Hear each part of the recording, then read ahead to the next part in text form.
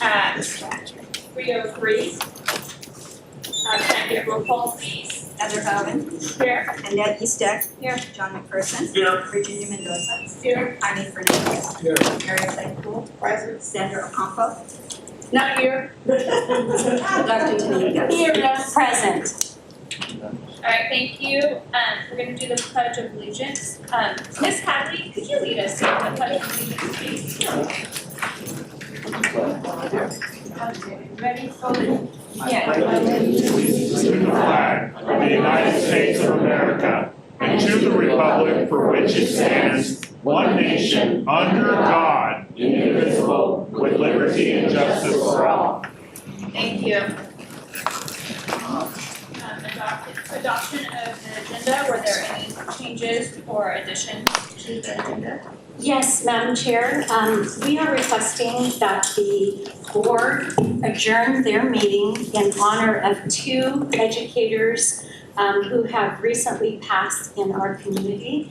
The first one was Dr. Seth Pollitt, who was an educator for CSUMB for many, many years and was tragically killed recently in a bike accident.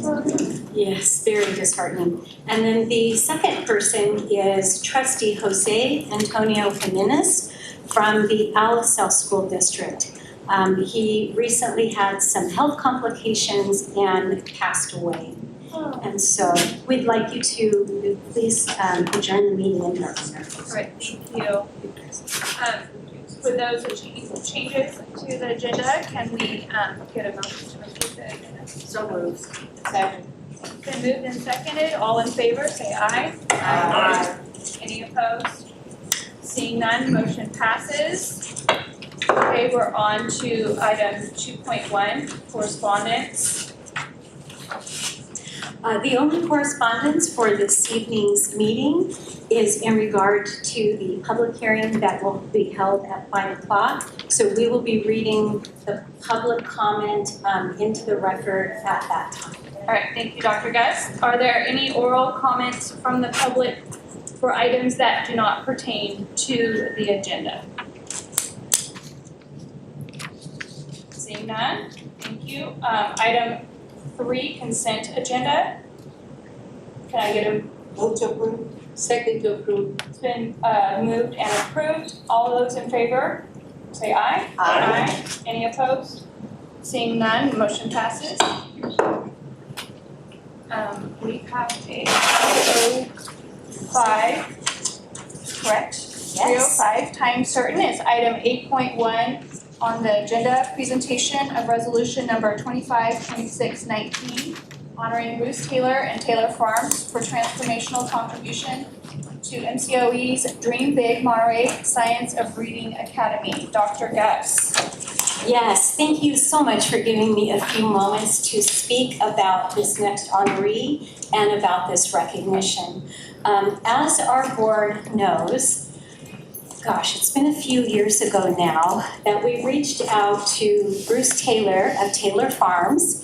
And we do have Bruce here in the audience, and we want to acknowledge Bruce. We're going to be presenting your resolution very shortly. But before we do, we want to share with the public that we reached out to Bruce, and we let him know that we were very concerned about the literacy results in Monterey County, and that we wanted to launch a professional development series that would focus on research-based reading instructional practices, and those practices were called the Science of Reading. We let him know that we wanted to launch this academy, and that the academy we had hoped would serve, Karin's in the back of the room, correct me if I'm wrong, but over 800 educators in Monterey County, if not more. The more, the better.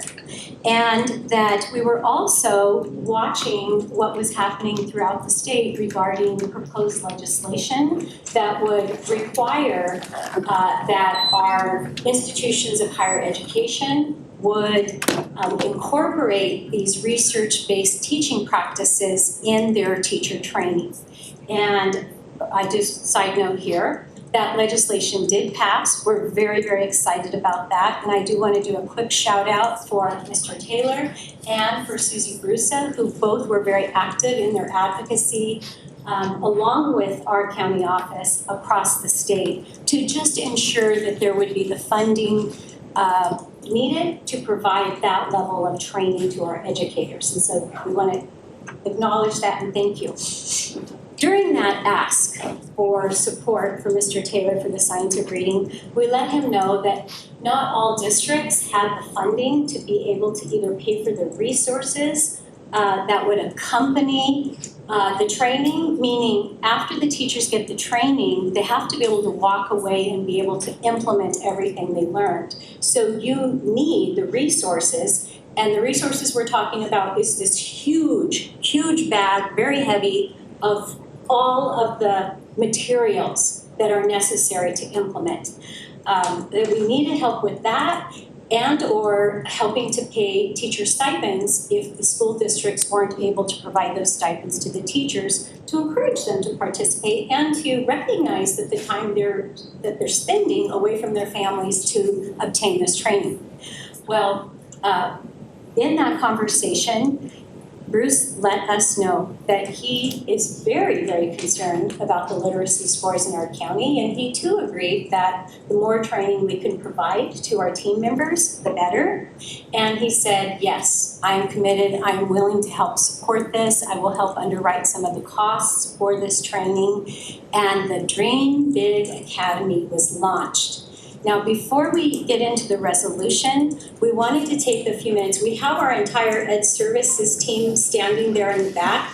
This is the team that had to take the support that was provided by Bruce and his team and make it happen in the series of modules that the training consists of. That means they gave their Saturdays and their nights and their weekends and their summers and everything in between also to make this happen. And we have a little video that we would like to share with the world, and this is the first time that Mr. Taylor has had the opportunity to see the impact of this training on the educators that received it and their administrators who are also supporting the educators in implementing the training. So we want to take a moment, roll the video so that, Bruce, you can see the impact, and then we'll get back to the presentation that we're here for. So.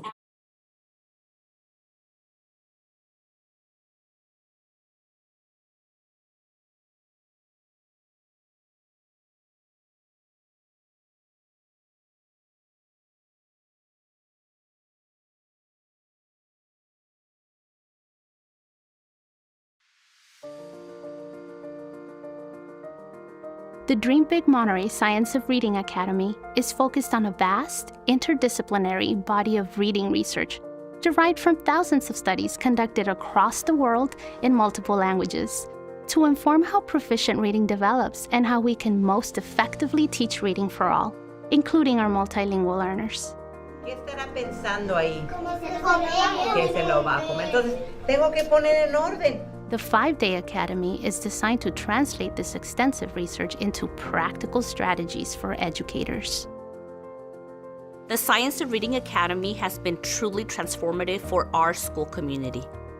On the very first day of the Science of Reading Academy, my colleagues and I kept saying to each other, why am I just learning this now? The mouth is first open and then it ends with the lips closed. One teacher told me, I finally feel like I know what to effectively do to help students that are struggling.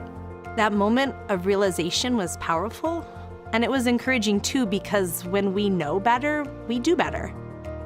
You'd walk into a classroom and see students blending words with multisensory routines, or teachers explicitly teaching word meanings and weaving phonological awareness activities.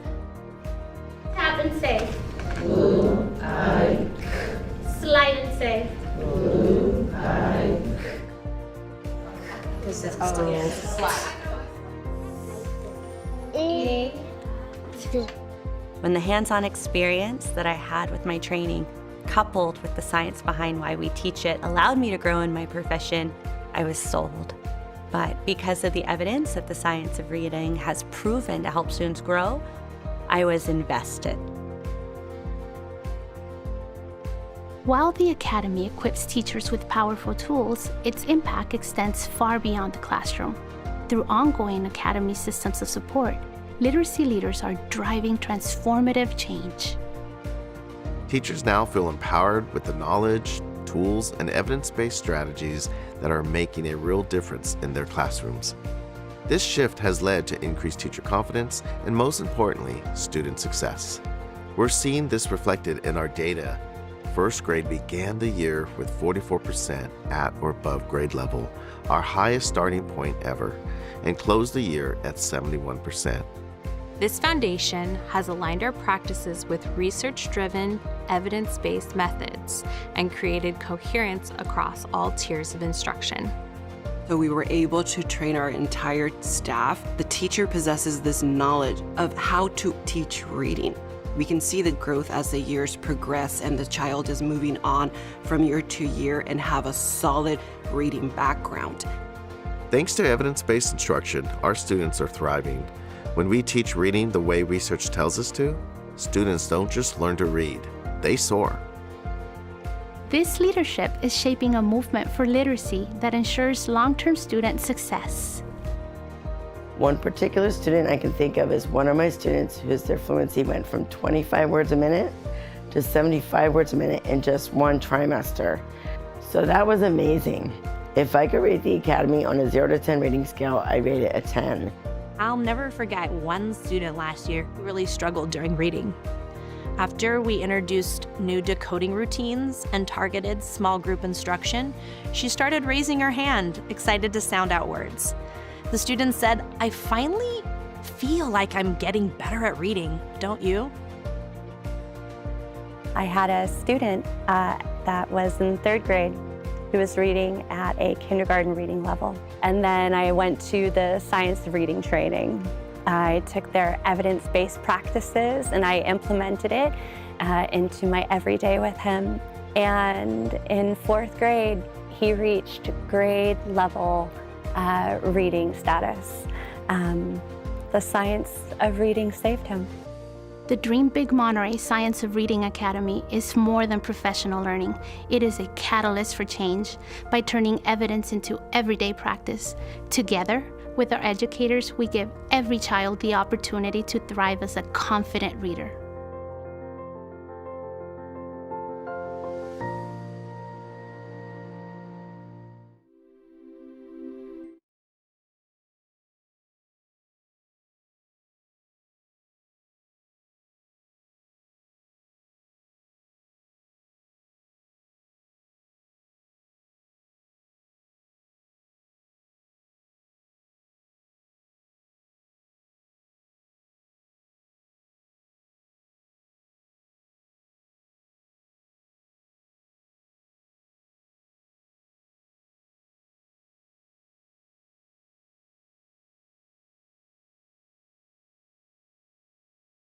Educators in Monterey County. And we have heard very, very great feedback, not only from the educators who went through the training, but even the union representatives at those schools where they're implementing. They really are feeling very solid about the training that they got and the strong implementation that is happening throughout Monterey County. So we're very hopeful. Give us a few years and you're going to start seeing those results in our annual CASP statewide test scores. Remember, we're training individuals kindergarten, 1st, 2nd grade. Those are not all tested grades. And so again, give us a few years and you're going to, I think, see much better results as we move forward. We also need to do a very quick shout out for Speaker Rivas, who was also very key to helping that legislation get passed at the state level. So with that, I think now it is time for us to jump right into the presentation. And just so everyone knows what the plan is, we're going to make the presentation of the board resolution. We have an award that we would like to present to Mr. Taylor, and we also want to do a huge shout out for the Ed Services team members back there who made the implementation happen and take a moment to recognize the fact that the Dream Big Science of Reading Academy just in December won this Golden Bell Award that you see right here before you. And for anyone in the room that may not know about Golden Bell Awards, this is one of the highest achievements that school districts and county offices can receive in the education world. So with that, we are ready for the presentation. Can I call you forward, please? The Monterey County Board of Education is honored to recognize Bruce Taylor, whose leadership and generosity have had a transformative impact on early literacy for children across our county. In fall of 2022, the NCOE launched the Dream Big Monterey Science of Reading Academy to strengthen early literacy through evidence-based instruction. That effort has since grown into a model of excellence and was recently recognized with the prestigious 2025 California School Board Association Golden Bell Award, right here. That success is tied to the partnership and leadership of Bruce Taylor, Chairman and CEO of Taylor Farms. As a leader of a globally recognized company, Bruce Taylor has demonstrated a deep and personal commitment to early literacy and to expanding educational opportunity for children in Monterey County. Through a transformative investment, including direct support for participating teachers, he ensured the equitable access to high-quality professional learning for early reading educators across the county. Bruce Taylor's vision, generosity, and belief in the potential of every child helped elevate the Dream Big Monterey Academy to statewide recognition. On behalf of the Monterey County Board of Education, it is my honor to present this resolution to Bruce Taylor of Taylor Farms in recognition of his visionary leadership and transformative contributions to the Dream Big Monterey Science of Reading Academy. And I'm going to take a minute to read a little bit of our resolution, if you don't mind. It's resolution number 252619, honoring Bruce Taylor and the Taylor Farms for transformational contributions to NCOE's Dream Big Monterey Science of Reading Academy. Whereas the Monterey County Office of Education launched the Dream Big Monterey Science of Reading Academy in fall of 2022 in response to an urgent data-driven need to strengthen early literacy outcomes through evidence-based instruction practices. And whereas the Science of Reading Academy provided intensive research-based professional learning grounded in evidence-based practices, equipping educators with tools they need to effectively teach foundational reading skills, phonological awareness, phonics, vocabulary fluency and comprehension. And whereas more than 20 reading academies serving over 800 educators across Monterey County providing 5 full days of interactive instruction to accelerate student outcomes in literacy. And whereas Bruce Taylor committed $1.5 million, including an $1,000 sponsorship for all participating teachers, ensuring equitable access to high-quality professionalism development for early reading educators countywide, and it goes on for quite a while. Now, therefore, be it resolved that the Monterey County Board of Education extends its deepest appreciation to Bruce Taylor and Taylor Farms for their visionary leadership, generosity, and committed partnership in advancing early literacy across Monterey County, and proudly presents resolution number 252619 in recognition of their contributions to the Dream Big Monterey Science Reading Academy and its 2025 CSBA Golden Bell Award. So thank you so much.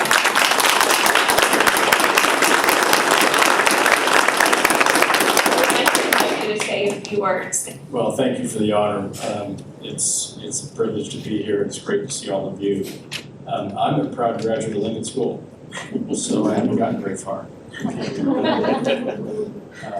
I think it was maybe 20 years ago, I was on the Partners for Peace board, and Anna Caballero was mayor at the time, and she pulled out a statistic that said the state of Mississippi planned their prison construction program based on their 3rd grade literacy rates. Wow. Think about that.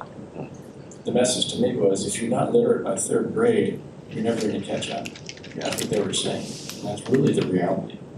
And in our system of capitalist system, it's a meritocracy. And the only way to make a meritocracy work is to give people the tools they need to be successful and to reach their life potential. And that's why education, what you all do, is so important. And you devote your life to this, which is incredibly It's a gift to the community. And so from our perspective, we're all in this together. And so I'm reminded of an Albert Einstein quote who said, the definition of insanity is to do the same thing over and over again, expect a different result. All right? That's what insanity is. Do the same thing again and again and expect something to change. It doesn't work that way. So we have to try things that are different. We have to try things that are new. We have to kind of get out of our comfort zone to make things different, to make things better. So that's our commitment to work with you. Dr. Gus, thank you for your support in this project. And so we're dedicated to working with every school system in Monterey County to try to make a difference, to try to improve the results, to give these children the opportunity that they need and they deserve to thrive. Thank you very much.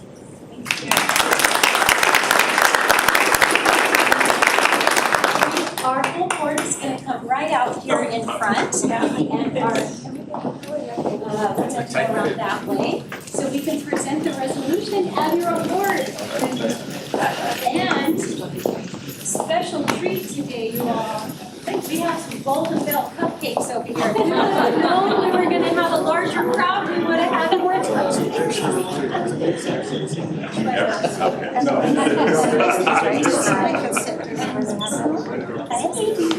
Want us to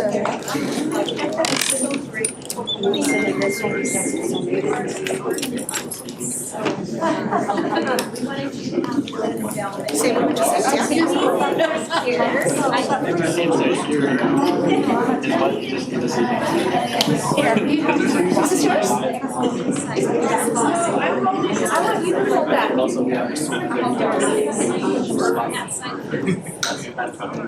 That's why we didn't go. I'm so sorry. And Michelle. Yes, North.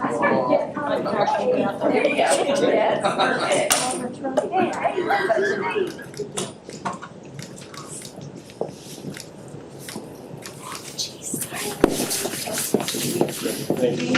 We're honored. Thank you.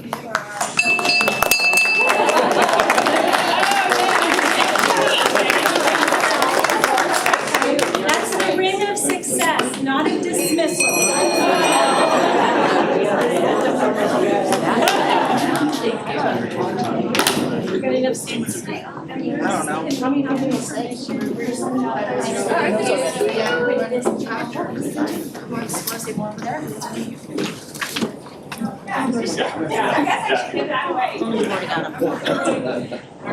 Union High is coming in a little bit too.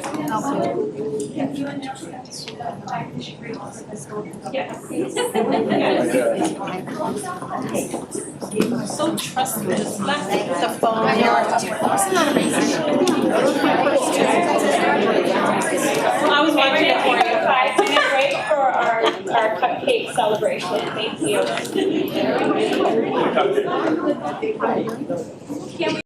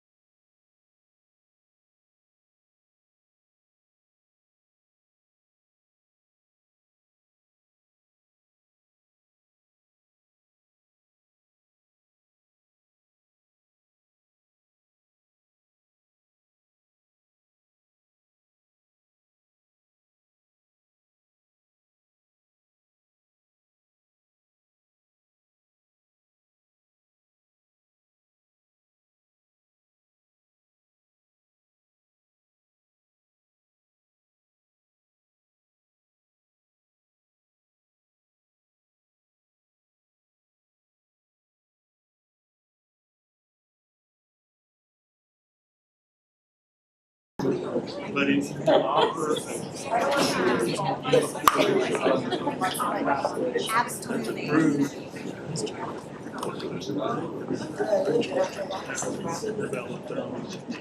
don't have to be the same as each other. All right, we are gonna move on to new business action item 6.1, request from Virginia H. Mendoza to participate in the Leadership Monterey County Program. It's on page 87 of the agenda. Dr. Geis. Yes, so as you see in your board agenda packet, trustee Virginia H. Mendoza is requesting to participate in the Leadership Monterey County program. This program has a fee to attend, which is $2,500. That covers transportation costs, the venues that they go to, the lunch, and any other expenses that are associated with that program. The rules of the program are that you're expected to attend each of the visits. If you miss a visit, you need to make it up in the following year. You don't have to pay again, but you have to make up the visits that you missed.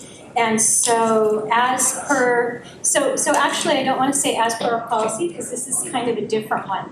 This isn't really travel and conference, and we've never had a board member request to attend before. But we thought that because it does have a dollar value, that we should treat it like it's a travel and conference item and bring it to the county board for full approval. Okay, are there any questions, comments? Can I get a motion? I had a question. Yes, Mary. It looks like the deadline was January 9th for application. Is that true? Yes, however, the person who runs the program let trustee Mendoza know that they would, as long as she submitted her application, that before that deadline, which she did, if this county board approved her attendance, then she's registered and she can attend. If this county board does not approve the participation in this program, then they will not charge us. So she technically did not miss the deadline. And my second question, what line item will this come out of? The board's travel and conference budget.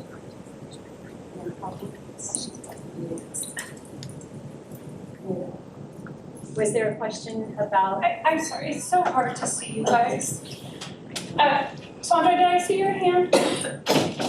Yeah, did I see your hand? After Mary? Yes. Okay, Mary, were you finished your? And then I was actually seeing page 97 filled out, but it wasn't. We didn't have one. Yes, this is just the backup information with the information that they collect, but we did not fill it out because trustee Mendoza would have filled this out online. But this would have been filled out and submitted to the Leadership Monterey, right? We just didn't get a copy of. Yes, that's correct. And can we confirm, trustee Mendoza, you already filled this out online and submitted? Yes.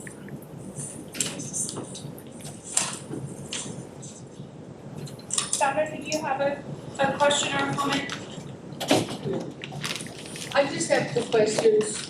One of them is, since I've been on the board for less than 4 years, how many of you have you attended this leadership training, and what has been your experience? Yes, John? So I've been on the board since 2011. No board member has ever attended this leadership. Only staff.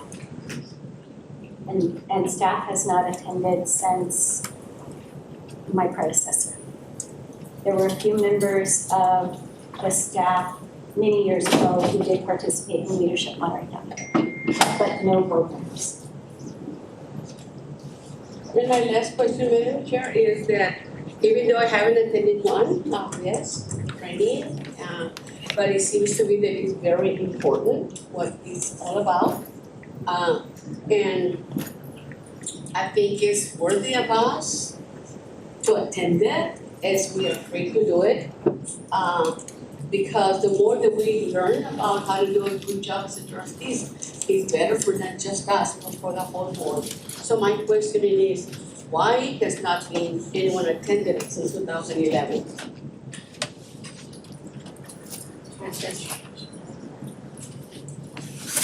Who's the question? John? It's never come up. Are there any other questions or comments? Oh, Oh, I'm sorry. I know, I can't see, but I'm so sorry. Somebody else have something? No? Annette? Annette, you wanna go? no, I thought you were, are you still talking? I was gonna make a motion, but if you want to go ahead and share what your thoughts are. I have no idea why people haven't applied in the past, but in looking at the program materials, it seems that most of the subject matters don't pertain to being a trustee for the county Office of Ed. And so I'm gonna guess that that's why it wasn't, people haven't applied before. Knowing the hospitality industry is great personally, maybe for Virginia, but not necessarily as, doesn't seem to pertain directly to the work of a county board member and every other category as well, other than the education category, which I presume would be very helpful. But our Inside Education program that we offer from MCOE is free and that would be great for you to attend and that. And it doesn't cost our county office and take money away from the classroom for that. Those are my thoughts. Hi, Nate. I think I'm gonna share those thoughts, and as you guys know, I've questioned in the past people going to trainings that have nothing to do with education and don't have anything to do that's gonna help this group in any way, shape, or form. And I see it, and I look at it, and I tried to read this, and it says education, but it doesn't really explain what it is. And I just wanted to throw that out there. I always have a concern with folks going to things that is not gonna help us in any way, shape, or form. Mary first, Ms. Chandra. Yeah, I just have one last comment. I am a 1989 graduate of Leadership Monterey, but I stayed down to the city of Seaside and it's related to my position as a staff member. So that's what I was doing for the city. So it is for personal growth and if you think this is when you make contact with those people in the streets. Thank you. Chandra? I'm hearing my colleagues about, their points of view. And when you read in the first page, what does the LMC program consist of? And to me, it does deal with education because education is a learning tool. Whether it is in education, in housing, in healthcare, you're going to learn and to bring the good news on board. Whether you're serving on the board for the housing for the county or you're not, but there's a huge tool of experience that you can bring upon. So it goes like it just for the sake of the people today. The LMC program trains and develops local leaders through seminars on tropical current events in the Monterey County, hands-on learning in a variety of community-based venues, and interactive panels with leaders from businesses, government, public benefit, education, and variety of other sectors. So we're talking about a whole scenario of different stakeholders that can help us how to guide and how to work in collaboration with our own community. So I think this is great. I mean, this is the first time that I'm hearing that since I've been on the board. Otherwise, I would have applied to attend it. Because when we do that, see, we try to work with our community like Bruce Taylor, wonderful, like Memorial Hospital, providing free healthcare in our school districts. And to me, that's an opportunity to step out of this box as a trustees and work with the other stakeholders and learn from each other and continue to expand and grow at our level capacity of a trustees. So I would like to make a motion to approve Virginia Mendoza's petition and allow her to be part of this training for 2026. That would be my motion, Madam Chair. All right, it's been moved. Can I get a second?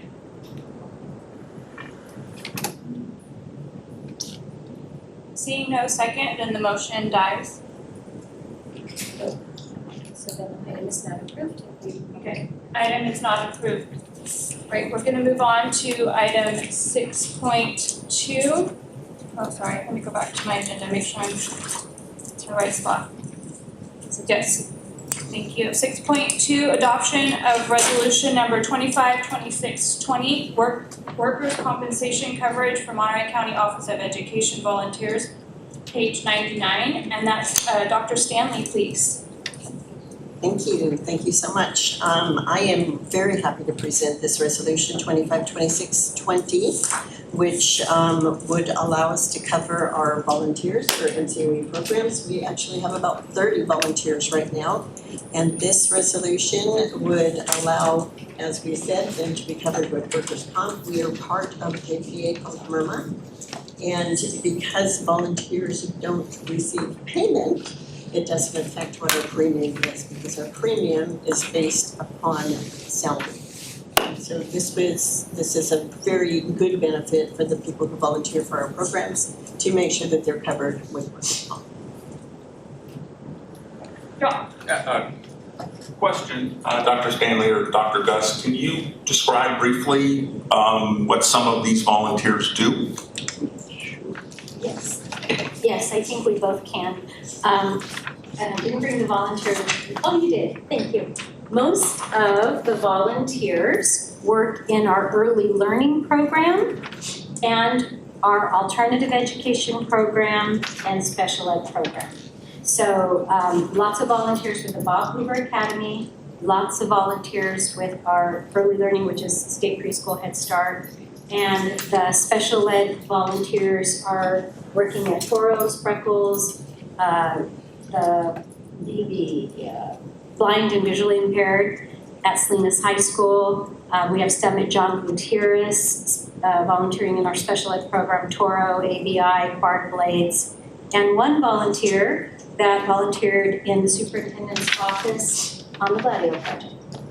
And since you brought this up, we are planning to host a volunteer recognition event later in the year, because this particular item prompted us to look at our volunteer list to see how many people this would impact, and we should be recognizing these individuals for their support. Thank you for the question. John? Yeah, I move to approve. Second. It's been moved and seconded. All those in favor say aye. Aye. Any opposed? Seeing none, motion passes. Thank you. Thank you. Okay, item 6.3, 2025-26 Consolidated Application and Reporting System, CARS, for funding categorical aid programs, winter release. That's page 103 in the agenda. Dr. Ella.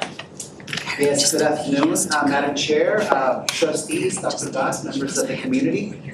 We bring before you the CARS application, the consolidated application for federal funds. This is an application that we bring to you 2 times a year. This happens to be the winter release. And in this version of the application, you will notice that we are reporting our expenditures for these funds, primarily for our alternative education program. And so I'd be happy to take any questions that you may have. Does anybody have any questions for Dr. Ella?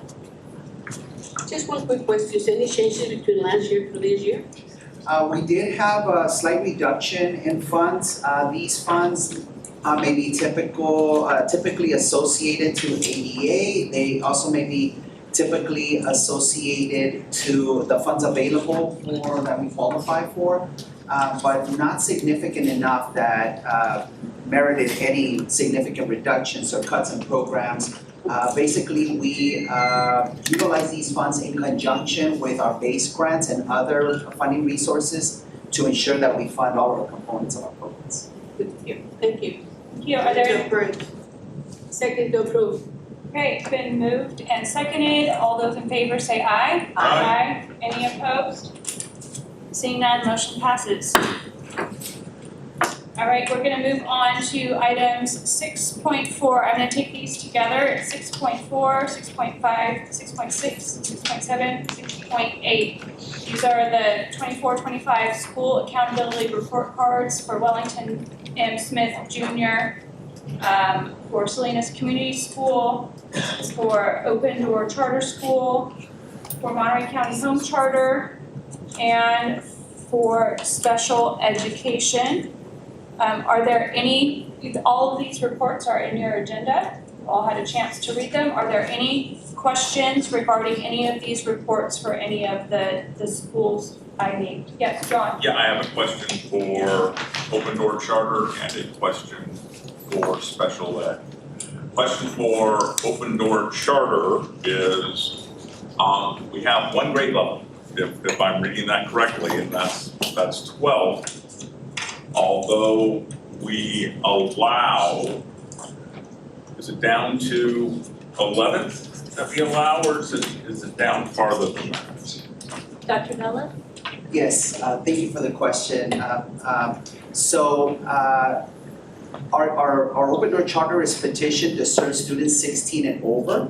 However, it is very possible to enroll students that are 16 and over that may have freshman level credits. And therefore, academically, we may be teaching to a 9th grade level, so therefore the school is designated as a 9th through 12th grade school. In the 24-25 year in particular, we did not enroll any 9th or 10th graders. However, by definition, our school can serve that grade, and that's why on the cover page, you see that the grade span is 9th through 12th. But in particular, 24-25, we had, I believe, one 11th grader and the rest were 12th graders. So that's why you see the difference in the narrative to the cover page. Okay, thank you very much. And then the question I have for special ed is, you see a precipitous drop off in enrollment once you hit high school, the 9th grade. Is there a reason for that is explainable? I'll take a stab at it. Special education students more frequently are identified earlier on in their educational journey. And remember, you're only seeing the special education students that are in our programs, which means these are programs where the districts, it's not as effective and cost efficient to serve them within the district, so therefore we serve those students. So it just by chance, with our specialized programs, those are the students who are on IEPs that meet the criteria to be in our programs. So would it be fair to say that there isn't some magic that happens between 8th and 9th grade, but the home districts are more likely to serve the student once they reach the 9th grade? In some cases, what you're seeing more of the special education students at the high school level that are in our program tend to be the visually impaired, the deaf and hard of hearing. Those special needs are a little bit more difficult for our districts to serve, and many of these students participate in the regular school program at their schools and receive itinerant services. So they're in our they're mainstreamed in the traditional high school setting, but are receiving, did I say the right term? Oh, help me here. Ernesto, they're receiving, having a brain freeze, not intermittent services. Basically, they're receiving services that the districts can't provide, and so our staff goes in and provides those additional services. There's a term for it, and I'm so sorry, I'm just having a brain freeze. Integrated or mainstreamed or? Itinerant. Itinerant. Thank you. Itinerant services, which means in some cases, they may have a paraeducator with them during the day, or they may have one of our resource teachers with them during the day, or it may just mean that our teachers go in and provide support to the classroom teacher to be able to meet that student's need. An example of that would be if I am a child who is experiencing or has is identified as deaf and hard of hearing, they may wear a particular hearing device that our itinerant staff member goes in, checks in with the student, checks the device, checks in with the classroom teacher to make sure that all the devices and all those accommodations are working properly in order to support the student. So to answer, so it's difficult for me to answer your question, Trustee McPherson, because if I was in a school district, it would look very different, but because we're a county office that is only serving the students who have needs that are so much greater that it's more cost effective and efficient for the county office to serve them, it's not as easy to say, yes, we've met the needs at the earlier grade levels, and therefore that's why you see fewer students in special education in the high school level. We can't really say that because we're only getting the students that the districts need us to serve on their behalf. Thank you. Thank you. It's a good question. Now, I had not noticed it, though, and now that I look at the page that John is referring to, page 239, it does go from, in the 20s or so for all the grades before through 8th grade, and then it drops off to number 4 in 9th, 5 in 10th, 5 in 11th, and then jumps up to 23 in 12th. It is an odd pattern. So good noticing, but that's it is interesting. Very, very interesting. Are there any other questions on any of these reports? And just thank you for putting them together. They're very thorough, and it's always good to have the SARC report for parents and for families who are looking at each of these schools. Okay, thank you. Can I get a motion to approve these items as one? Move approval. Second. Been moved and approved. All those in favor say aye. Aye. Any opposed? Seeing none, motion passes. Thank you. Let's see, there is no unfinished business non-action items. We're gonna move on to new business non-action items.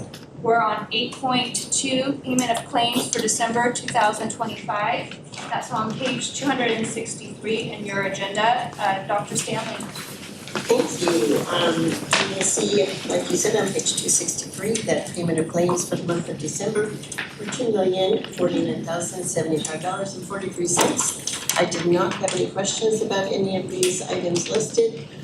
Remember, if you have any questions, please just send me an email and I will get answers to you. Are there any questions for Dr. Stanley?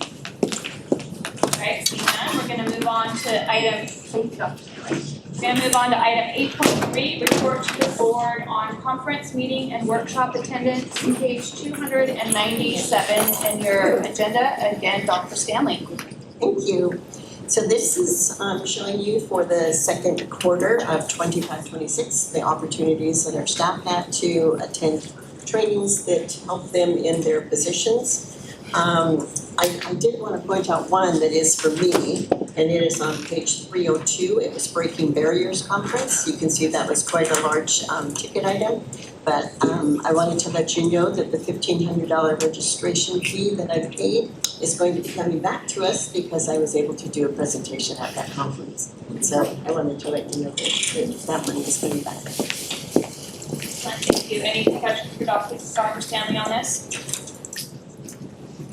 Seeing none, we're gonna move on to 8.4, Budget and Local Control Accountability Plan Calendar 2026-27 fiscal year. That's on page 307, and Dr. Stanley, that's to you again. Thank you. So this is our look at what the next 6 months really looks like as far as putting together our 26-27 budget and also the LCAP plan for the 26-27 fiscal year.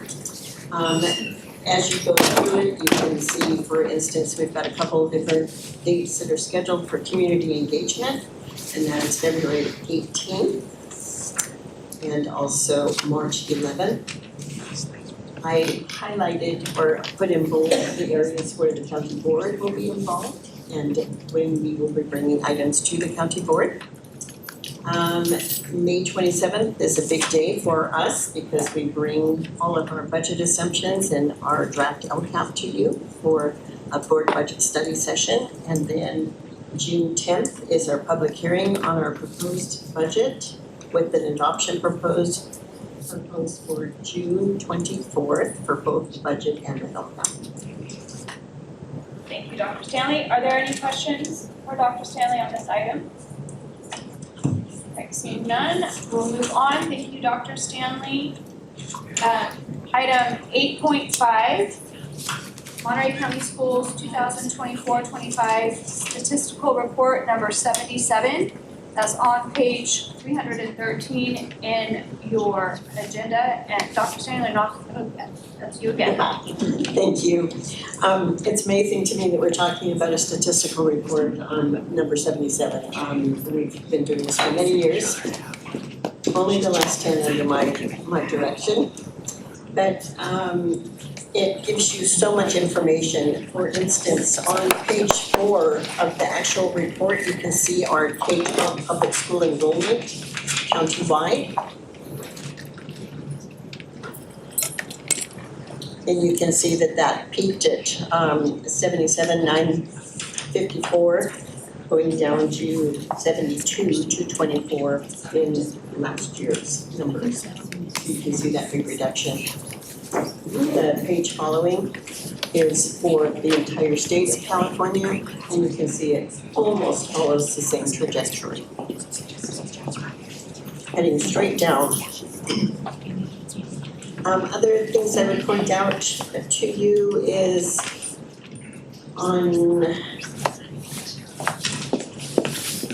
I wanted to make sure that on page 9 of that report, that you see where the ADA is. And I just wanted to point out that, remember that ADA doesn't equate to enrollment, so those two numbers are not going to be the same, right? ADA is generally a certain percentage, 1 or 2, maybe 4% less in your enrollment. And another page that I find of interest is page 20, which is our historical unduplicated pupil percentage. This was a new one that we added after LCFF was implemented. And this is the one that shows you the percentage of unduplicated pupils in each one of our districts. And this relates directly to the supplemental and concentration grant funds that our districts receive. The last 10 years of statistical reports are on the website. So if you have interest in that, please go to the website under the services and you will be able to make comparisons between this report, number 77, and the cover table. Thank you, Dr. Stanley. Are there any questions? Yes, John. It's not a question, it is a endorsement, a full-throated endorsement for Dr. Stanley and all of her predecessors. This is the 77th consecutive year that this office has put out this data. And I encourage everyone, not only in public education in the county, but in government as a whole, to go through it because the information is there. The information on declining enrollment is there. Declining enrollment across the county, declining enrollment across the state, and the impacts of declining enrollment on each individual school district. Some are much more affected than others. That information's there. What the cost and the spend per pupil is there is such great data that really gets to the heart of how public education works, particularly in the state, but very particularly in the county and our districts. And I don't think it gets enough recognition. And so I will climb off my soapbox, but it's great work and it's incredibly important information that needs to be mentioned. Thanks, John. Are there any other comments or questions for Dr. Stanley on our statistical report? Just that you might tell them when they can come in. Yes, it's on our website, under funding citizens. Thank you. Anything else? All right, thank you, Dr. Stanley. We're gonna move on to we're gonna take item 8.6, 8.7, 8.8, 8.9 together. This is the first reading of proposed changes to board policy 0450, board bylaw 9005, board bylaw 9001, and board bylaw 9224, and that's Dr. Forrest. Thank you, Madam President. I think the board has received all of the updates to this separately, so I'm happy to entertain any questions if they so choose. Are there any questions or comments on the policy changes before you? All right, seeing none, thank you. We're gonna move to 8.10, quarterly summary report for uniform complaints for October 1st, 2025 through December 31st, 2025. Instructional materials deficiencies, emergency or urgent facility conditions, and teacher vacancies or missed assignments. That's on page 365 of the agenda. Dr. Vela. Yes, Madam Chair, we bring before you the fourth quarter report. I'm happy to report that there are no findings. Excellent news, thank you. Are there any questions or comments for Dr. Vela on this item? All right, seeing none, we're going to move on to 8.11, County Board Retreat Planning. Dr. Gus. Yes. Thank you so much, Madam President. So in order for staff to prepare for the upcoming retreat in February, we are requesting some feedback from the board on a few different items. First, I need to let you all know the date of the retreat that was identified at the prior meeting in March. The Hardin Foundation is not available. So I did reach out to Heather and asked, do we want to find another offsite location or do we want to use room A or B right here in our own office? And we do have a room available. We could use room A or B that day if that is the pleasure of the board. So that's the first item. Well, are we all good with that? I like offsite. Here's my thought. Okay. So we look to find an offsite facility at that time. So we did look into offsite facilities that wouldn't cost us, and Cindy and Terry did the research for us. They did identify the United Way as a conference room. There is an issue though, the parking there is very, very challenging. So if we go to that location, the recommendation would be that the board members park their vehicle here at MCOE, load onto a bus or vans, and we drive over to that facility because it is very difficult to find parking. Our team currently lives in those offices, and we have to get paid parking passes in a parking lot that's a couple of blocks away, and then you have to walk. So parking is a challenge there, but the actual facility is just fine. And the other location that they were able to find, and I might need to turn this over to Cindy to give a little bit more detail, was the Chamber of Commerce building. The Chamber of Commerce building was available. It has rather steep stairs, which was a concern. And the facility is rather old with a very tiny kitchen area where lunch might be served since it is going to be an all-day retreat. And were there any other locations that you guys could identify that were free? There are other locations, you just have to pay for them. So we were looking for 3 locations. Janine, Yes, what about the community foundation? They have a really nice contact them. we didn't, but we could. Yeah, since you and I are board members there, maybe they'll say yes. And they do have 2 locations. They have one in Salinas and one on the peninsula. Which one were you thinking? I was thinking one on the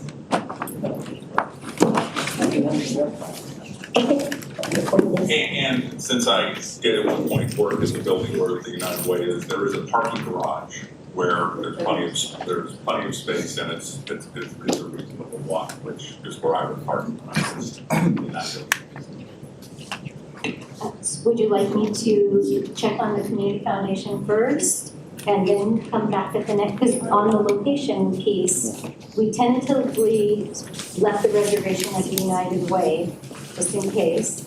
And I can come back at the next meeting and let you know what community foundation said, and then again, if you don't mind that walk from the parking garage to the United Way. Yes, our February meeting. So we can come back one more time on the location. March, oh, okay, sorry. Okay, so we'll check on that, we'll get back to next month. The other items that we wanted to talk about, because again, it takes a couple of months to get these plans in place, especially to secure the facilitator. So at the last meeting, we had a suggestion that you change facilitators. And so what we did was we collected the background information on the facilitator that we've used the last 2 years. That was Lauren Ball. This is her bio. We had a suggestion at the last meeting that you consider Nicole Anderson. She works for Associates Consulting LLC, and this is her background information. And then several years back, you also used a facilitator named Michelle Slade, who also has a consulting firm. And she has a thicker packet, but this is her packet and bio information. And so I do not know if you want a little bit of time to ponder this, or if you have any other suggestions you want to consider, or if you want to look at what you have before you, and then please direct us as to who you want for your facilitator so we can secure that person. Yes. I'm gonna take a step back because it seems like we move very quickly.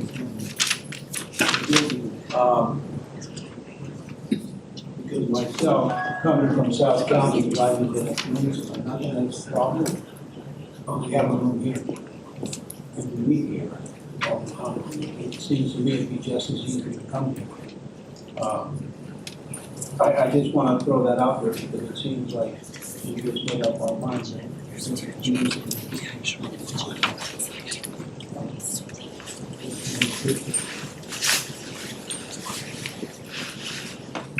it truly is the will of the board. What's that? Well, I'm sorry, the second part of that is, if we don't find one, does that mean we move the date of the meeting?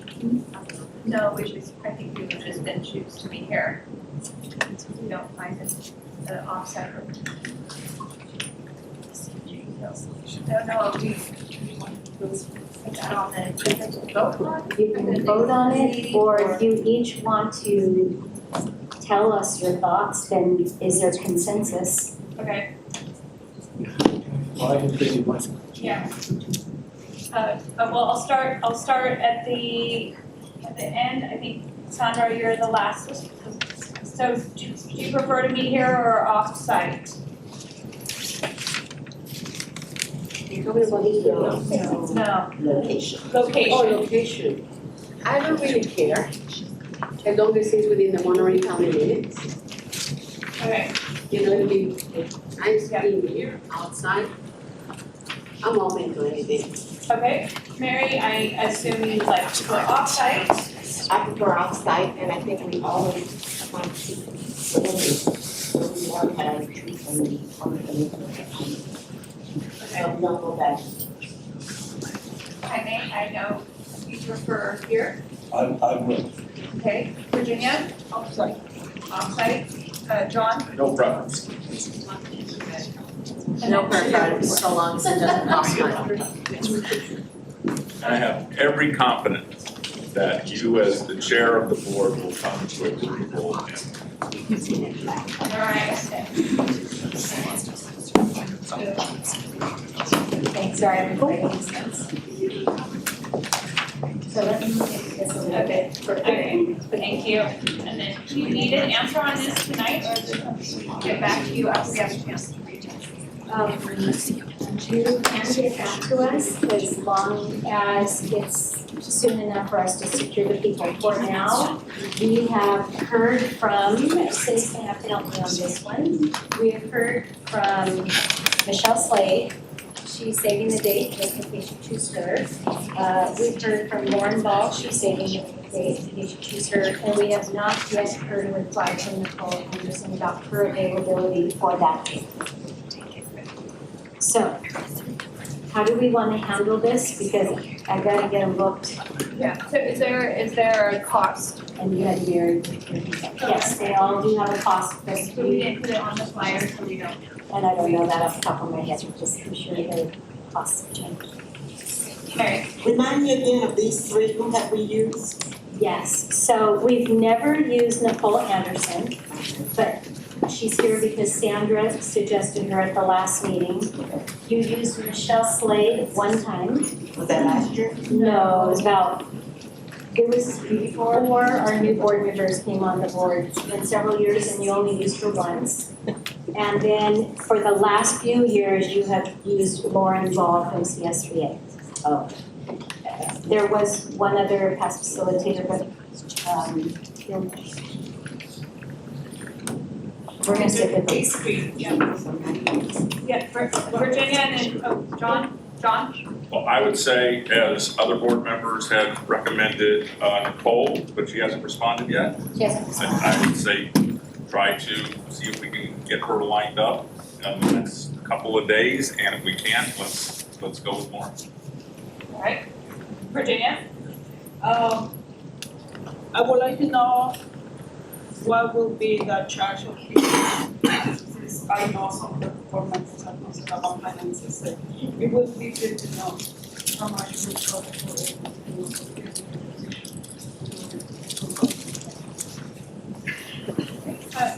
Sandra? Yeah, I would like to recommend Nicole Anderson, and the reason is that she was part of a master's governors at a high school district. She works closely with lots of stakeholders, and she's also a member of a CSBA. She's very associated with California School Board Association.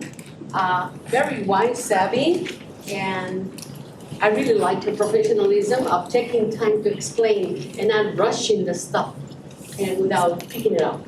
So I will, go with John. Give her a call, and if she's available, I would love to see her again. If she's not, then we'll go to the second one, then B. Okay, and then, can we get a cost for this? And again, I have every confidence in the board chair to be able to come to the right conclusion. Thank you, John. I appreciate your confidence. Now, the next part of the planning for the retreat, we just wanted to review the items that are on the agenda that you all already told us you wanted on the agenda. First one was review of board travel and conference policy. The second one was a review of county board member compensation in light of the changes in recent legislation. The third one was to take some time to assign calls to business partners to help support our work with Gladio. And then the question for the board is, you do have several unification matters that are, one very big unification matter that is going to come before you very soon through your county committee role. Would you like to take some time this day to get a very thorough training from our attorney Marguerite Leone around everything that has to happen, how these processes work, what your role in that process will be, and what the final outcomes could possibly be. That is, I know we took some time to do some other recent training to help us all better understand our roles. I'm just wondering if you'd like to also have that training on the retreat day, or do you want to set up another day for some type of training? How much time are you allocating for the training? I would recommend at least an hour because these are some very heavy matters, and this is a process that we've never gone down this road before. The State Board of Education directed the county committee to utilize your authority under the code to create a plan that will then come back to the State Board in July. That plan has to be ready to go to the State Board in April because their agenda packet and the supporting materials have to be in place a couple of months in advance of the State Board meeting. John? Yeah, I'm not sure they've ever done this to any county committee, so I definitely would like to have us as a group train with Monterey and no time like the present. And so I would recommend that we take an hour, and if we need to extend that, then we set up another session. But I am very, very nervous about whatever this is supposed to be, and would really appreciate legal guidance on that. Annette, and then I'm wondering if we might want to get this training sooner, and then if we have to carry over to just a little bit of the retreat, because I don't want the retreat to turn into just this. I think that we need the training for this county committee thing we're gonna be doing, but sooner might be even better. Would be my recommendation, just because we have to have everything in place in April. So if it's only January now, maybe we can find some time between now and March to start. And then also we might be able to go longer than an hour. We're not trying to shoehorn it into the retreat. my concern on that is, do we have to then do it 2 board members at a time? It's not. We can call a special meeting. Can we call a special? You can call a special meeting, you could call a board study session. Okay, thank you. Jaime, I was gonna go to the next, and then I think I saw Mary. I was just going to say that I think at the retreat, we do the training, we're running this, and whatever time it takes, it takes. And if we have time, realistically, we got our day, we move on to the other matters. And if not, then that's what we do for that training. We have the facilitator coming though also, so we have to be on some type of time Well, I mean, schedule for the program. and I understand that, but we're coming up on something that we all need to understand, 100% all need to understand, right? It just, for me, it just makes more sense to spend time on that, and the other things that we've already pushed off and has not hurt us in any way, shape, or form, we can always come back to this. But I think this is something that we need to do more anyway. So we prioritize. Thank you. Mary? I would like to see them separate, not as part of the retreat, because then you're rushing it, I get the rushing. Because we get a slot, and we try to stay in those slots. And I'd rather the board retreat, we need to talk about things that this board has put on the agenda and wants to talk about, and we don't feel like we have to do everything in 5 to 15 minutes. And then it's time to really get to hash things out and have a full discussion. I actually like the retreat we just had, but it's hybrid, and some came in, some was on Zoom, and I thought that worked really well. So I would like to see them separated, but I'll go along, I'll see the plan over the t-shirts. can I also make one more comment? There's one item that I wanted to say. We also have on the retreat agenda is your identification of your goal, your board priorities. And typically, all of these other items that are on the agenda that we just talked about, you don't need a facilitator for. It's just been the facilitator that has helped you come to determine what your board priorities or goals are. And I just throw that out there because if you feel like you want the facilitator to help you with those board goals and priorities, then it's important to have a facilitator. If you don't really think you need a facilitator for that part of the agenda, maybe you don't need a facilitator at all, unless you want a facilitator, but if you want a facilitator, tell me what you want them to facilitate, because I'm going to have to explain that to them as I'm securing them for that day.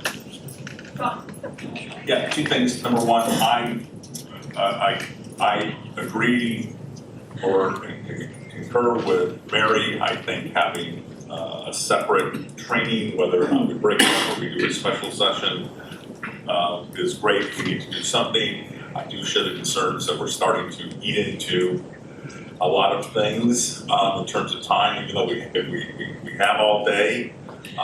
And so, chair of the committee, maybe you want to spend some time on how you want to approach it. And then I work with Dr. Gus.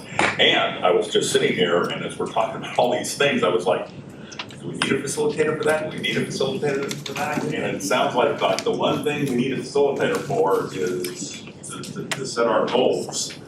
And I would hate to have a replay of what we've done before, where the other things take up so much time, and then we're rushing in. The facilitator, we're paying for the person to just sit there and listen to us talk about other things.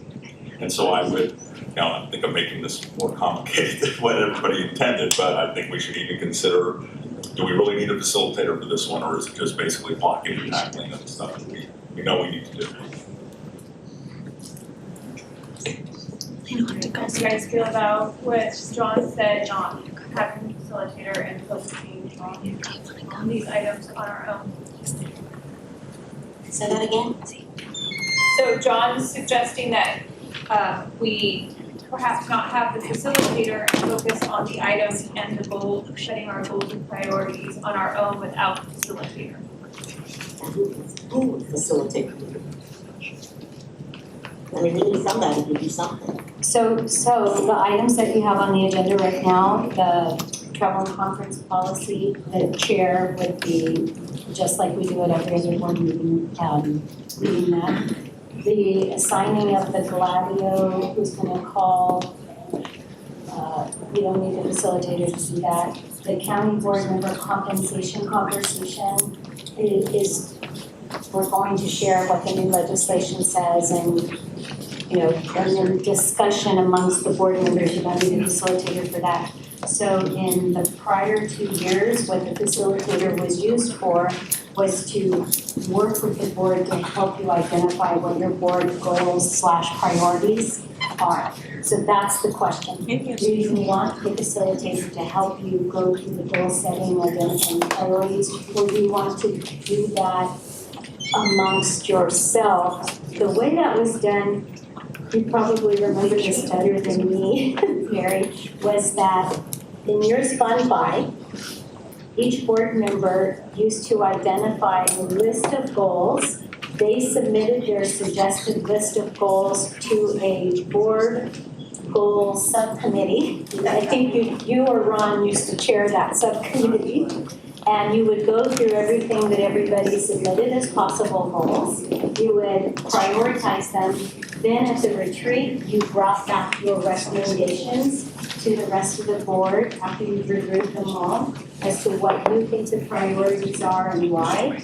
And then the board weighed in. Do they agree or no, let's negotiate, we have this new one, a different one. So that's how it used to happen.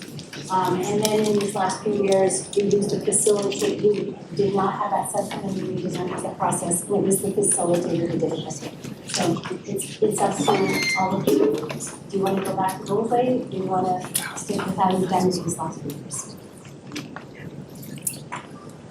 I personally don't think it's going to have a facilitator there to help us reach our goals. We kind of know where we're going and what we want to do and hash it out among ourselves. And the facilitator just kind of, I mean, they're there, and I'm not saying they're not coaches at all. I'm just saying I don't know if we do enough value for whatever our because we don't have that many goals that we change every year. I mean, we made this year, I don't know. Yes, I'm hearing what's going on the board and all my comments until now.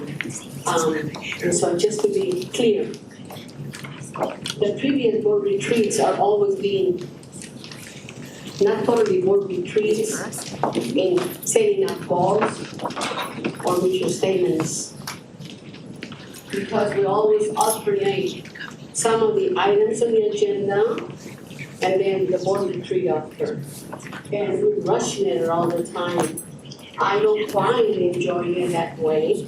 So I would like to see if the board retreat would only be concise in retreating ourselves and setting up goals and work around as trustees and we don't get trust and commitment of the education of our kids. Or we're going to combine again as we have done in the previous years. I would like to see a separation of the marriage. Either it's a board retreat itself and develop ourselves as a team, or set up apart in another date. It would have to be in the agenda. I don't mind coming in a second meeting of the month, really, you know, because we've been doing only one meeting per month. But as you can see, we have so much stuff to approve and learn, and then we bring some of these to the board retreat, and what are we getting? Yeah, we're setting up our goals, yeah, special education, you know, vocational careers, yeah, I'm in favor of whatever. And then we bring these items to be, you know, action items. So for me, it's not really a board retreat. And I'd like to share that. Okay, 2 at a time. 2%.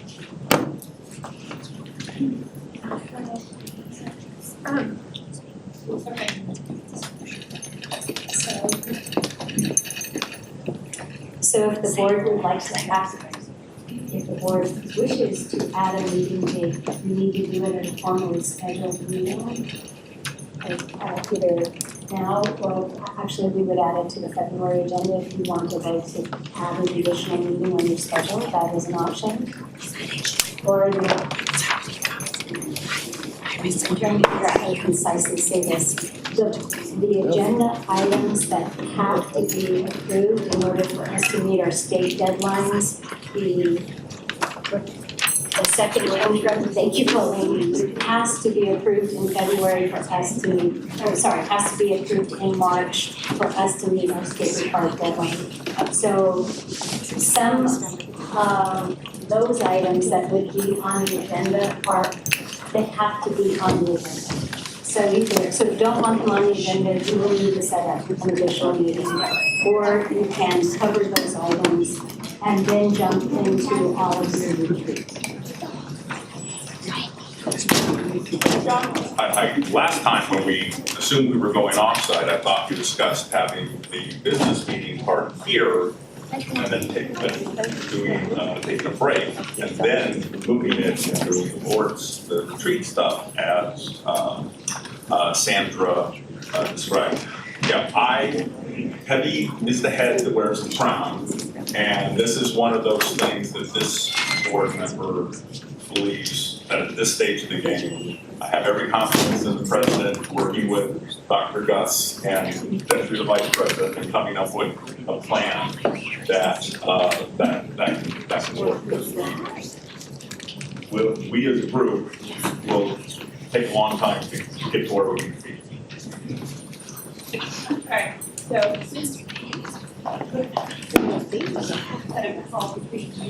yes. And the next, we'll hash this out and move on from.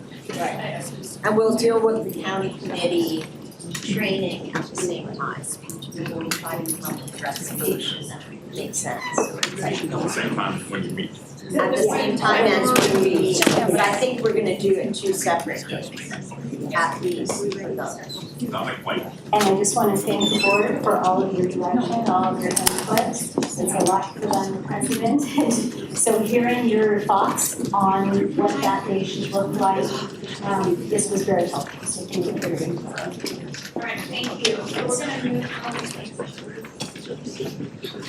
Okay, we're gonna move on to item 9.1, superintendent report.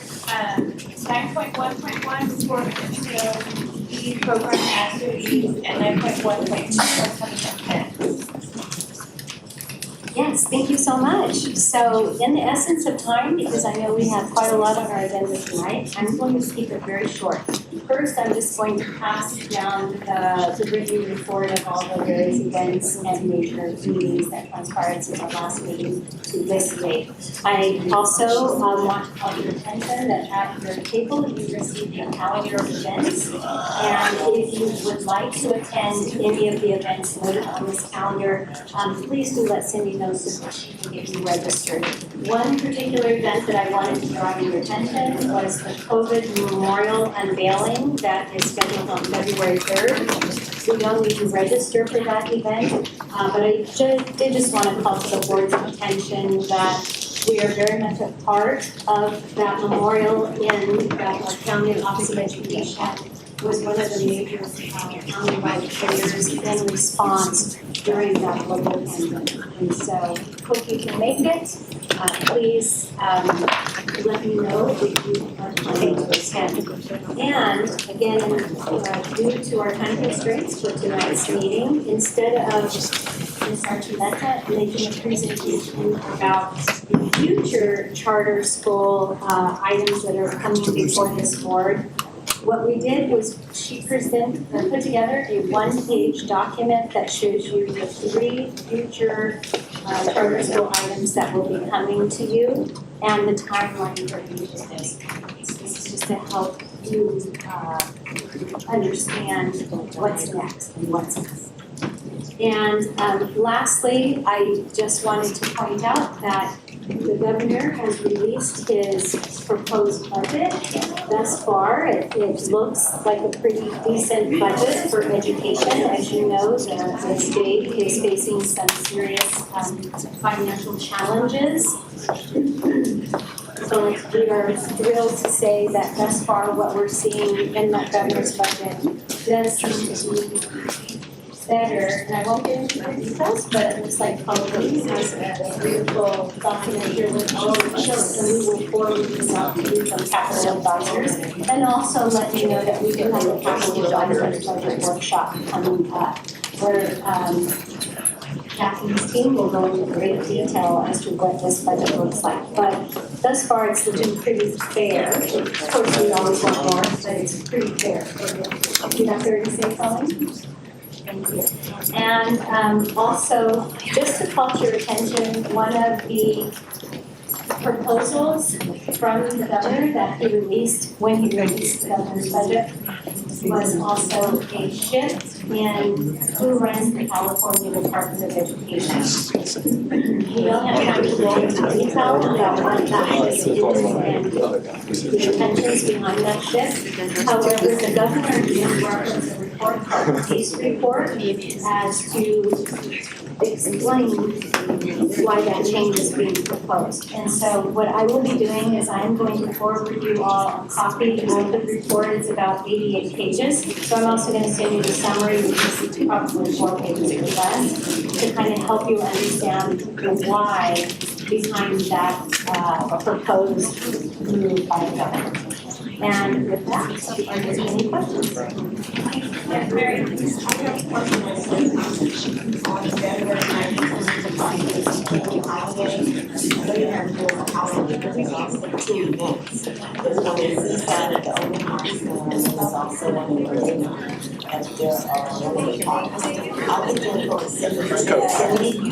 So people say that it's really Awesome, that would be great. Thank you so much, Mary. And then we will add it to the calendar and send you a revised version.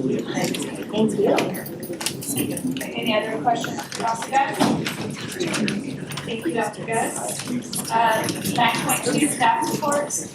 9.2.1 early learning program reports for November 2025. That's on page 369 and your agenda. Are there any questions on this report?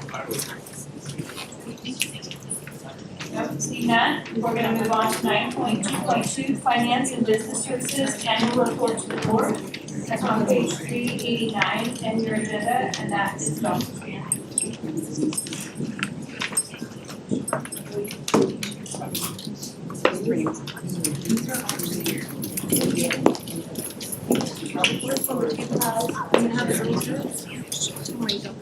You guys want PowerPoint or Do we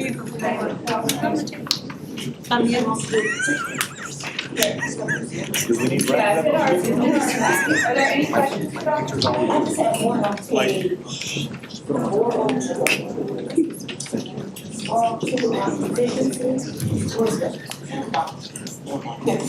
I know, it's hard. You said streamline and modernize business services. Do you have anything in particular in mind?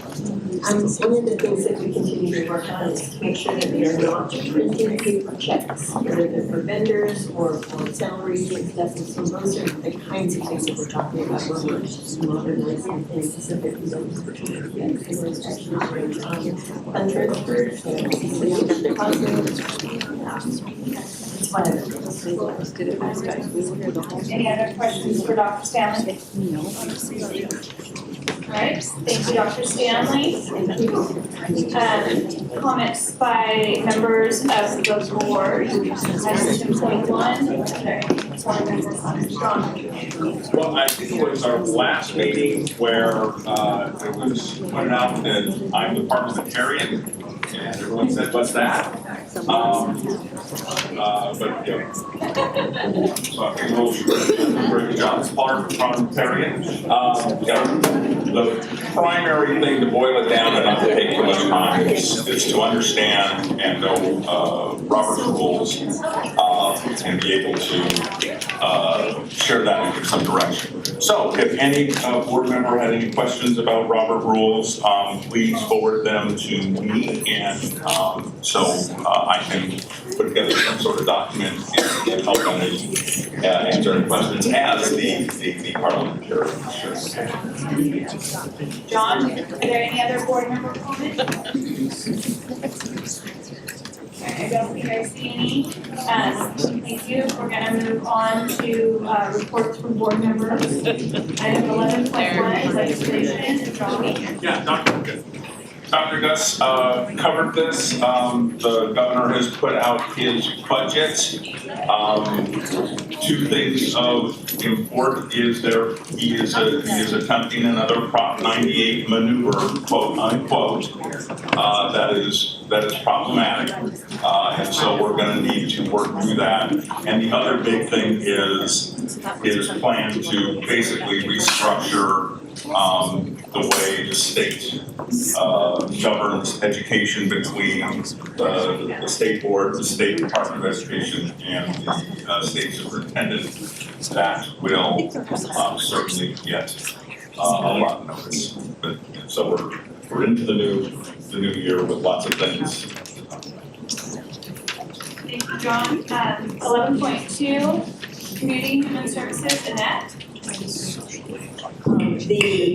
We had our meeting in December, and as I think all of you know, we are working towards replacing the CEO of Community Human Services. She's been there for 33 years. We just did a resolution this evening in her honor, which she'll hopefully we can present to her at her retirement or have her come here. The process is going forward well, and we're hoping to have someone in place by the end of January for Community Services. That's the goal. She's leaving at the end of March, so there will be an overlap of a couple of months. Thank you, Annette. 11.3, Child Abuse Prevention Council, so that's me for now.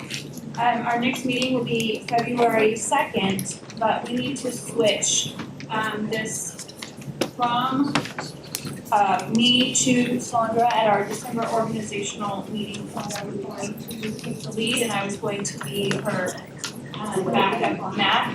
I don't know if she needs to make that known with. She's been notified. Okay, great. So our next meeting will be February 2nd, Sandra, so we will be attending that meeting and hopefully getting the information for those Zooms. 11.4 Monterey County School Boards Association, Mary. Our next meeting, I think, is at the end of this month, so I'll have a report next month. Thank you, Mary. 11.5 Association of California County Board of Education, that is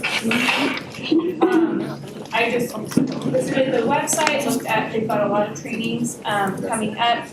On January 22nd, there's the ACCBE Starting Strong for New Board Presidents, and I am planning on attending that meeting.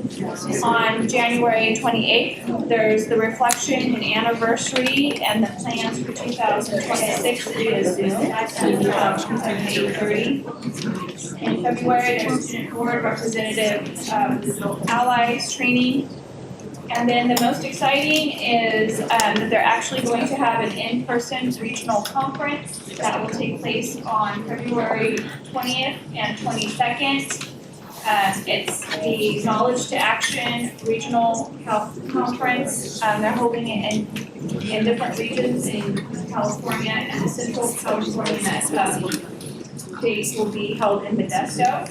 It's $99 for the first board participant, but as we register more participants, our price will go down. So if we get it's $99 for the first, $79 for the second, $59 for the third.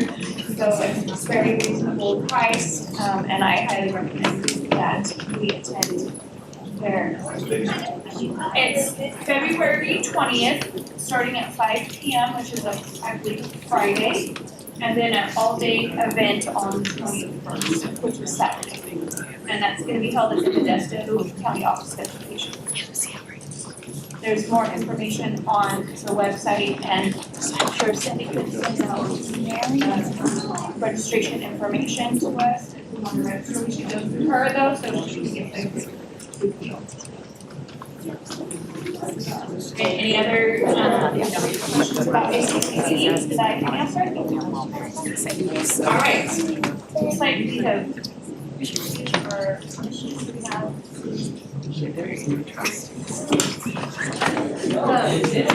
does anybody have proposed future resolutions or agenda items?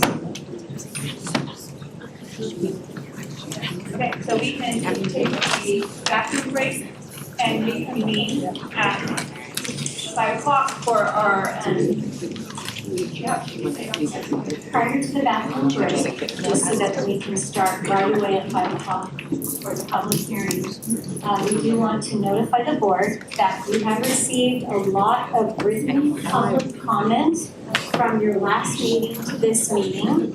And all of the written public comment that was received prior to today was already forwarded to you. And any public comment that we received today, obviously we did not forward to you because you wouldn't have had time to read it. But all the written public comment you can find in this packet. And when we begin the public hearing, and also just so the audience understands how we operate, what we will do is we will read out the name of each person who sent in public comment, just briefly their role as best we can, and I hope that everyone does understand in some of the emailed in public comment, it's not always clear if the commenter lives within the county, doesn't live within the county, so we did the best we could to say if it's a resident, parent, or however they identified themselves in that in their written statement. And of course, we will let you know if the written public commenter was in opposition or in support of the charter school. And we also want to let you know that the reason the packet is also double thick is because one of the written public comments that was sent in came from the Monterey Bay Teachers Association with a petition that had, give me 1 moment here.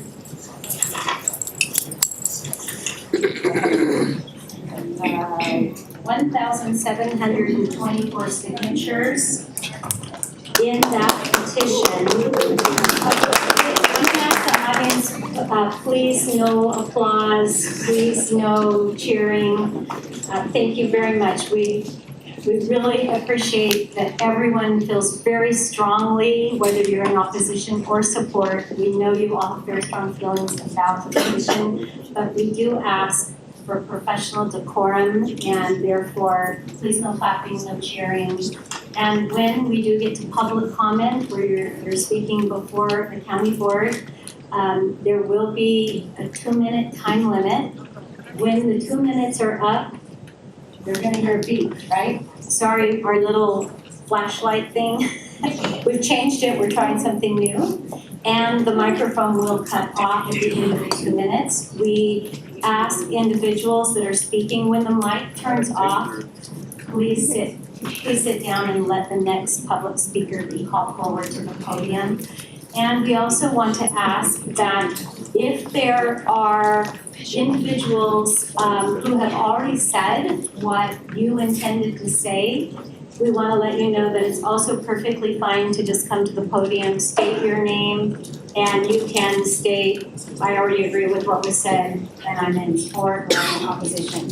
But if you feel the need to, in your 2 minutes, tell the county board why you support or why you oppose, that's absolutely fine. We just want to recognize the fact that if somebody already said what you were going to say, there's no need to keep repeating it over and over and over. Okay? Okay, so anyway, back to that petition. This is very thick because it does include all the people who signed up to that petition. And I also just want to acknowledge the fact that if anyone signed on to this petition after it was sent to us, we are not going to know that because we can only go with that as of yesterday. Okay? Are we good?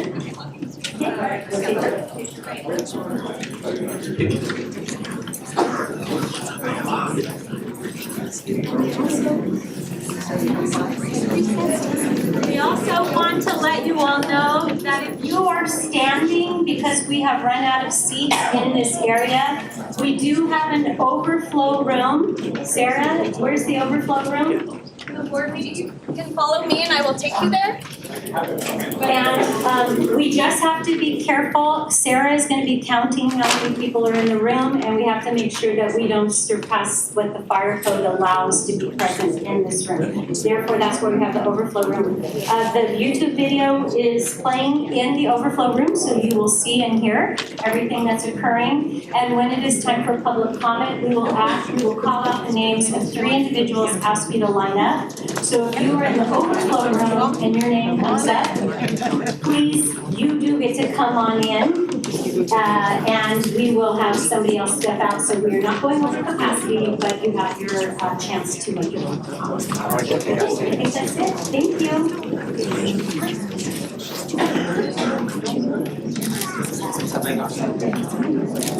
I think Mary's speaking. Yeah.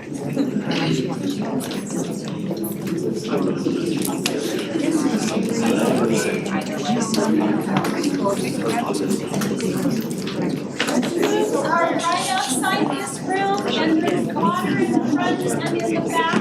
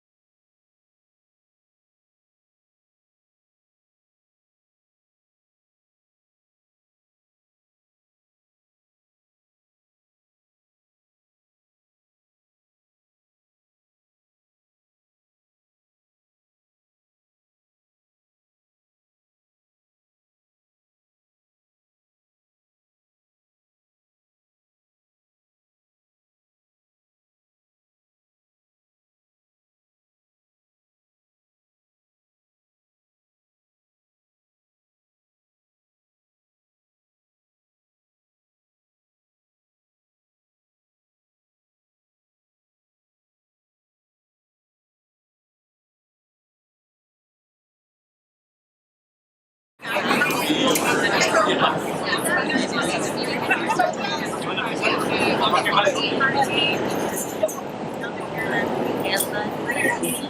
start the public hearing. Let's get back to their seats. Just one more time.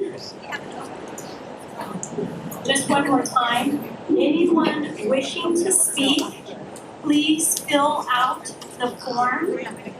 And you can return this form to Dr. Ralph Cordes right over here on the side, or Terry Pimentel, who's also collecting forms right here. The way our process works, we will be taking the public comments in the order that they are received. Everyone will receive 2 minutes. And we are going to ask people to line up in advance. And since we have so many public comments, instead of lining up 3 at a time, because we also do have an overflow room, we're gonna ask people to line up 5 at a time. That way, when we get to like number 3, I'm gonna announce a few more so that we can move quickly through all public comments. We also want to just remind the audience, as our chair of the board mentioned at the beginning of our meeting at 3 o'clock, this meeting is being recorded on YouTube, and the YouTube microphones, or I should say the microphones in the room, I guess that's a better way to state it, pick up everything that everyone in the audience is saying, even when you're whispering. So I was just notified by our people who are monitoring our YouTube feed of this meeting. So they wanted you to know, anything you're saying is being heard and is out on the internet. So please be mindful of that. And we also want to remind everyone, please know that we like to run a very professional meeting that's respectful to all in attendance. So we ask you to please be respectful, no theatrics, no drama. If you are holding a sign, please do not hold the sign up above your head where you're covering anyone else's ability to view the meeting. And did we cover everything, Madam Chair? No, Dr. Mella told me that there is a translator available. So if anybody prefers to make their public comment in Spanish, there will be a translator that can then translate the comments. That's it for announcements? Yes. Okay. I am now opening the public hearing regarding the petition submitted by Navigator Schools proposing to establish Monterey County Prep as a countywide benefit charter school.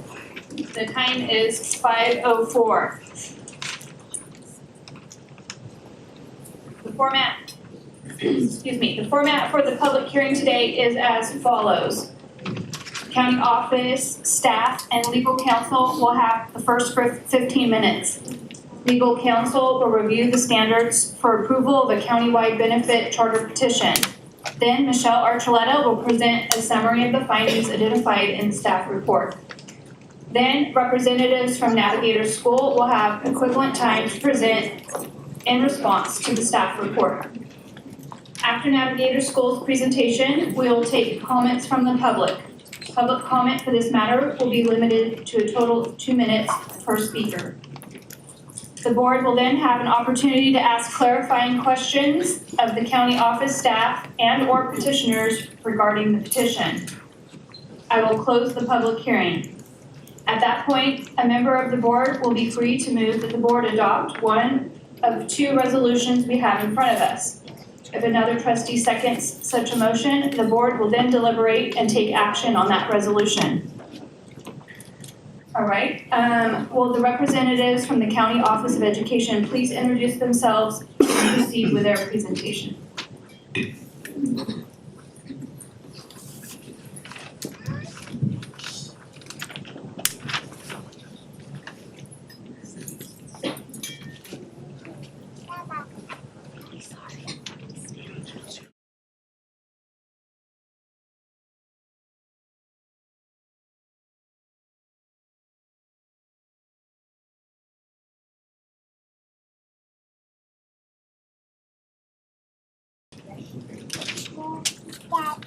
Good evening, board. community, superintendent, cabinet. My name is Ed Sklar, and I am legal counsel for the Monterey County Office of Education and the Monterey County Board of Education. I want to use this opportunity briefly to clarify what the standard of review of a countywide charter petition is, because you haven't had many of these in front of you before. And this is a countywide benefit charter petition that is in front of you, the navigator submitted.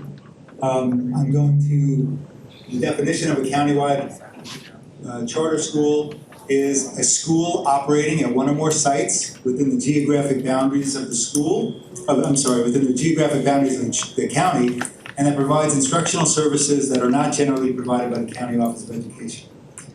As opposed to charter schools that are authorized by school districts, countywide charter petitions are designed by the law to be more the exception than the rule in regard to how charter schools are authorized. Differences between district charter petitions and countywide petitions are these. The county, for charter school petitions that are brought to school districts, they are presumed to be approved unless the district school board makes specific written findings to support a basis for denial. And if denied, then the charter petitioners, if a district denies a charter school petition, the petitioners can then appeal to the county board and then to the state board of education. And school boards, in determining whether or not to approve a district charter school, have very limited bases or very limited discretion to draw. Countywide charters are different. Countywide charters are not approved unless the county board makes written findings that the standards of approval are met. Countywide charter petitioners do not have the right to appeal to the State Board of Education. And the County Board of Education has very broad discretion to deny countywide charter petition. In fact, the law says that a county board of education may deny a charter school, a countywide charter school petition for any other basis that the county board of education finds justifies denial. This may include fiscal impact on the local school districts and the level of community interest in the school. These are discussed in the staff report, which you have had the opportunity to review, and which Ms. Archuleta is going to review for you shortly. If you are going to approve a county-wide charter petition, you must make, like I said before, specific findings. One is, as on this slide, the educational services to be provided by the charter school will offer services to a pupil population that will benefit from those services, and that cannot be served as well by a charter school that operates in only one school district in the county. And that granting the charter is consistent with sound educational practice, and that the charter school is reasonable justification for why it cannot be established by a petition to a school district pursuant to 47605. As is reviewed in the staff report, there are several bases for the denial of a countywide charter petition. They're very similar to the basis for denial of a charter petition that's submitted to a school district. However, as you'll see on this slide, and as I said before, this board may use any other basis that the County Board of Education finds justifies denial as a basis to deny a countywide charter. And with that, I will hand the mic over to Ms. Archuleta.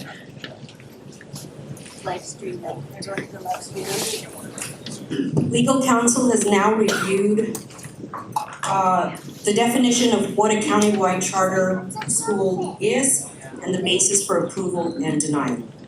I'm going to take the opportunity now to review the staff findings regarding the petitioner's basis for establishment of a countywide charter. The petitioners state that, quote, the charter school will draw students with unique interest in this specialized program from throughout the county. The program, though, is not unique. Many of the design elements included in the petition are currently implemented in local school districts. Petitioners also claim that a countywide charter school is administratively more efficient than operating multiple district authorized schools, as quote, educational dollars should be spent to the greatest extent possible on students. However, administrative considerations relate more to the petitioner's desire to open schools in multiple geographic clusters. This is not a justification as to why petitioners could not serve Monterey County students as well at a district authorized charter school. Petitioners also state that countywide authorization would provide students with equitable access to the charter school's educational program, regardless of prospective students' districts of residence. However, proposing specific neighborhoods to target inequities within the county would seem to better align with district authorized charter schools. The petition also claims that operating the charter school as a countywide school best supports the mobility of Monterey County families if students were to transfer from one Navigator school to another. However, petitioners describe general student mobility common across all districts and counties and do not seem to study any real student movement, including trends of inter-district transfers within the county. Most specifically, petitioners do not discuss the needs of the county's migrant student population. The final justification petitioners offer is an ability to efficiently open additional campuses throughout the county in response to future demand. Petitioners state that countywide authorization would allow for flexibility and avoid, quote, uncertainty over whether a particular school district will grant a new charter. The reasoning put forth in the petition suggests that petitioners have a desire to operate multiple schools within Monterey County without demonstrating that they will serve a defined pupil population or present a program to address the specific county needs that would uniquely require countywide authorization.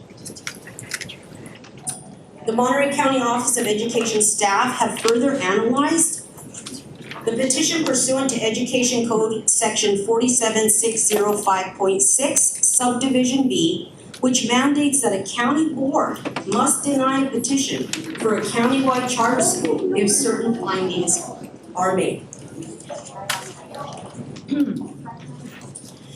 Monterey County Office of Education staff is satisfied with the following aspects of the petition. The charter school presents a generally sound educational program for the pupils to be enrolled in the charter school. The petition contains the requisite signatures. The petition properly contains affirmations described in Ed Code. The petition contains a declaration of whether or not the charter school shall be deemed the exclusive public school employer of employees. And the petition provides reasonably comprehensive descriptions of some, but not all elements required under Education Code. I want to share with you the staff concerns. The staff report includes the following findings which identify the staff concerns with this petition.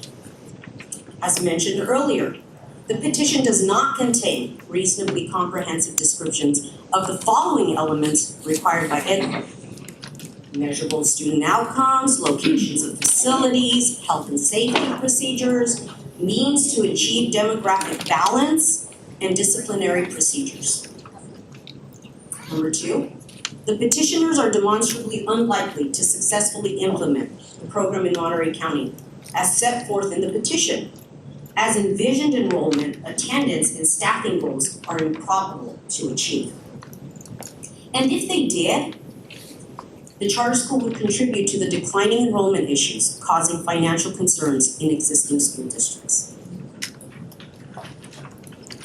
I'd like to highlight on this chart that the following shows that countywide enrollment has declined by 6.7% since 2018, and we believe that this trend will continue. I'd also like to bring to your attention that the districts in or near the proposed cluster areas are already in deficit spending.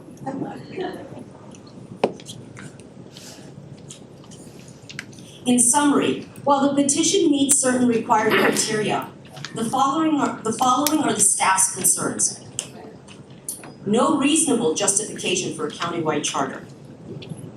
Petition's lack of reasonably comprehensive descriptions for certain essential elements of charter petition. The ability of petitioners to demonstrably succeed in achieving their envisioned enrollment in ADA units. The fiscal impact on existing school districts, which are already experiencing declining enrollment and deficit spending. The level of community interest, support, and outreach. And Navigator does not operate schools with higher percentages of unduplicated students than Monterey County, which I will show or demonstrate in a slide, an upcoming slide. And I want to again say to the board that as a countywide charter, the board has discretion to deny the petition for any basis it finds justifiable pursuant to Education Code Section 47605.6. I'd like to draw your attention to this chart. The petitioners prioritize communities including English learners and socioeconomically disadvantaged students, claiming better results. However, these student populations in current Navigator schools reflect notably lower percentages than those students served in Monterey County.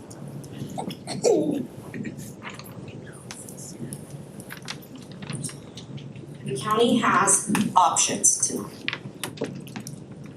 You have the option of moving to adopt the resolution to deny the petition, which one would mean adopting as the board's own the findings within the staff report that has been presented to you, denies the petition to establish Monterey County Prep as a countywide benefit charter school.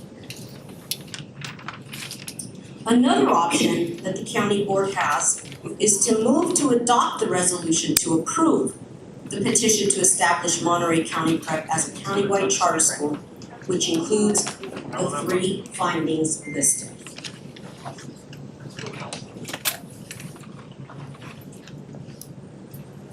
Thank you. Thank you.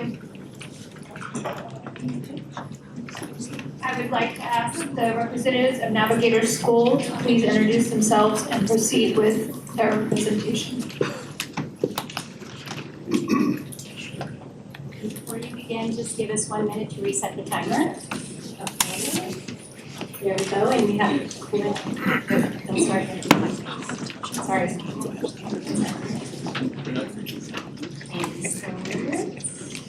Now, do you have the clicker? Okay.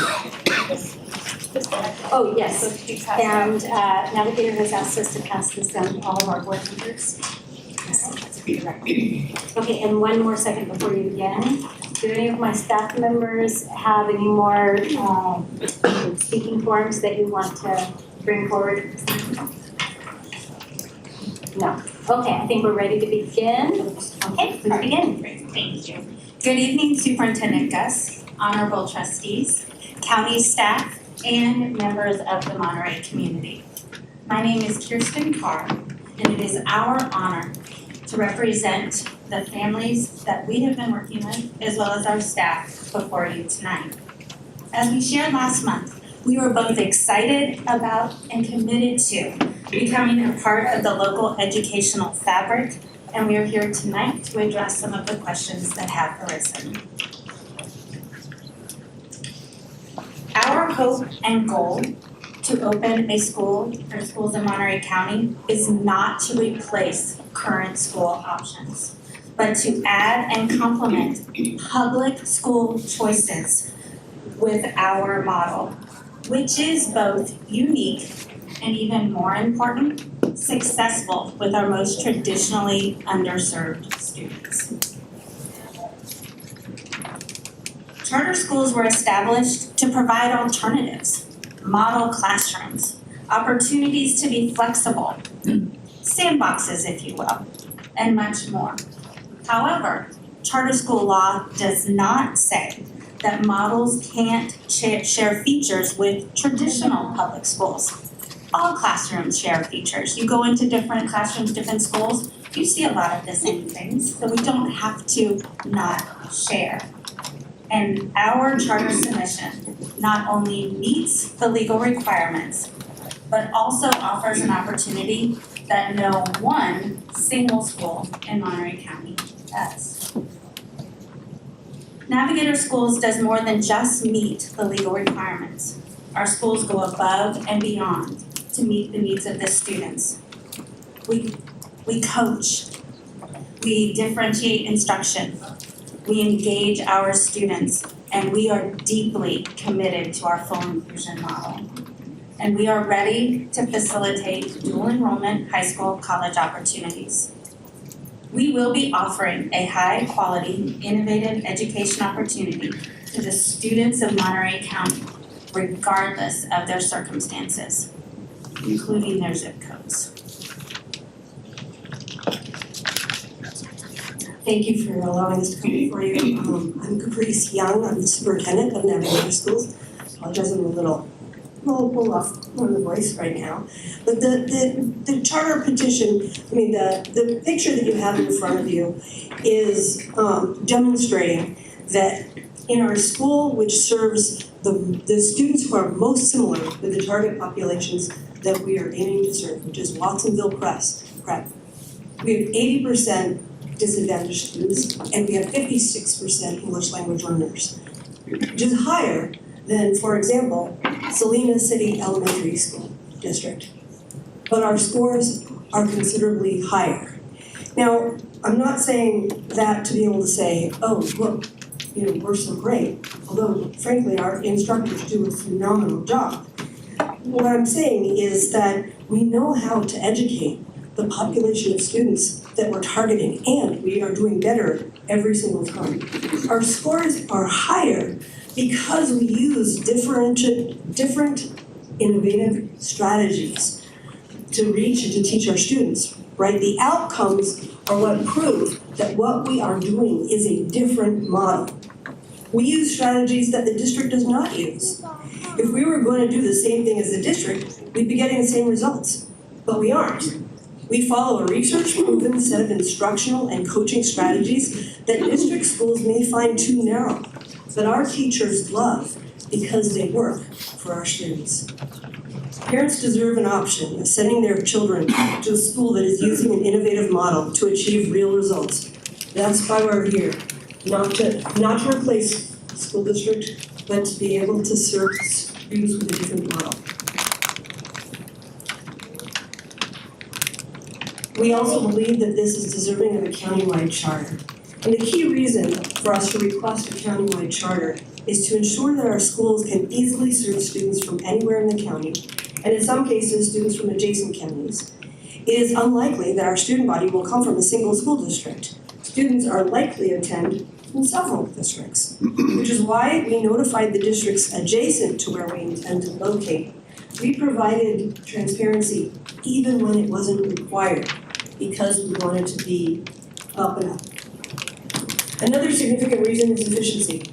We know from experience that having multiple authorizers dramatically increases the workload and the resources required for that duplication of effort. And it means fewer resources in the classroom when we have to do that. If we have to do that, we'll do that. But it's preferable to be able to have it be streamlined. We know that we are needed throughout the county, and we plan to achieve countywide demographic balance by having multiple sites. But we will always focus on serving students with the highest needs, because that is our mission. All of these reasons listed on this slide add up to fully justifiable rationale for a request and for the county to grant a countywide charter. Monterey County needs more dual enrollment programs for its high school students. And there's a chart in your packet that was taken from the Public Policy Institute study that was published in 2024 that shows that Monterey County high school students take community college courses at a lower level than the state average, only 8% versus 10%, and well below San Luis Obispo County that has 26%. So we know that there is unmet need. And our model uses best practices to open up college pathway options, not just to high achieving students, but to all students, by providing concentrated support so that they can be successful. These facilitative teachers, they will ensure that the students understand how to navigate college-level learning. And we plan to graduate students who are not just ready, but college experienced and ready for outward mobility.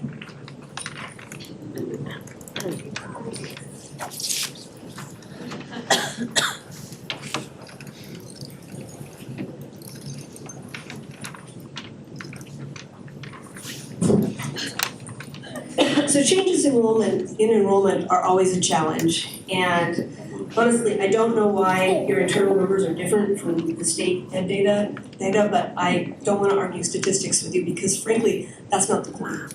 The point is that we're talking about fewer than 3% of all of the students in Monterey County being able to access this new option. It's not a lot of students. And on top of that, even regardless of that, we really believe that they have the right to be able to have a different choice. The governor's budget announced this week means that we can all plan for the coming year. It's a consistent budget, and yeah, we'll have some fights around Prop 38, but we can make those fights together. In addition, we believe that our schools are more likely to earn back students who have already left public schools for private schools and homeschooling options because they want schools that concentrate on and deliver academic success. We can be that. And so the students that we pull in will not necessarily be coming straight from the school districts in which we're located.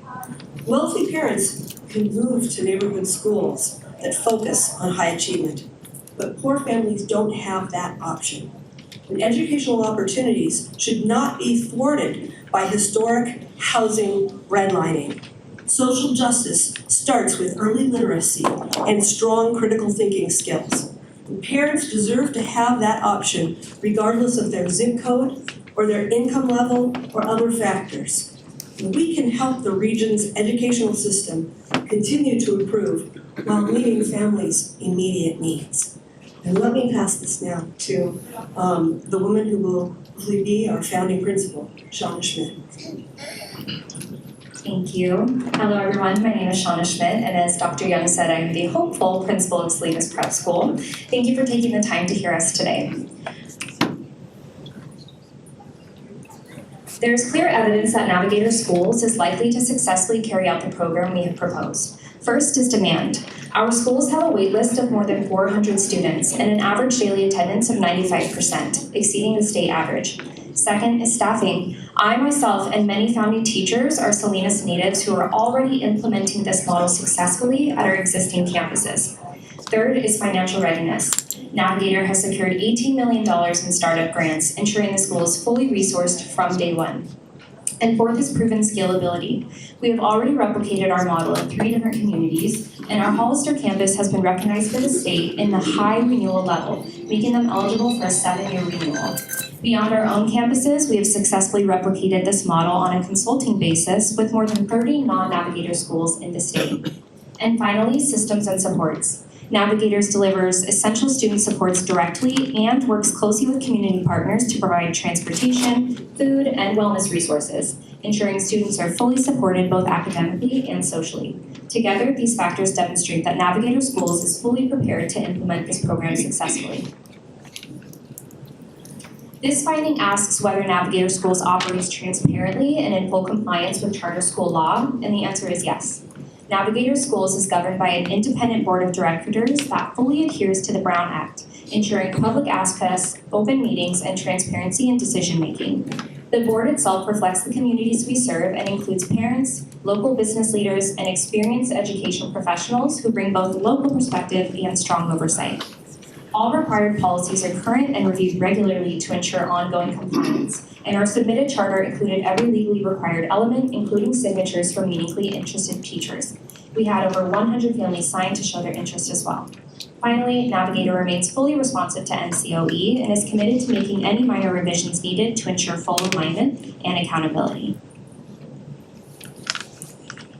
Based on the evidence, Monterey County should approve this petition. Data from Watsonville Prep alone demonstrates that Navigator schools serve students comparable to those in Monterey County, with over 80% of our scholars socioeconomically disadvantaged, over 90% Hispanic, and a majority multilingual learners, while achieving stronger academic outcomes and providing a clear educational benefit for families seeking high-quality options closer to home. Approving this petition is consistent with both the law and the data, and it aligns with the board's responsibility to prioritize student success and close persistent achievement gaps. Most importantly, approval actively advances equity by expanding access to proven, high-quality educational options for students who have been historically underserved. Ultimately, the decision is about the children, their futures, their opportunities, and their right to high-quality education close to home. Families in Salinas are asking for more for their children. We respectfully urge the board to stand with them and approve Navigator Schools' charter petition. So finally, I want to say thank you very much for your attention and the reams of documents that you've had to look at, for your service to our community. We stand ready to be able to answer any questions that you may have. Thank you. At this time, I would like to invite public comment on the charter petition. Each speaker may have up to 2 minutes, and as Dr. Beth, you have to read in. Sorry, we need to read into the public record the written public comment. The public comments that were received. So I will be stating the name of the individual as best I can determine who they are or what they do, and whether they're in opposition or support. So I'll go quickly. First, Dr. Melissa Alderman, Santa Rita Superintendent, opposed. 2, Dr. Rebecca Andrade, Salinas City Superintendent, opposed. 3, Fernando Ansaldo Sanchez, City of Soledad Mayor Pro Tem, opposed. 4, Nicholas Bokich, Salinas resident, support. 5, Randy Bangs, Soledad Superintendent, opposed. 6, Armando Barragan, parent of 2 former Navigator students and employee general manager of the Salinas Sports Complex, support. 7, Ben Beasley, resident real estate agent, support. 8, Rosalind Book, teacher and president of the Monterey Bay Teachers Association, opposed. 9, Dan Burns, resident and former superintendent of Salinas Union High School District, opposed. 10, David Seldon, parent in Soledad, support. 11, Christy Clark, former Monterey Peninsula College student, support. 12, Nora Crivello, chairman of Navigator Board of Directors, support. 13, Matthew Fleming, K-12 educator and college professor, opposed. 14, Natalie Gray, retired MQSD teacher, opposed. 15, Shara Hedge, Navigator board member and CEO and superintendent of Alpha Public School in San Jose, support. 16, Desiree Hernandez, Salinas parent, support.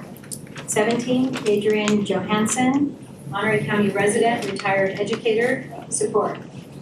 18, Caitlin Large, graduate of North Monterey County High School, support. 19, Nina Lewis, Monterey County resident, parent of incoming students, support. 20, Andrea Lopez, Navigator Gilroy Prep, Salinas native, support. 21, Juan Carlos Marquez, Salinas resident, parent of elementary students, support. 22, Harold McDowell, Hollister Prep counselor, support. 23, Carrie Modicetti, I hope I pronounced that correctly, resident and parent of students in UPUSD, support. 24, Sharon Opek, Carmel Unified School District Superintendent, opposed. 25, Lupita Ortiz, Monterey County resident, Navigator School sped teacher, support. 26, Adrian Paz, Salinas resident and parent, support. 27, Lauren Ricker, educator and parent, community mentor, Oasis director, opposed. 28, Herbert Schumann, Monterey County resident, parent, support. 29, Kim Smith, Pacific Grove parent and resident, opposed. 30, Bruce Taylor, Taylor Farm CEO, support. 31, Anna Velasquez, Soledad mayor, opposed. 32, Sharon Walker, Navigator sped pathologist and founding member of Navigator, support. Jeremiah Williams, former Monterey and PG teacher and navigator teacher, support. 34, Anna Wright, retired professor, Hartnell, oppose. 35, Juan Carlos Marquez. This one came to us with an email with 21 names saying they're all in support. 36, Candace Sedora, Salinas resident, MQSD teacher in Monterey County, support. 37, Tricia Manta, grandparent and Monterey County students, support. 38, Bill Light, Monterey County resident, opposed. 39, Michelle Lynch, Deputy General Counsel for the Charter School Association, support. And then, as I mentioned earlier, the Monterey Bay Teachers Association submitted a petition with 1,724 signatures on the day it was received. 41, Renee De La Torre, Monterey County resident, support. 42, Nina Magasse Rosette, I apologize if I mispronounced the name, resident, Data Design Solutions LLC, support. Laura Lozano, Elsa Saul Student Activities Coordinator, oppose. 44, Shara Hedge, Navigator Board Member, support. 45, Michelle Ogman, Salinas resident, business owner, support. 46, Sunil Neil Patel, Santa Rita Union trustee, oppose. Excuse me. So in total of the written, so sorry. And brought to the meeting today opposition to the charter. Sorry, we just received these. Leslie Bowling Gomez, counselor, Salinas Union High School District. I'm so sorry. Just let me get my breath, and I'm going to ask Cindy, can you help me read the next few names so I can get a drink? Caroline Cleaves, Health Science Department, LaSalle High School. Ariella Garcia, staff member with the Salinas Union High School District. David Gross, math teacher with the Salinas Union High School District. Anna Barrera, teacher. Teresa Wren, workforce experience coordinator with Salinas Union High School District. Maria Delgado, teacher with Salinas Union High School District. Juan Jose Campos, business technology teacher with the Salinas Union High School District. Oh, thank you. All of those were opposed. Yes, thank you. And that is all of the written public comment. Now we're ready for oral comments. Okay, thank you. At this time, I'd like to invite public comment on the charter petition. Each speaker may have up to 2 minutes. Dr. Gus will be calling names in the order they were received. And line up 5 people at a time for public comment. The timer, you can see it on the podium there. So it'll begin with green. When you see yellow, you know that you have 30 seconds to wrap up your comments. And when it turns red, the microphone will turn off. And we need you to allow the next public speaker to please come and make their public comments. Okay? So the first 5 speakers, please come to the podium. Dr. Melissa Alderman. And then these individuals, please line up behind Dr. Alderman. Rosalind Book, Oscar Ramos, Manuel Ramos, and Laura Dean.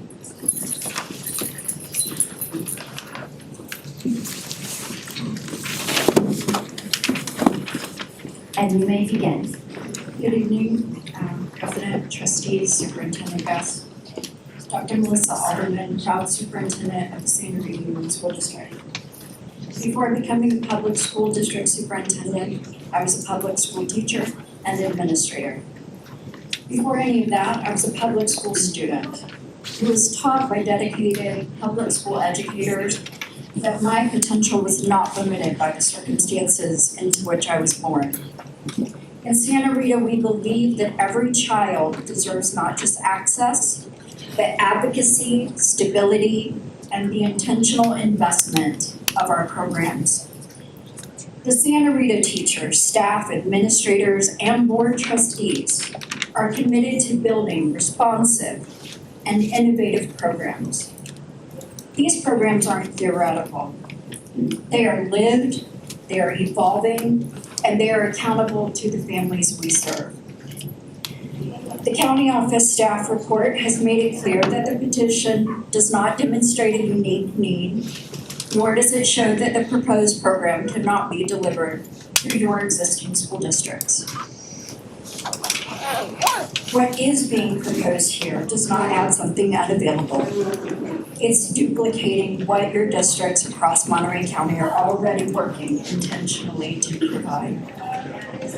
You are being asked whether this petition is necessary, distinct, and justified under statute.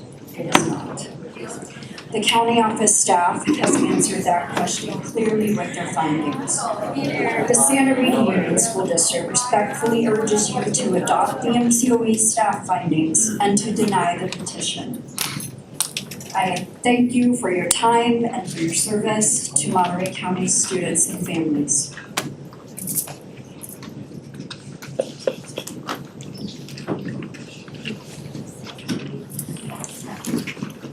To be passed out to the county board?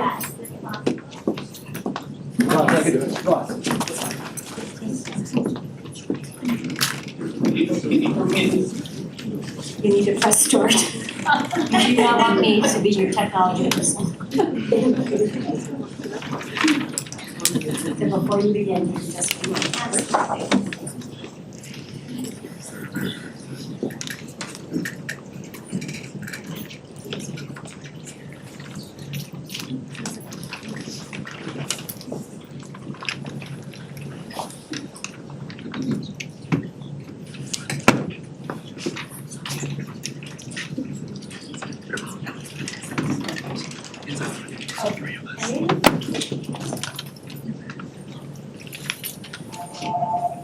Okay, ready? Begin.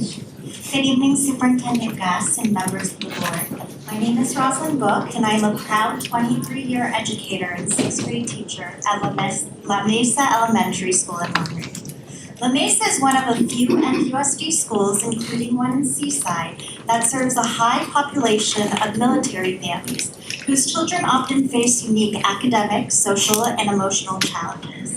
These military students rely on the comprehensive NUSD supports that are in place and that are essential to their success and well-being, including coordinated mental health services for both students and their families. Navigator's petition fails to acknowledge or provide a plan for meeting these critical needs, which raises serious concerns about its ability to serve our community. I am also the Monterey Bay Teachers Association chapter president, and as part of my leadership role, last Friday at 5:30 p.m., nearly 5 days ago, we shared a community petition opposing Navigator building schools in our area. We did this because Navigator did not petition individual school districts, which would have allowed for greater participation from parents and community members across those districts.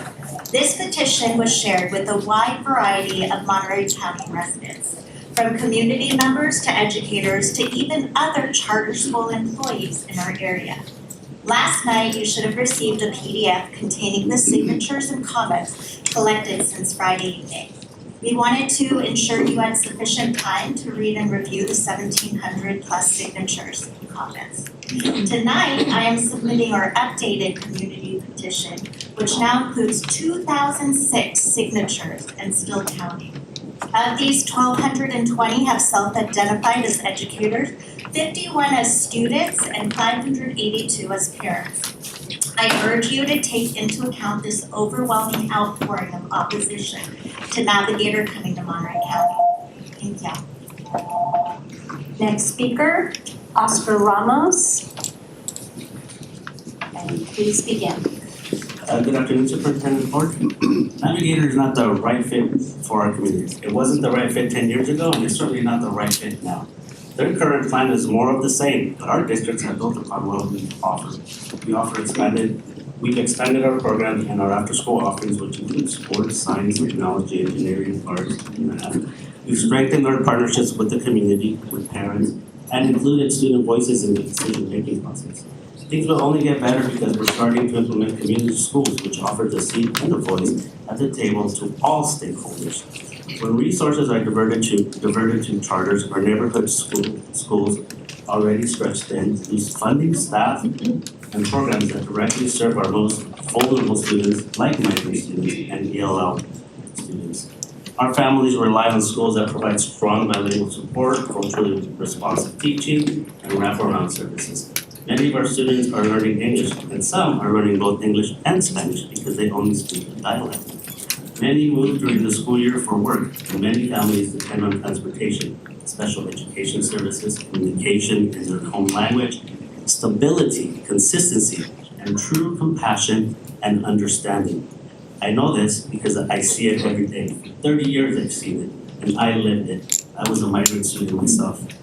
These are not extras for us, they are necessities, and we provide that quite well. Thank you very much.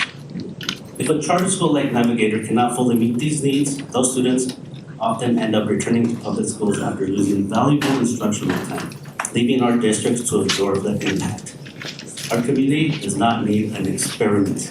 We need investment, stability, and support for public schools that already serve all students. I urge the board to prioritize equity, transparency, and long-term well-being of our children by rejecting this charter proposal. Thank you for your time and answers. Next speaker, Manuel Ramos. And as Manuel's approaching, I'm going to ask our next 5 people to line up. Wendy Ruth Askew, Lucy Vega, Dr. Mary White, Jose Ansaldo, and Terry Lopez.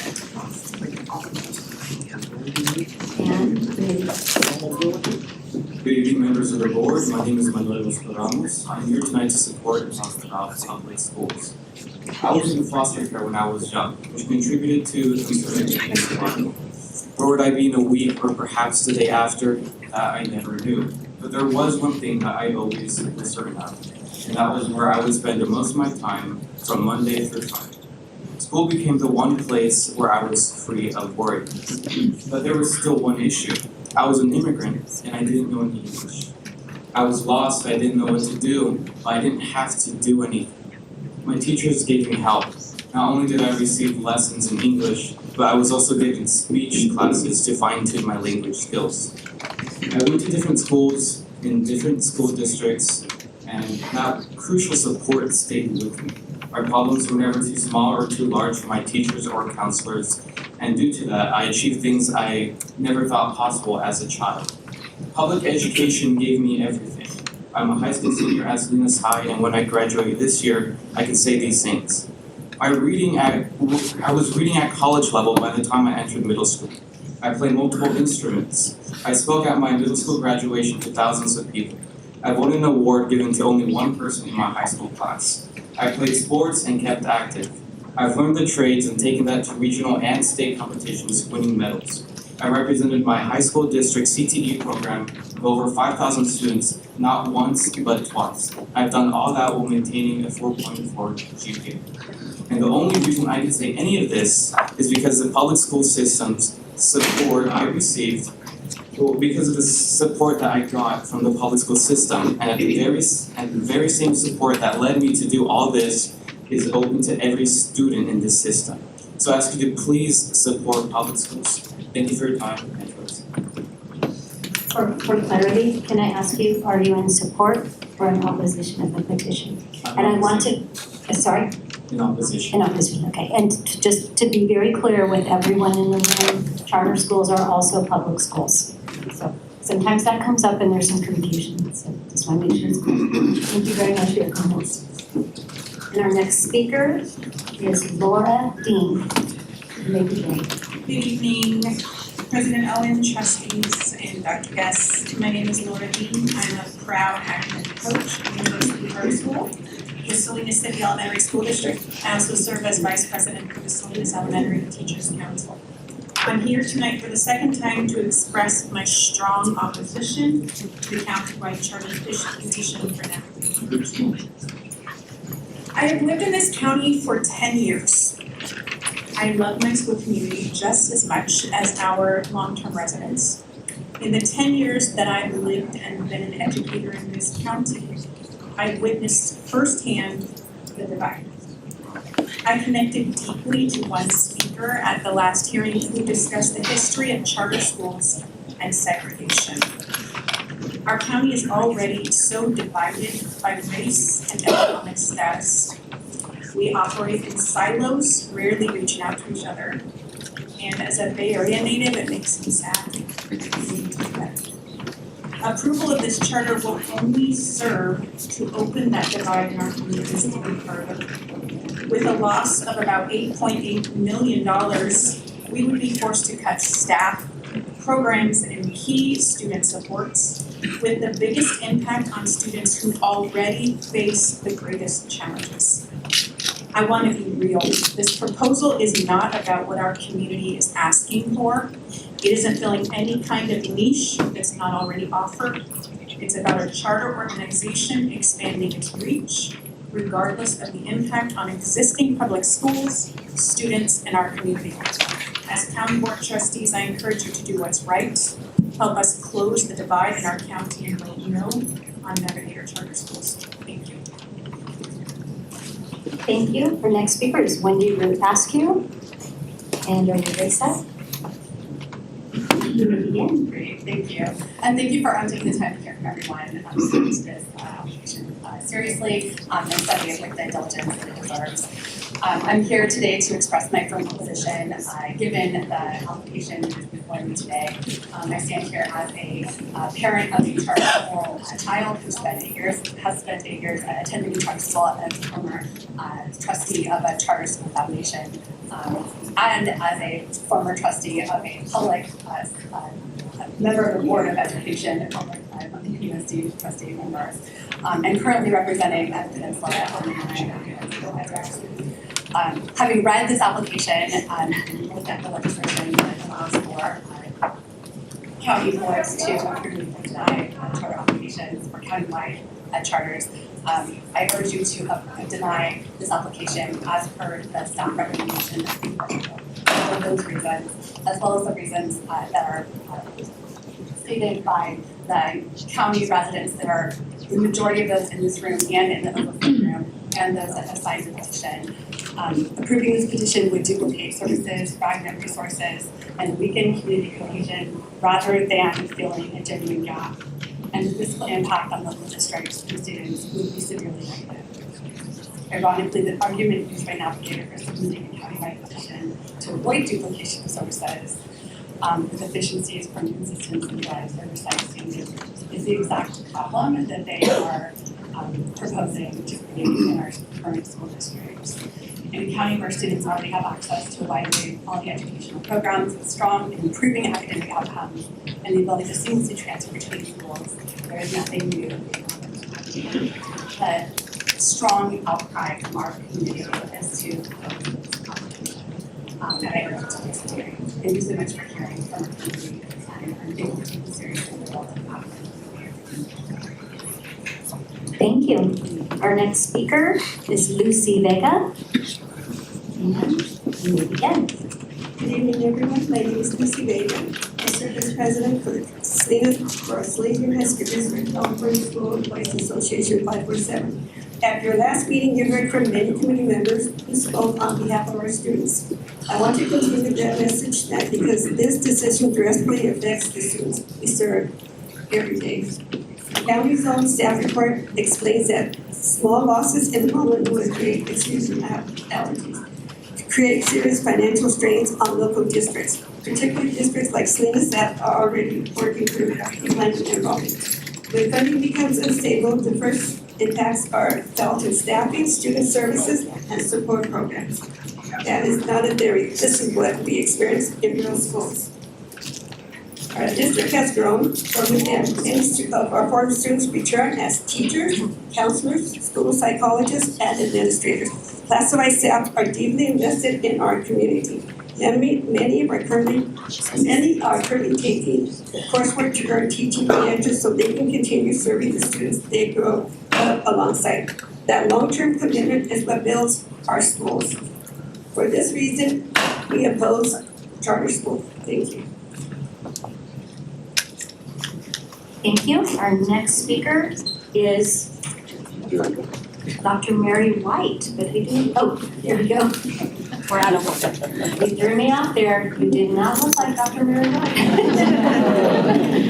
Okay, Dr. White, you may begin. Okay, good evening, members of the board. My name is Dr. Mary White, and I am the high school principal of North Salinas High School in Salinas Union High School District. I appreciate the seriousness with which you have reviewed the petition. And at this point, we now have both the staff report and navigator's presentation before us.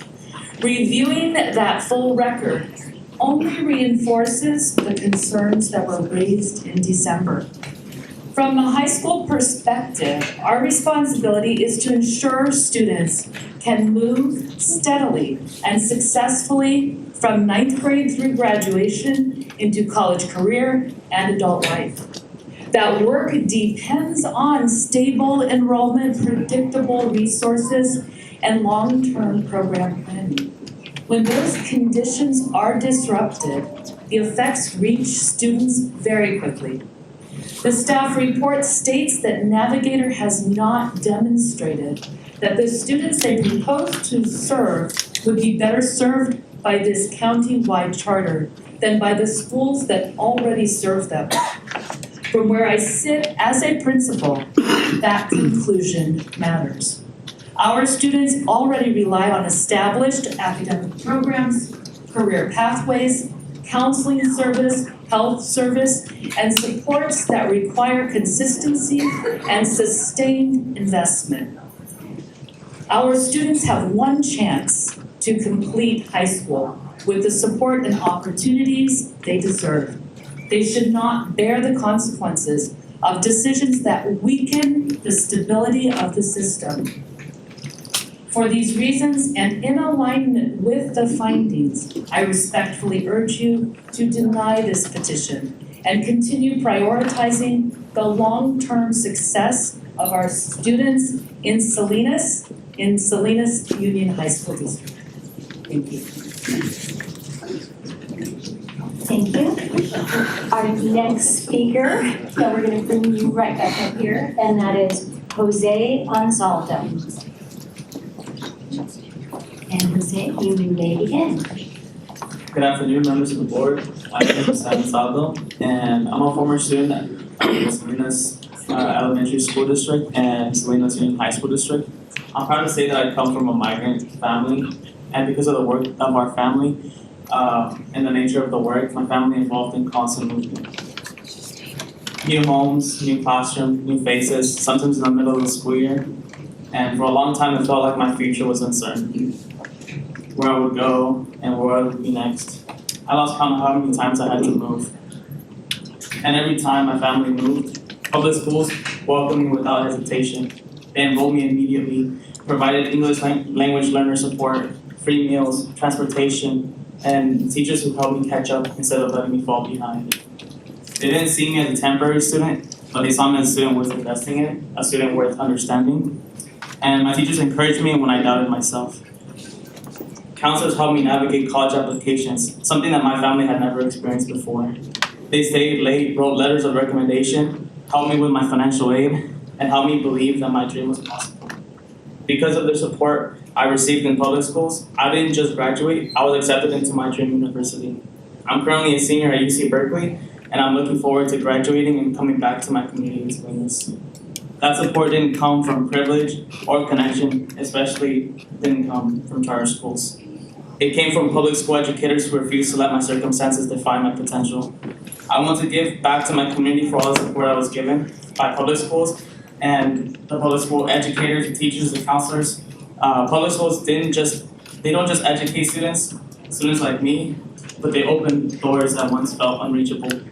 Please continue to invest and protect public schools because they change lives, including mine.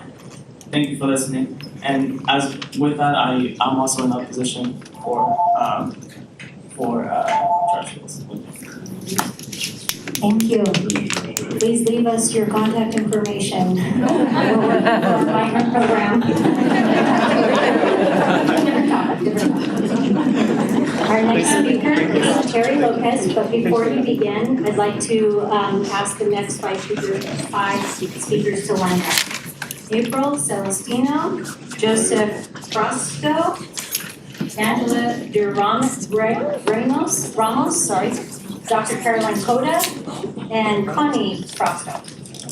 Okay, and we are ready for Terry to begin. Good evening, Dr. Gus and members of the board. My name is Terry Lopez, and I'm a middle school principal in the Salinas Union High School District. I was here at the previous hearing, and I appreciate the time and careful consideration you have given this matter. Since December, we now have the benefit of the staff report and navigator's presentation. Having reviewed both, I want to share what stands out from the perspective of a school site leader. The staff report makes clear that the even modest enrollment shifts create real financial pressures for districts that already are managing declining enrollment. At the school level, the pressure is not abstract. It shows up in staffing decisions, the availability of counseling and academic interventions, and in the ability to sustain the programs and supports that students rely on every day. After reviewing Navigator's presentation, I remain concerned that the proposal does not demonstrate the level of readiness or long-term stability to strengthen the educational system our students already depend on. Instead, it introduces uncertainty at the time when our schools are focused on continuity, growth, and steady improvement. Our responsibility as educators is to protect the learning environments for the students we serve. That means making decisions that support the stability, preserve resources, and allow schools to continue building on the progress already underway in the Salinas Union High School District. For these reasons, and in alignment with your staff's findings, I respectfully urge you to deny the petition. Thank you. Thank you. And I'm going to ask all individuals in that middle aisle to only be the 5 people who are lined up to speak. Sorry, it's create a fire hazard if you do not have a clear ability for your internet. So our 5 speakers. Next speaker is April Celestino, and you may begin. Good evening, Monterey County Board of Trustees and Superintendent. My name is Susan Celestino, and I'm here to speak against Navigator Charter.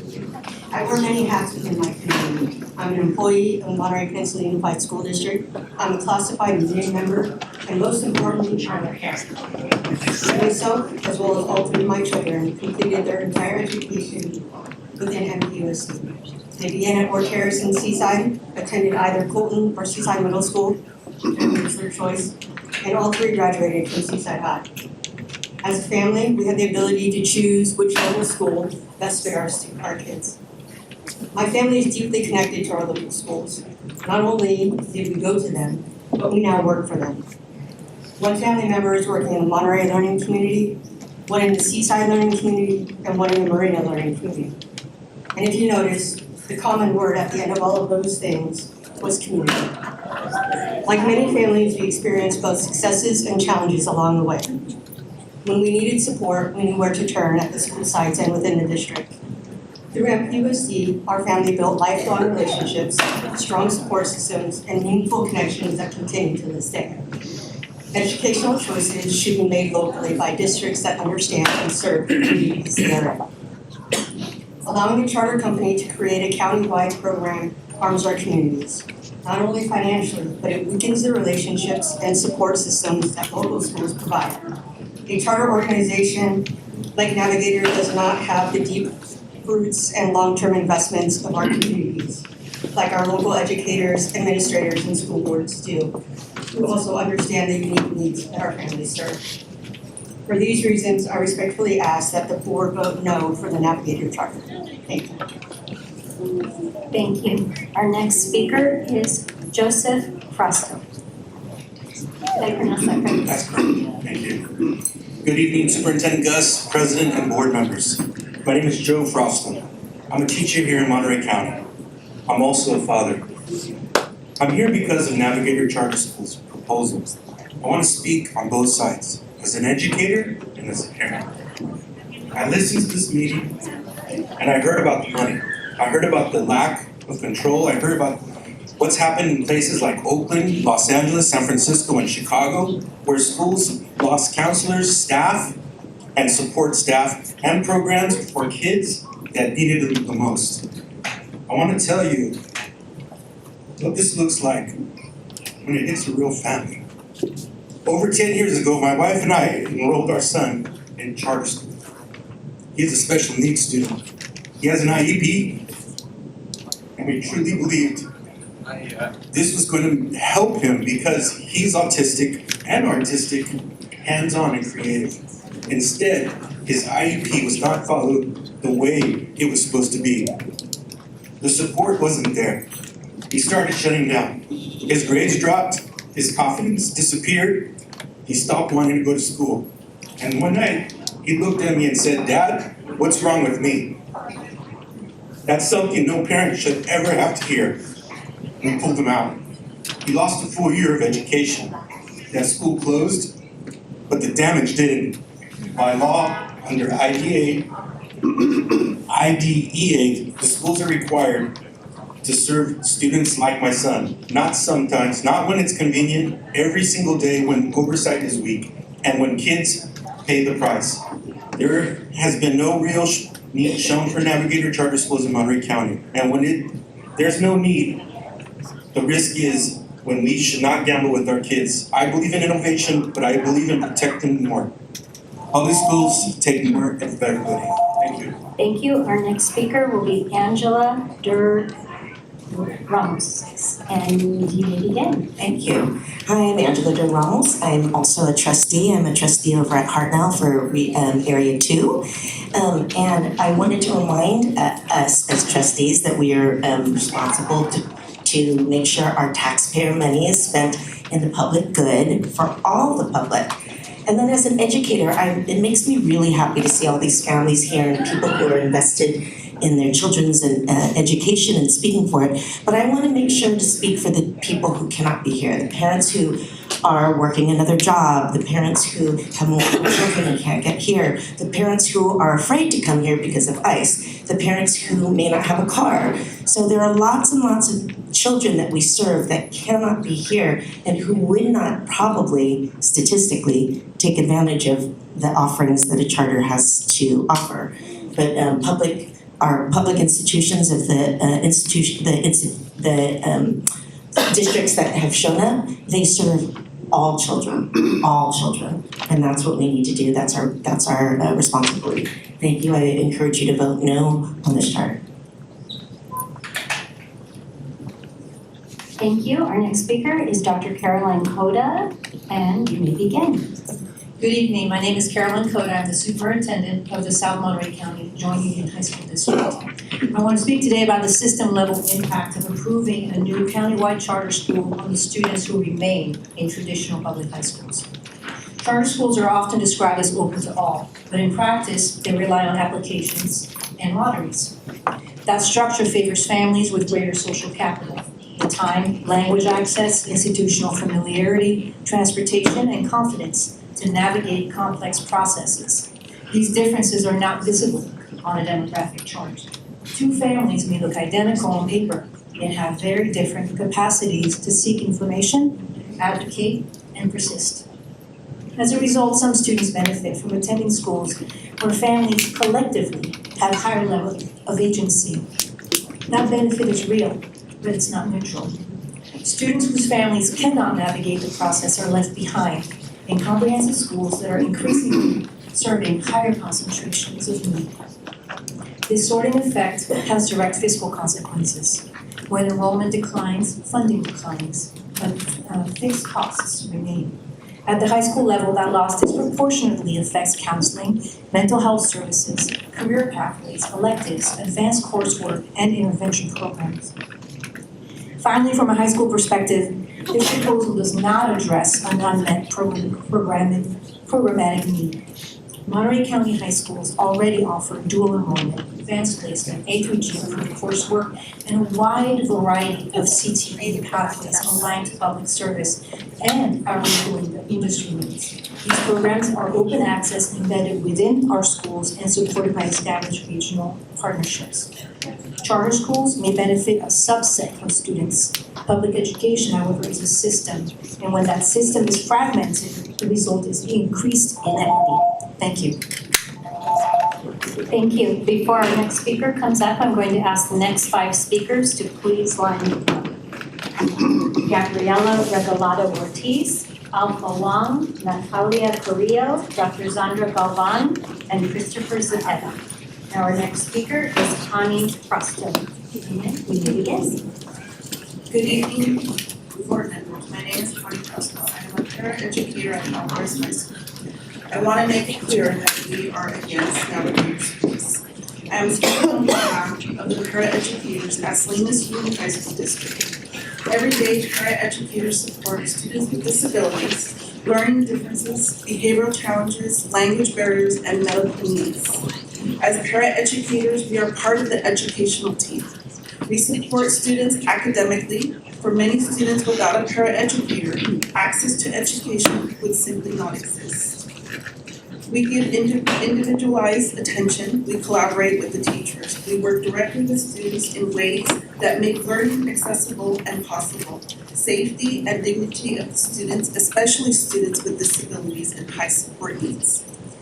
We are essential to daily education. We support students with disabilities. We respond to medical needs throughout the day. This level of care requires training, trust, and consistency. Students depend on us. We build strong, trusting relationships with students. We help regulate emotions, support communication, encourage independence, and create a sense of safety and belonging. We manage crisis situations. We help students with self-care, social skills, job skills. Paraeducators are vital. We are mentors, advocates, role models, and daily champions for our students, helping them succeed not just in school, but in life. We do our work with patience, skill, and compassion. I ask you to vote no. Thank you. Our next speaker is Gabriela Regalado Ortiz. And Gabriela, you may begin. Good afternoon. My name is Gabriela Regalado. I'm a proud student at Alisa High School in the Salinas Union High School District. First of all, I would like to thank Ms. Bundin, our former class of 2028 advisor and now an assistant principal. She has pushed me out of the typical freshman mentality where, since no one is forcing you to do anything or to be involved, you just stay in the background. However, she has shown me and my friends countless opportunities to help in her school, extending from basketball concessions to helping out in school award ceremonies. This push has helped me reach out and use the resources that our district provides. With a newfound confidence, I joined our superintendent student committee and joined sports, which unlocked a new community that transcends the boundaries of my school. Outside of that, I'm a part of a student-led nonprofit called Rooted Minds, with students from all over our district taking a part of it, as well as international students. Our district provides countless opportunities for students to have a voice and a say. And these opportunities have helped me realize that these opportunities aren't just an action, they're an emotion, they're a feeling of community that cannot be replicated anywhere else. So please consider voting no. Thank you. Thank you. Our next speaker is Alpha Wang. And if you need to, please, let's get you so, yes, Laura, and adjust the microphone. Thank you so much. Okay, we're ready to begin. Good evening, my name is Alpha Wang. I'm a senior at Everett Alvarez High School. So I want to share my academic and personal story up until my senior year. My preschool, I was at Frank Paul Elementary, and I had to stay there for a little bit longer since I, up until 3, was living in Taiwan. My kindergarten year, I attended private school, and after that year, I attended a private school in Sacramento. After that, I returned back to Salinas to Creekside Elementary for my 3rd grade year. And my 4th grade year, I was involved in a motor vehicle accident on the way home with my brother, who that left me paralyzed. I was in the ICU for 3 months. I attended numerous therapy, doctor appointments that took me out of school, out of my public school at Creekside. But that was okay. I had the support of my teachers and the family around me. And COVID hit my 6th grade year. I attended online classes, as many of the seniors can remember, and transitioned into middle school. My freshman year in high school was rather difficult, having moved from COVID and just being recently disabled. I struggled my freshman year, to be honest. You have 30 seconds. I didn't know that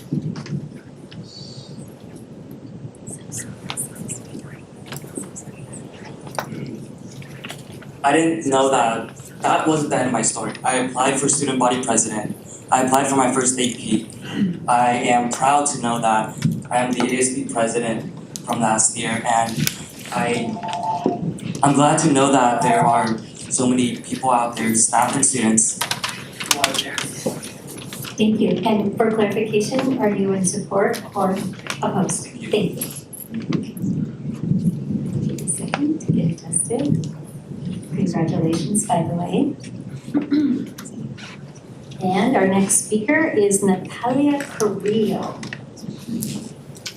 We have Natalia in the room? Okay, then we're going to skip her. Then our next speaker is Dr. Zandra Galvan. And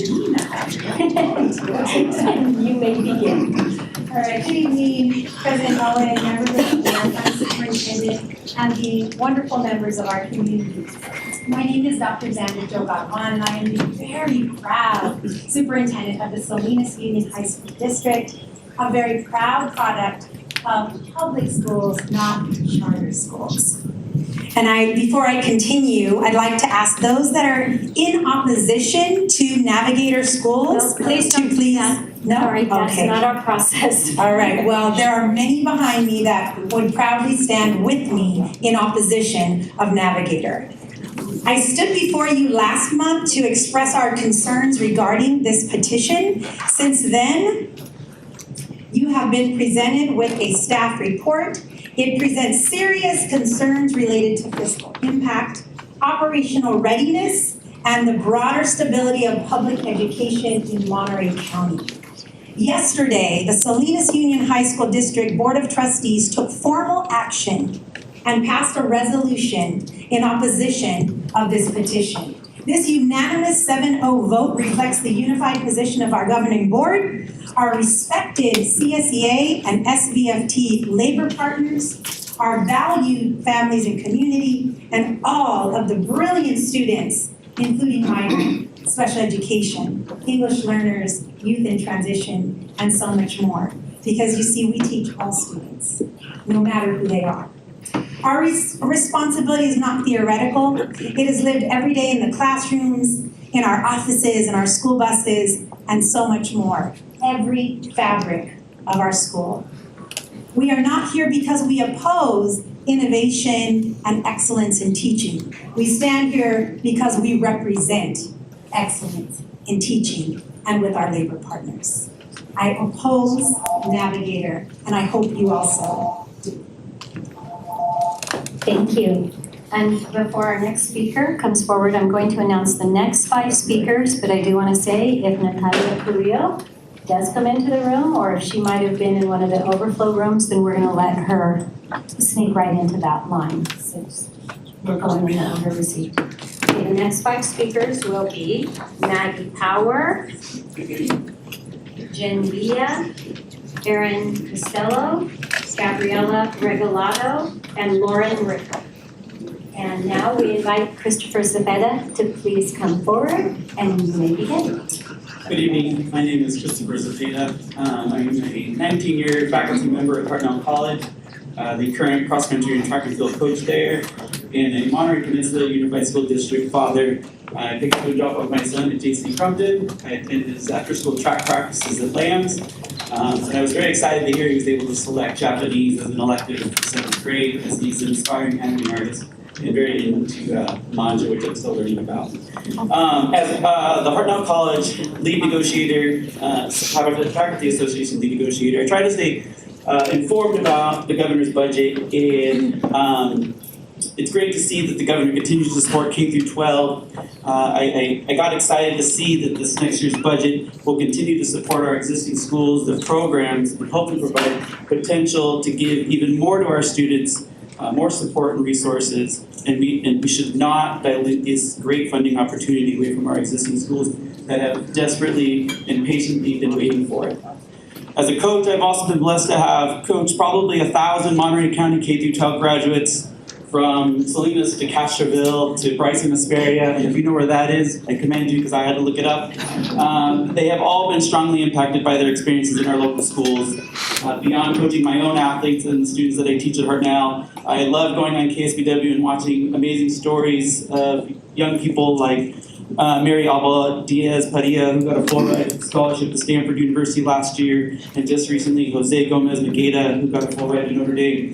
They serve as inspirations and examples to what is possible through the hallways and the classrooms of our existing schools, and as inspirations to the future generations and even their siblings. And I'm in opposition of the petition. Thank you. Thank you. Our next speaker will be Maggie Power. And Maggie, you may begin. Thank you. Good evening, members of the board. We don't really need this. My name is Maggie Power, and I'm a proud member of Salinas Valley Federation of Teachers, along with the Salinas Union High School District. It appears that NCOE is navigating these choppy waters using an equity compass we can all agree on. And that compass points to rejecting Navigator Charter Schools. The case has been made. The concerns are well documented. There's no need to relitigate them tonight. But one question, what are these magical strategies Navigator speaks of? Read 180, please. Because I'm pretty sure all of the districts in this room embrace these same strategies. And believe me, educators recognize buzzwords when we hear them. Approving an opportunistic charter school would be an unwise decision, one that weakens existing schools rather than strengthening opportunities for students. I trust that each of the distinguished board members here this evening will follow that same equity compass and navigate Monterey County education back to the reality that many charter schools are nothing more than sharks who feed off established educational institutions. Please reject Navigator Charter Schools. Thank you. Thank you. Our next speaker is Jen Villa. And wait, here. Oh, one moment. We're gonna fix the little light on for you. And just one more reminder, we're all doing so great tonight. All of the timelines and our boards, but just a reminder, the little light thing there, green when you go, yellow means you're 30 seconds, red means you have us up. Okay, and now we are ready to begin. All right, good evening, board. My name is Jen Villa. I'm the president of SVFT Teachers Union. On behalf of SFFT, we strongly oppose Navigator Charter Schools due to the serious concerns about staff stability, funding stability, and the protection of essential student programs and supports. SVFT is also deeply concerned about the impact on vital student programs and supports, including special education services, intervention programs, counseling, and mental health supports. These services require consistent funding, experienced staff, and strong coordination, conditions that are best sustained in a fully funded traditional school system, accountable to the entire community. Our traditional schools serve all students and are held to rigorous standards of transparency, accountability, and equity. Rather than diverting resources to charter schools, we should be investing in strengthening existing traditional schools, stabilizing the workforce, and protecting the programs and supports that ensure every student has the opportunity to succeed. I implore you to consider our students and our community. Have that be the first and last thought when you make a decision. And since I do have some time, I'm gonna flex a little bit. I was awarded Teacher of the Year for Monterey County. Okay, thank you. I enjoyed working for MCOE as special education teacher. I love working at Rancho San Juan. Okay, teachers at my caliber, they work for Salinas Union High School District. We are here and no more options needed. The best teachers are here in the traditional public schools. Thank you. Thank you. Our next speaker, and I do apologize, this was not for either, it was for Teacher of the Year. Okay. Next speaker, Erin Costello. If I may, members of the board, community, and educators, we have a minor who would like to speak. And she does have school tomorrow. Would it be all right if she speaks? Is she already on the list? She's filled out a form. The form has been filled out for her. Would that be all right? And say her name one more time. Victoria. Victoria. Okay, let me look for her. While I'm trying to find her form, because we have a system here where we're recording, can we let Erin Costello go first, and then we will let Victoria go next, because that'll give me a chance to find your form. Okay, Erin Costello, you may begin. Hello, good evening, members of the board. My name is Erin Costello. I've lived in Monterey County for 21 years. I'm the parent of a student in Monterey Peninsula Unified School District, and my daughter attends J.C. Crumpton, which is in Marina, which is one of the communities targeted by Navigator Charter in this petition. Most of what I wanted to say is pretty well covered at this point, but I do want to say that I was impressed by the comprehensive and fair staff report, which I believe summarizes my opinion as well.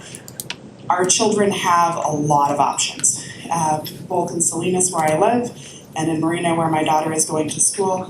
All of the things that were covered by the Navigator petition seem to be available in our schools already. Duplicating the services stretches our resources too thin, and I stand in opposition to this petition and ask you to vote no. Thank you. Thank you. And I'm Victoria, I'm still looking for you. Victoria, please go ahead and come up. I'm sure I will find you very shortly. Victoria, our student. Victoria. Victoria.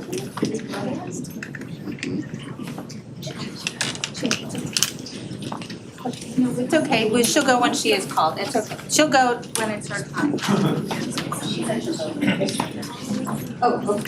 I'm still looking for the form. Okay, we will move on then to our next speaker, Lauren Ricker. Hello, good evening. It's good to see you. Speaking out against a charter school as the executive director of a charter school is not something I do lightly.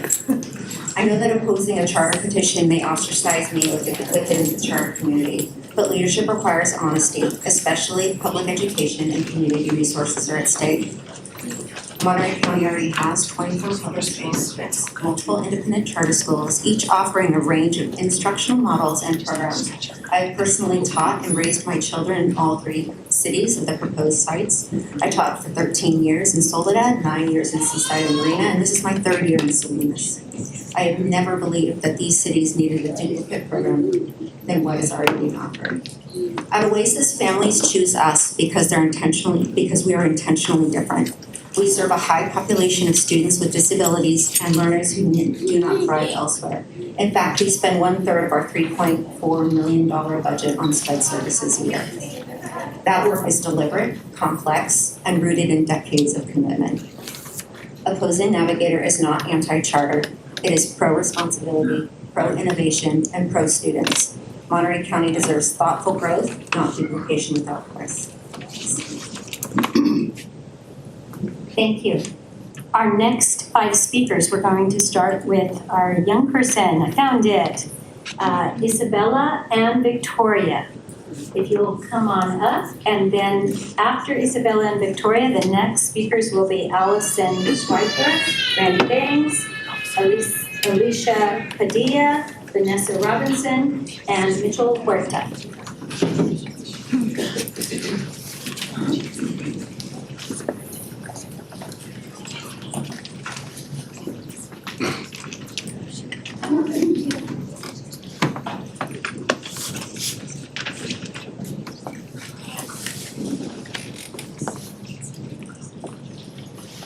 She got shy. It's okay. Go ahead. Oh, okay. If we want to come back to her, please let me know. Thanks. So then next speaker will be Allison.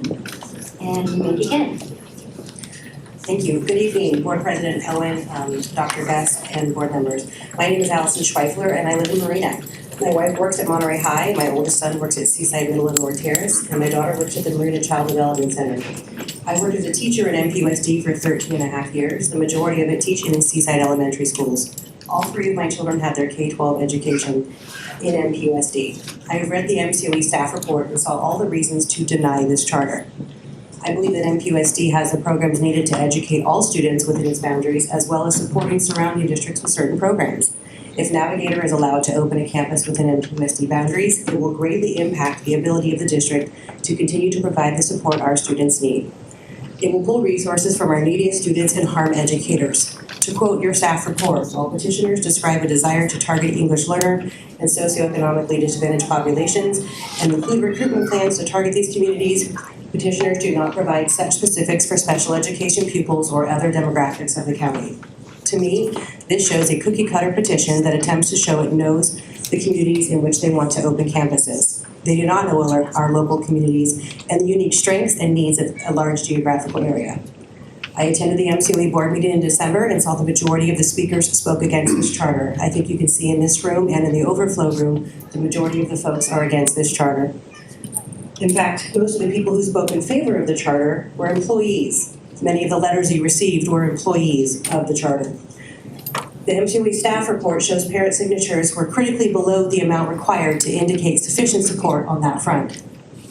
The above are just two of the many findings in which the petition falls short. The petition submitted by Navigator has many deficits, and they cannot propose to address them after the fact. What they have submitted to you is what you vote on. You were elected to support the communities in your trustee area, and you know those communities, and please vote no. Thank you. Our next speaker is Randy Bangs.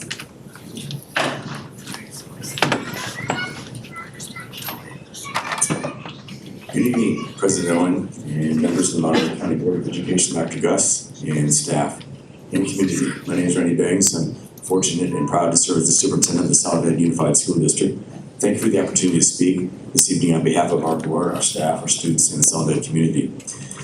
I want to begin by thanking MCOE staff for the thoughtful and thorough staff report. Truly outlines the heightened legal standards that apply to countywide charter petitions that are the responsibility of this board to consider, not only program quality, but community impact and long-term stability. The decision is not just about whether the proposed charter presents a generally sound educational program. The statutory question for you is whether the petitioner has demonstrated a clear unmet educational need that cannot be served as well by existing districts or by district authorized charters that already are in existence. Based on the record and staff, we respectfully believe that the standard was not met. This report finds that many of the program elements described in the petition, such as project-based learning, career pathways, early college access, and multi-tiered system to support, are already widely implemented throughout Monterey County, including Soledad. These are not gaps in the service. This report also raises concerns regarding feasibility and impact, including ambitious enrollment projections, maybe declining enrollment trends, limited community outreach, and unclear facilities, as well as the absence of a transportation plan and potential physical impacts on districts where charter sites are proposed. For Soledad Unified, these concerns are very real. We serve a high-need, close-knit community where the schools function as centers of stability and support. Even modest enrollment losses would have immediate consequences: fewer counselors, fewer intervention supports, and fewer services for students who need those services most. I want to be clear that our position is not opposition to innovation or opportunity. We respect the efforts to serve students, but the equity requires that new initiatives strengthen rather than destabilize communities that are making progress. The legislature established a clear, high bar Thank you. Our next speaker is Alicia Padilla. Not seeing Alicia, we're going to set hers aside. And we're gonna go on to Vanessa Robinson. And so Vanessa, but while Vanessa is coming up, I'm going to announce the next group of speakers. Guys, please line up. Gabriel Mendez, Crystal O'Rourke, James Dent, Rocio Delgado Rivera, Fernando Orozco Delgado, and Rita Castaneda. So now we go to Vanessa. Good evening, trustees. I am Vanessa Robinson, born and raised in Monterey County. I'm a product of Salinas City Elementary Schools, Salinas Union High School District Schools. I graduated from Monterey High, so also Monterey Unified Peninsula. I went to CSUMB and I've spent the first 10 years of my teaching career in Gonzales and Greenfield. So I think I have a pretty big, broad scope and perspective of the communities in Monterey County. And a lot of the concerns I've heard in our communities were not addressed in the petition or in any of the speakers in the previous meeting or tonight, which as a trustee of the Salinas Union High School District now, and a sixth grade teacher back at my home school, elementary school, Camden, I don't believe that there's anything we're not providing that they have petitioned to provide. In addition, Salinas City and Salinas Union High School District both respectively got over $10 million in state funding for community schools, and they are all actively participating in providing robust wraparound services to meet our community needs. So again, the petition isn't really offering anything that we aren't. And I think that I wanted to fully express that I'm lucky enough to be back in my hometown after, President of SBF Team Jen Villa said, like, the high caliber teachers are here. All of my experience, I couldn't imagine going anywhere else at this point in my career other than my neighborhood. And I'm lucky that my school's still there because public schools have been supported in Salinas and charter schools are the opposite of that. So again, as an elementary school teacher in Salinas and trustee, I ask you to reject this petition. Thank you. Thank you. Our next speaker is Mitchell Huerta. And we may begin. Good evening, President Owen, members of the board, and Superintendent Gus. My name is Mitchell Huerta. I am a product of public schools. I am a retired public school teacher, former labor leader, parent, and I currently serve on the Salinas Union High School District Board of Trustees. Upon reviewing all the documentation, our board concurs with the findings of your staff report.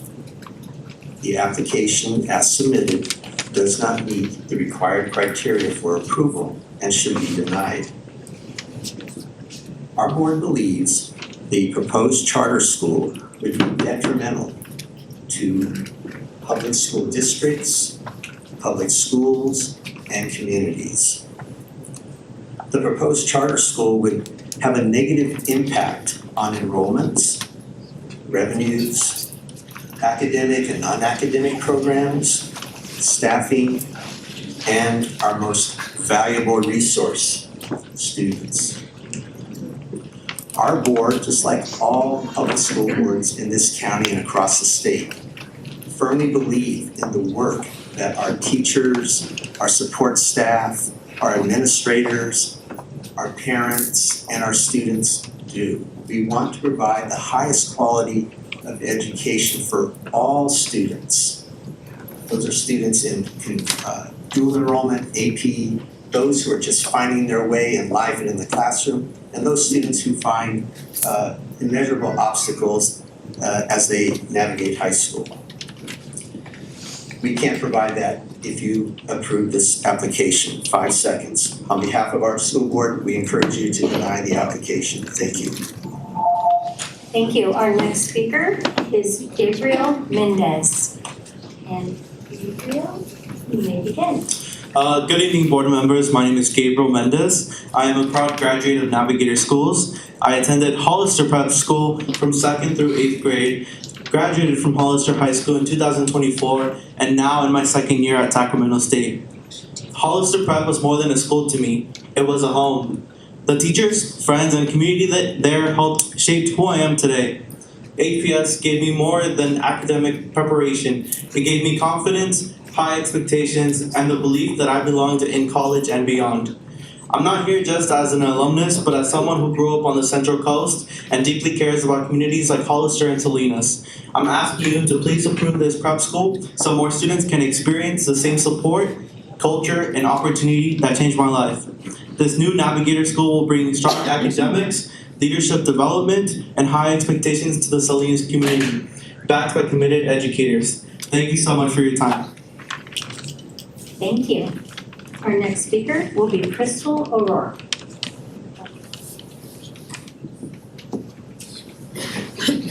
Good evening, board. My name is Crystal O'Rourke, and I stand before you tonight as a longtime resident of Prunedale, a mother of two Watsonville Prep School students who formerly attended Monterey County District School, and as a founding Navigator Schools educator to urge you to approve the petition for Monterey County Prep. As the Chief Academic Officer, it's important for me to address the portion of the staff report that says our TK through 8th grade model lacks specificity to identify features that Monterey County's own school districts do not offer. We know there are portions of our model that different school districts do offer, and yes, some schools offer things we don't. However, our overall approach towards the core 3 is something unique to Navigator and contributes greatly to our success. If you were to visit a campus, you would see not one or two of these things. You'd see all of them consistently and coherently across grade levels, schools, across campuses. Small group instruction, technology integration, full inclusion, weekly teacher coaching, and deep instructional excellence. In fact, as part of the renewal process for one of our current schools, we recently experienced the official walkthrough. And the list of glows including an amazing, established program, highly satisfied parents, and engaged students, which all led to incredibly strong data. This is evidence that we don't just say we do things well. We are able to prove it to our authorizers as well. And what I'm hoping you truly hear tonight from all of our speakers is our true desire to become part of the educational foundation of Monterey County. We want you and your team to visit the future Navigator campuses in Monterey County and walk away with that same feeling, that students are thriving. And at the end of the day, isn't that what we all want? On behalf of my own children, as well as those of my neighbors and community members, I'm urging you to vote to approve Navigator Schools' petition as a public school, as we are a public school organization at all of our schools. Thank you. Thank you. Our next speaker is James Dent, and you may begin. Thank you. Good evening, board and superintendent. I'm James Dent.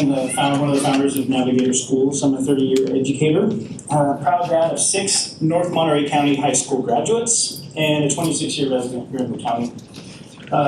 Someone in this room, if you were students in my room and in my classroom, and I said 2, 4, 6, 8, you would say, darn, there would be 10. Here's another pattern for you. At our 4 schools, like Gilroy Prep, students there were 273% more likely to meet or exceed standards than the closest elementary school in Gilroy. In Hollister, where we're co-located, our students are 472% more likely to meet or exceed standards than the students at the same school that we're co-located with. Watsonville Prep is 500% more likely than the school that I could throw in football 3 times and hit. It's right near us, and the kids are 5 times more likely to be proficient. And at Hayward Collegiate, our 4th school, it's 737%. So we are very proud of those results, but I want you to think about this. If these were improved heart surgery survival rates at local hospitals, where would you send your loved ones for a heart procedure? A vote for our charter is a vote for better outcomes. Last year, 81% of our 8th graders scored met or exceeded standard, and only 1 student in our whole 8th grade class was the level 1, and that was a student who has very serious needs. If you come to our school, I'm going to ask every time Ms. Mendoza, Ms. Owen, and Superintendent Gus, you saw our squads model. You saw what our 6th, 7th, and 8th graders were doing, and we're going to do something even more exciting in high school. And this is something that is being done in Seattle and it's being done in Stockton because other schools have come to see, and we want to share that. Thank you. Thank you. Our next speaker is Rocio Delgado Rivera.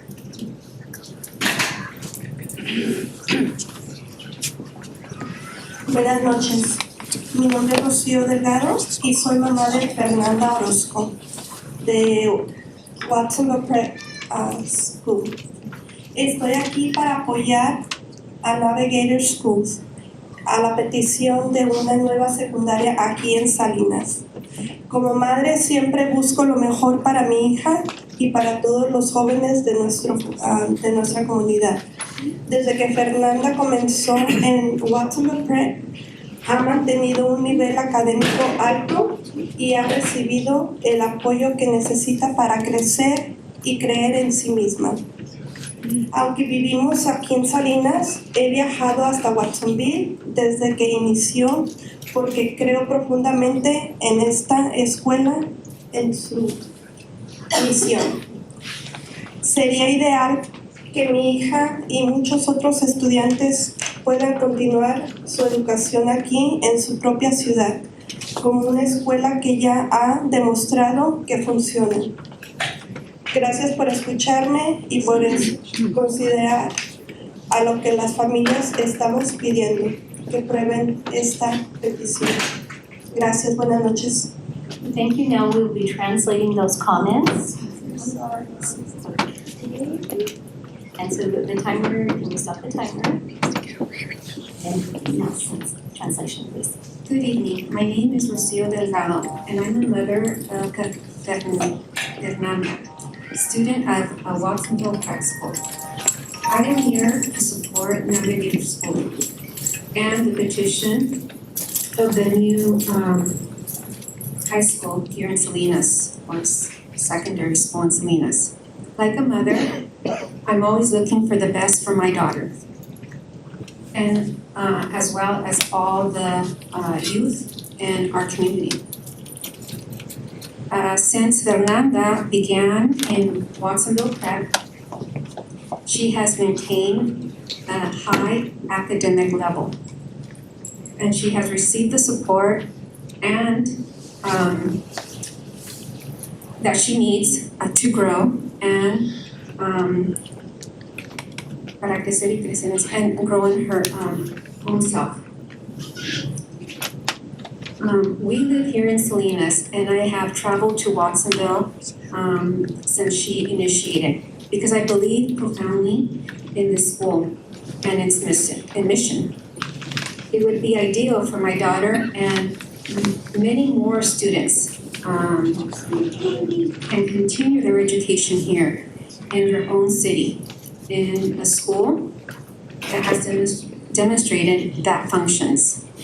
Thank you for listening, and please consider that the families, what the families are asking in this petition. Thank you. Okay, before we hear from our next speaker, I'm going to ask the next 5 speakers to line up. Alex Heredia, Erica Santos, Melissa Alatorre Alnas, Sat Singh, and Jackie Vinces. And our next speaker is Fernanda Orozco Delgado. And we will begin. Good evening or good night, members of the Monterey County Board of Education. My name is Fernanda Orozco Delgado, and I'm an 8th grade student at Watsonville Prep School. I live in Salinas, and I travel to Watsonville every day to attend school. Having a school like Watsonville Prep closer to home would make a big difference for students like me and for families in our community. I'm proud to be a student at Watsonville Prep because it has had a positive impact on me. I feel supported, comfortable being myself, and encouraged to do my best. One of my favorite parts of our school is Circle, where students can share their feelings and listen to one another. It helps us feel heard and connected. Being at Watsonville Prep has helped me grow, gain confidence, and believe in myself as a student. Thank you for your time, and please vote yes for the students of Monterey County. Thank you. And our next speaker will be Rita Castaneda, and you may begin. Good evening. My name is Rita Castaneda. I'm a proud founding parent and a Navigator School employee, and we've met before. I'm here again because for over a year now, since the beginning of 2025, we've been meeting directly with families across Monterey County, listening to what they're asking for. Families are clear. They want schools where their children are known, supported, and held to high expectations. And they are responding to the results, not the rumors. The facts matter. Navigator schools are performing. Our students are growing academically, outcomes are strong, and families continue to show up because they see their children thriving. When misinformation circulates, families don't follow it. They follow the experience, and what they're experiencing is success. This decision is, let not this decision be about politics. Let it be about facts, outcomes, and what families are asking for. I'm asking you to make the right decision for Monterey County students and to vote yes. Thank you. Thank you. Our next speaker is Alex Heredia. And you may begin. Hello, my name is Alex Heredia. I am here to represent my family who attended the local Monterey schools. And on their behalf and on the behalf of all students in this community, I'm asking that you vote yes for the charter submission. I am also here as a student service coordinator for Navigator Schools. I am very proud of our full inclusion model and have worked at Navigator for almost 11 years because of it. 3 of the 6 founders of Navigator were special educators. They founded the school out of a deep belief that our education system can and must be changed because leaving behind subgroups of children is a violation of civil rights. They set out to prove that the achievement gap between subgroups of students can be eliminated with focused, proven instructional practice, and because they believe that inclusion was the optimum educational model for students with disabilities. Since our inception, we have operated under the same belief. The implementation of the MTSS framework has ensured that all students, including migrant students, foster youth, students with IEPs, and English language learners, have and will receive tiered levels of supports they need to read and perform math well and write at high levels needed to succeed in college, high school, and beyond. Our model means that no child needs to miss out on the opportunities that an exemplary education can provide. Please vote yes for the children and families of Monterey County. Thank you. Thank you. Our next speaker is Erica Santos. Please come right up. That podium is too tall. Feel free to the side. Thank you. So good evening, President, trustees, and superintendent. Once again, thank you for the opportunity to speak. My name is Erica Santos, and I am Monterey County resident and also a parent of a student at a current charter school. I am here today to express my strong support for the approval of Navigator Charter Schools in Monterey County. For many families, including mine and those that couldn't be here, the most important decision we make is where our children learn and grow. While Monterey County has dedicated educators and many strong schools, the reality is that one size does not fit all. Families deserve access to high-quality public schools options that reflect different learning styles, cultures, and needs. Navigator Charter Schools offer a proven whole child approach that emphasizes academic excellence, strong relationships, and student engagement. Their track record and neighborhood communities show a commitment to serving diverse learners, supporting families, and preparing students for long-term success. Navigator is not replacing public education. In fact, it is strengthening it by expanding opportunity and choice within the public system. Charter schools exist to innovate, to respond to community event needs, and to provide families with options when traditional settings may not be the best fit. Approving Navigator would allow more Monterey County families, especially those seeking a different educational environment, to have access to a public school that aligns with their values and their children's needs. I respectfully urge the board to consider the voices of the parents and families who are seeking for more opportunities, not fewer. Approving Navigator Charter Schools would mean a meaningful step towards equity, access, and educational opportunity for our county. Thank you for your time and service to our students and community. Thank you. Our next speaker is Sat Singh. Did I pronounce that correctly? Perfect, thank you very much. Thank you. You may begin. Honorable board members and Superintendent Gus, good evening. My name is Sat Singh. I'm the Vice President of Advocacy for CCSA. The California Charter School Association is a statewide nonprofit advocacy organization that supports high-quality charter schools so that all children have access to a great public education.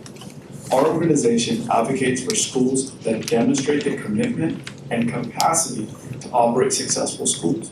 Navigator Schools has a proven track record of serving their students well and delivering strong outcomes. Navigator serves a diverse student population, ensuring that all students, regardless of background, have access to high-quality educational opportunities. Their students routinely outperform those in neighboring schools, reflecting a culture of accountability and support. Navigator is a highly innovative educational program. Navigator's innovation is widely recognized by educators and peers. Last year, Navigator School received the Heart, Vision, and Innovation Award. Schools across the state voted for this award based on programs that ensure all kids are represented, supported, and included. Navigator's commitment to closing student learning gaps by meeting them where they are academically and supporting them in reaching rigorous grade level expectations require a level of creativity and flexibility that breaks the mold of traditional classrooms. For this reason, I strongly urge you to approve this charter school. You have an incredible opportunity to provide your families with access to a high-quality educational program. Please, let's focus on outcomes and give the families a choice in their students' education. Thank you very much. Thank you. And before our next speaker speaks, I'm going to ask the next group of individuals to please sign up.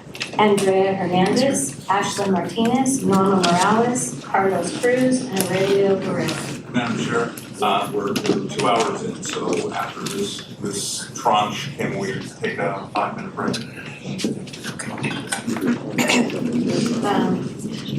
Okay, so our next speaker is Jackie Vences. So she was the last of this group.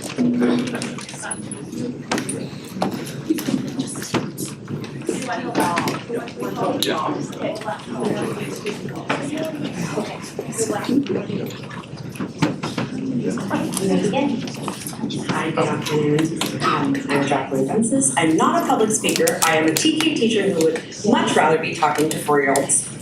But I felt the need to come and support Navigator School's petition for Monterey County Prep. I grew up and still live in Monterey County, so this is my community. And what's best for the children of my friends, family, and eventually maybe even my own is to allow families in the community to choose where their child goes to school.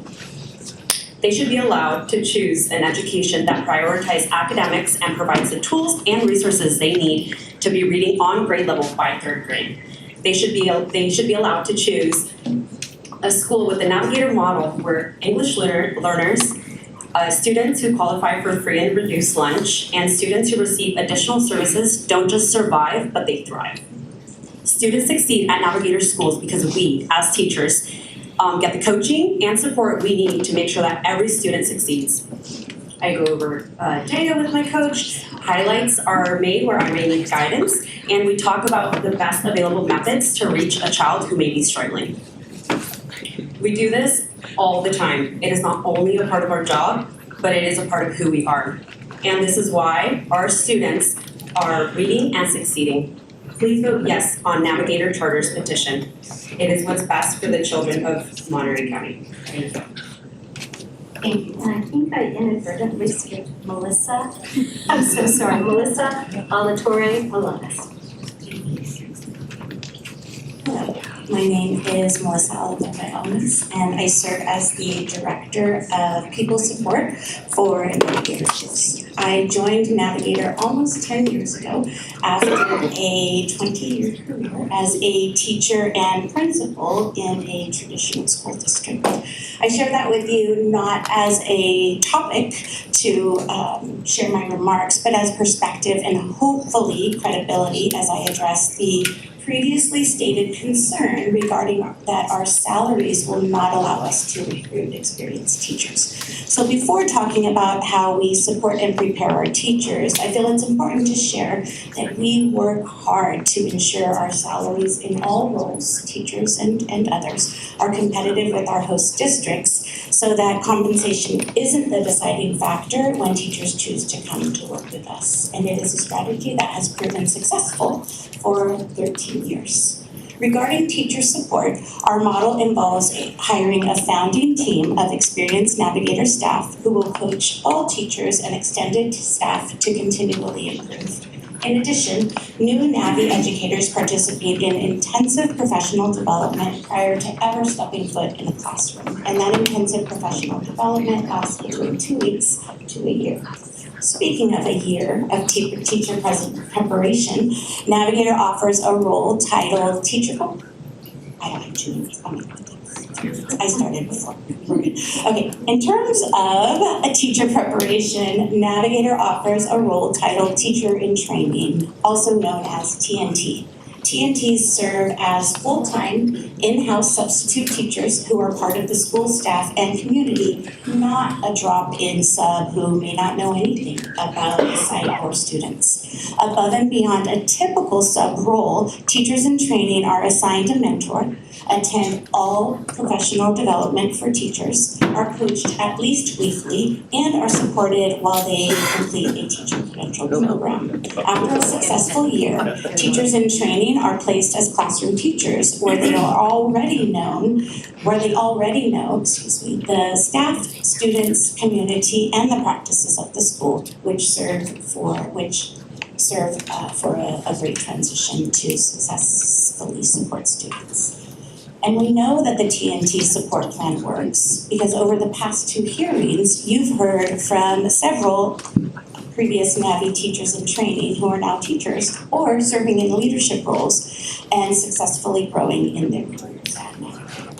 The Navi team, including teachers in training, experienced teachers, and local talent, are ready to provide and will provide every child in a Monterey County prep school with the skills they need to be learners and leaders. I urge you to please vote yes on this petition. Thank you. Thank you. And before we begin with Andrea, we're going to just add one more person. No, Andrea, you can come on forward. But before you begin, we're going to ask to line up Andrea Lopez. Sorry, we're deviating just a little bit here. Got 2 infants at home. We need to get the babies to bed. So please line up next, Andrea. And Andrea Hernandez. Okay. Good evening. It is an honor to stand before you again, asking you to approve the Navigator Schools Charter petition. As I shared with you last month, I'm a proud Navigator employee and a Monterey County resident. What I didn't share with you then is how deeply I love the community of Seaside and why I believe we deserve a Navigator school option. My husband and I moved to Monterey County 10 years ago, and we love being in our community. We never want to leave.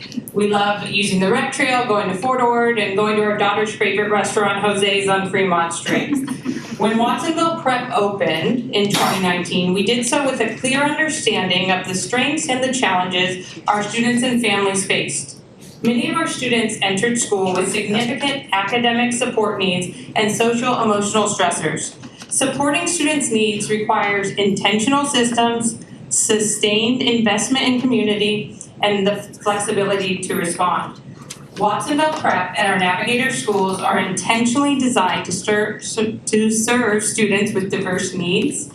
This includes full inclusion, robust multilingual learner supports, and consistent coaching to teachers and leaders that helps to improve practice and improve practice quick. These elements are not commonly found together in one school, yet they're critical for student success.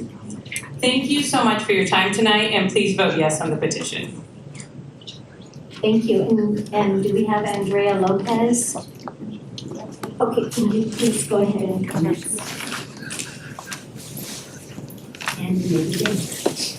Hi everybody, this is my first time attending a educational board meeting. I am from the east side of Salinas. I also attended schools in Los Angeles. I did a lot of traveling as a kid. And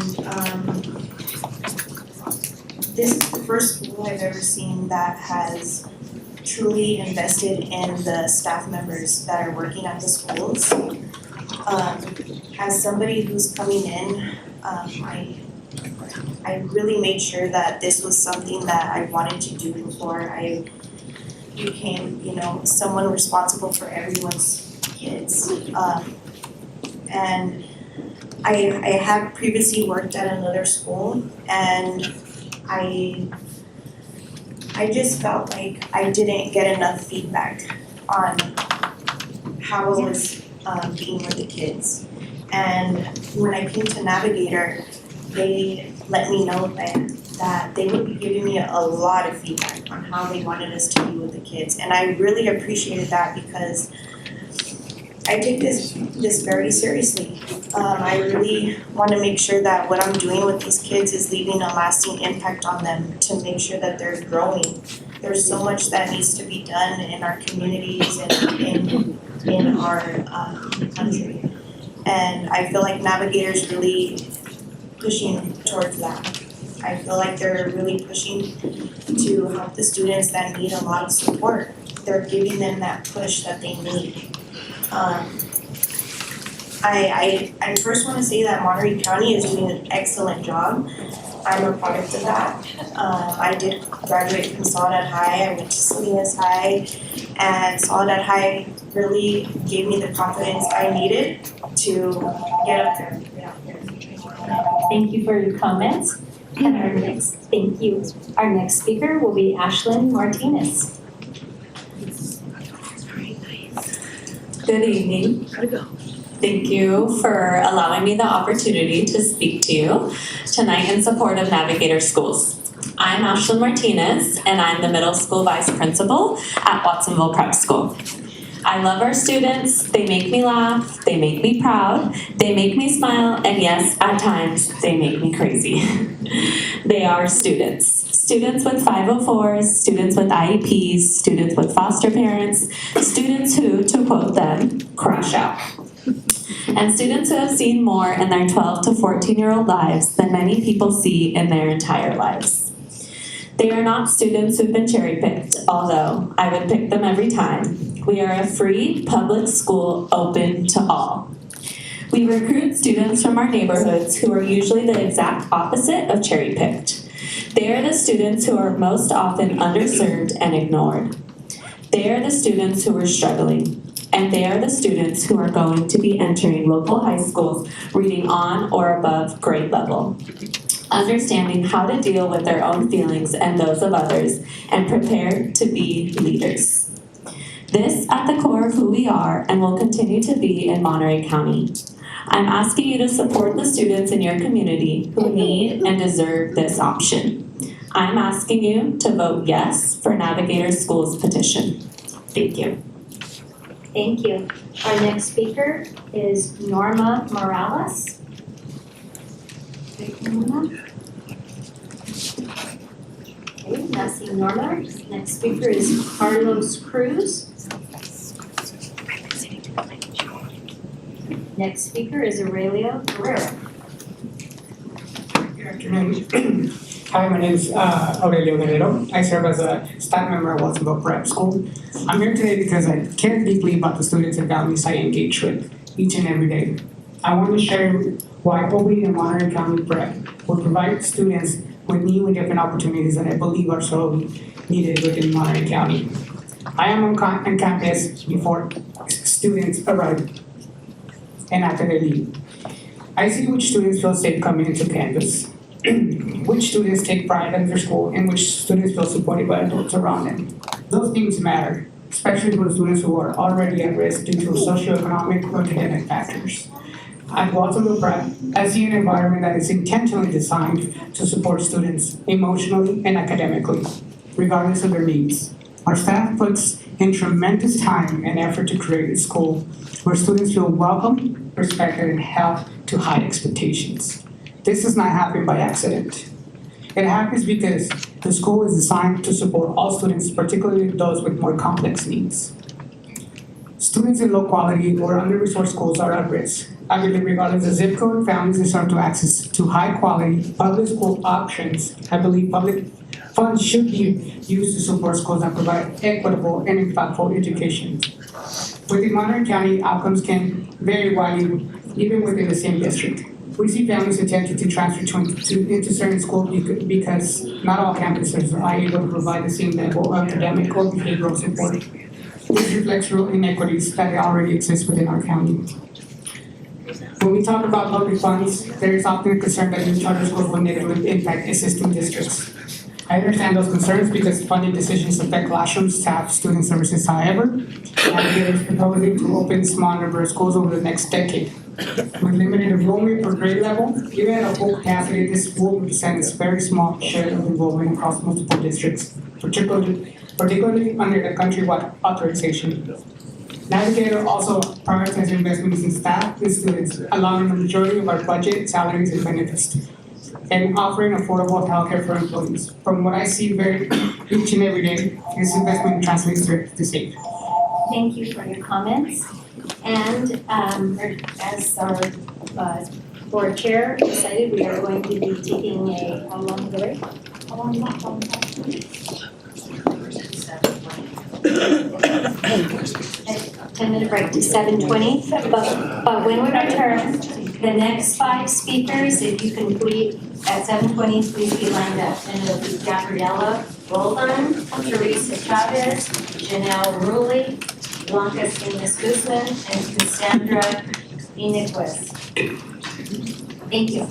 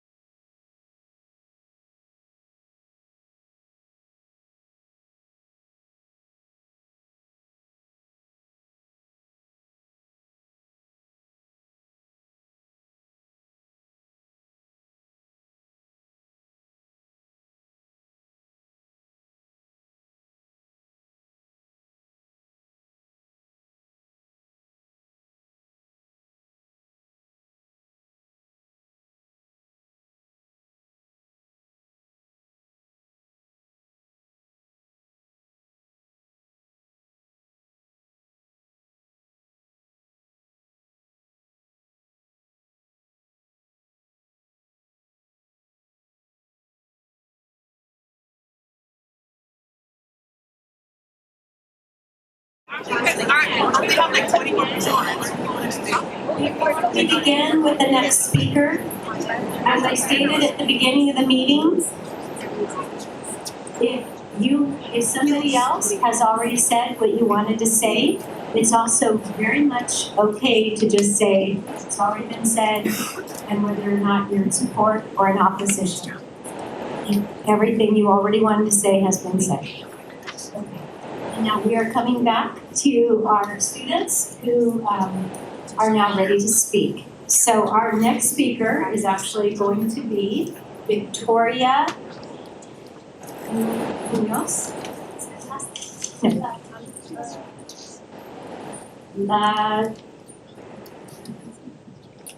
Can you say that name in the microphone, please? Victoria Ladron Guevara.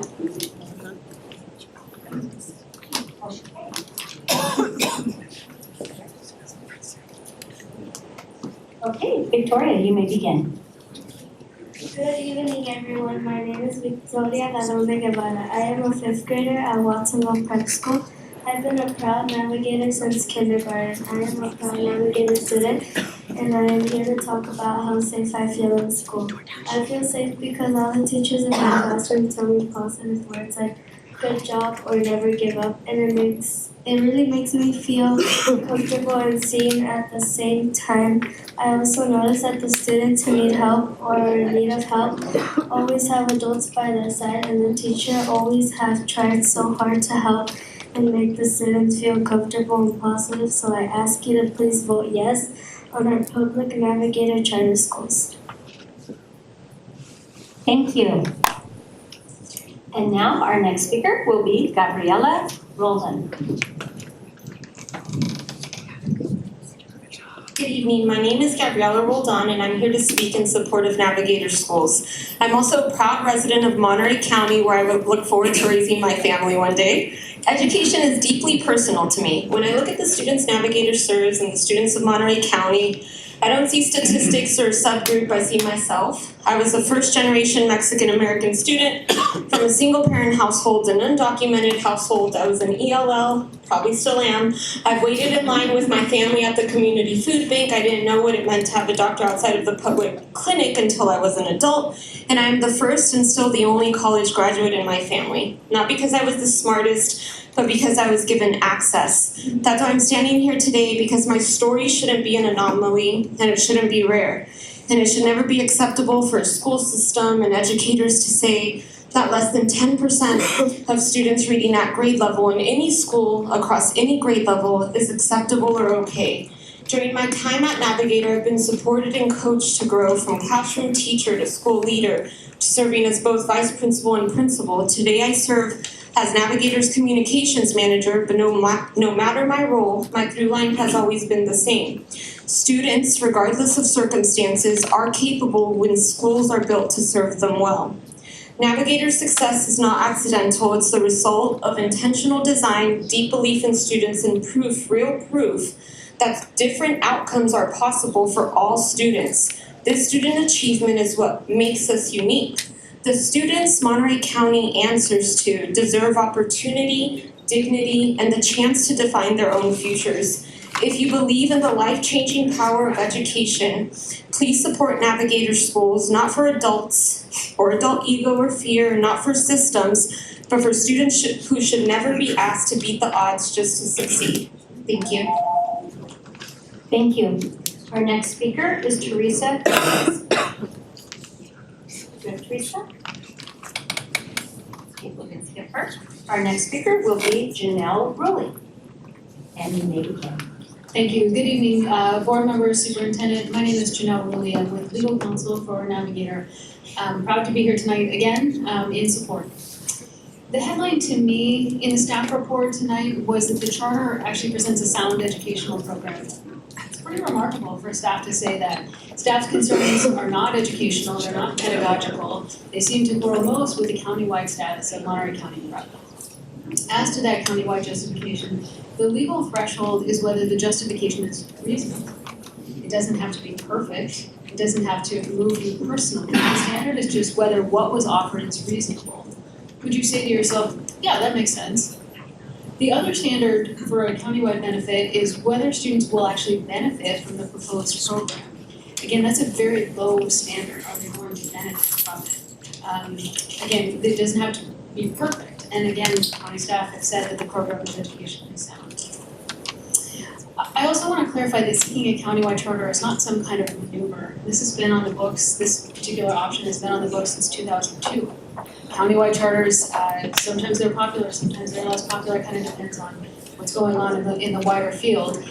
These days, they might be a little more popular because there's limitations on where charter schools are located that don't apply here. I would also say that a lot of schools, we've heard tonight, are offering many of the things that Navigator offers, but nobody has told you that one single school offers all of them at the same time. And I'm certain that students cannot be enrolled in multiple public schools at the same time. So to get the benefit of all of those things, they would have to hop from school to school. Navigator is offering all of them at the same time. So on the countywide benefit, really what Navigator is proposing is the ability to operate as one school with multiple campuses. So a student who lives in one part of the county moves to another, they don't have to disenroll and re-enroll. They're just continued to enroll in that school. The centralized oversight piece is that more resources are spent on students instead of writing reports. Thank you. Thank you. Our next speaker is Blanca Salinas Guzman. Good evening. My name is Blanca Salinas Guzman, and I'm the Community Engagement Manager at Navigator Schools, and I'm in support of this petition. I'm a first-generation college graduate, a Mexican-American raised by a single mother in an immigrant family, and one of the first in my family to attend college, which is why I chose this work, because I believe deeply in supporting students and families of those who share those same lived experiences. At Navigator, my role and the role of our community school coordinators across all our campuses is to ensure families receive wraparound supports regardless of their circumstances. This includes McKinney-Vento students, foster youth, immigrant families, and MLL households, among other students with other needs.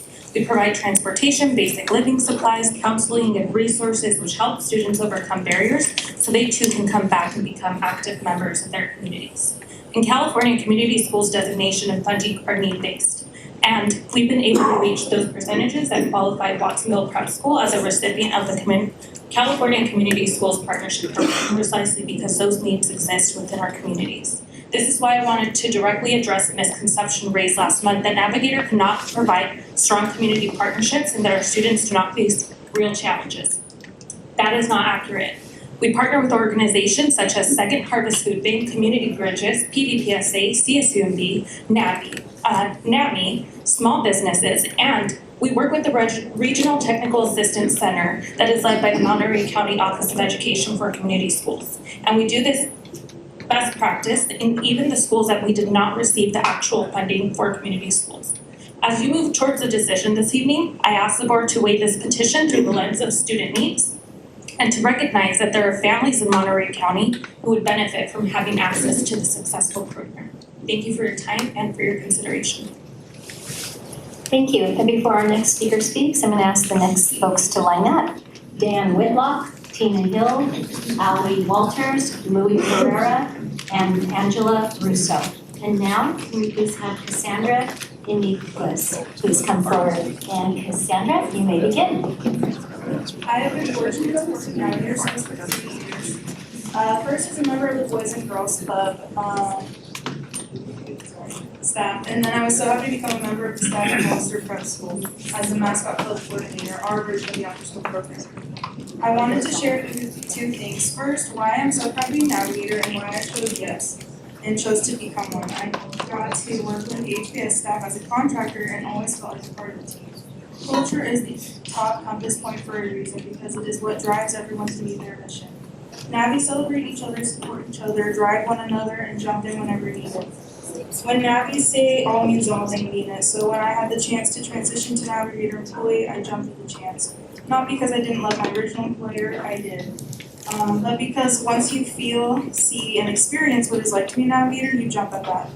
Second, for the same reasons why I am so proud to be a Navigator, students from all over would be incredibly fortunate to have the chance at a Navigator education.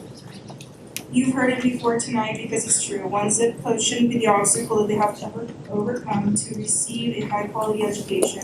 And if you approve the countywide option for Navigator schools, it won't be. please, for the future staff and future scholars, please approve the charter of Monterey County Prep. Thank you. And our next speaker is Dan Whitlock. And Dan, you may begin. Awesome. Good evening, board. My name is Dan Whitlock. I'm coming to you tonight to urge you to vote in approval of the Navigator Charter. I am a graduate of Seaside High School, a former North Monterey County Unified School District teacher from 2013 to 2022, a former union member for North Monterey County, and a current Navigator employee, parent, and marina resident in Monterey County property owner. Through my work with Navigator, I've been able to be a member of the California Department of Education's task force on AI guidance in education, providing statewide guidance to all schools in California, and recognized by Arizona State University and GSV as an AI innovator nationally. So I kind of lived on both sides of it. I've worked as an educator in the district schools locally, an employee of Navigator, and I send my students to Navigator schools. I want to be very clear, I would not send my own child to a school I did not believe in deeply. I chose Navigator for my child because I've seen its impact, the strong instruction, the serious investment in educators, in classrooms where students are supported, challenged, and known.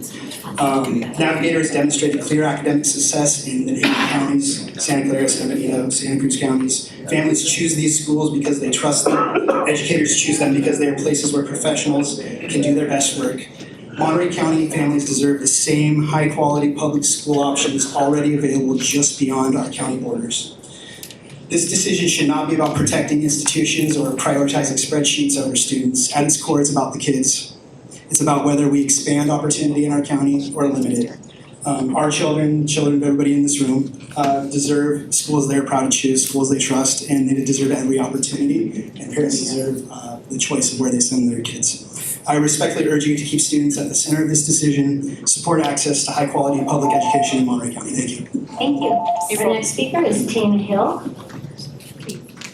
Good evening, board members. My name is Tina Hill, and I serve as the Director of Student Services for Navigator Schools. I want to speak to you specifically about how Navigator serves students with disabilities, because some of what has been said publicly does not reflect our actual practices. Navigator School builds on a full inclusion model. Students with disabilities are educated alongside their peers in general education classrooms with appropriate supports and services pushed in regardless of circumstances. This approach allows all students to build meaningful peer relationships and directly challenges the outdated belief that students with disabilities must be separated in order to succeed. Inclusion at Navigator Schools is supported through the educational specialists that are dedicated to one specific site and specifically support students with disabilities by pushing into the classrooms and additionally supervising full inclusion instructors who push into the classrooms to support students.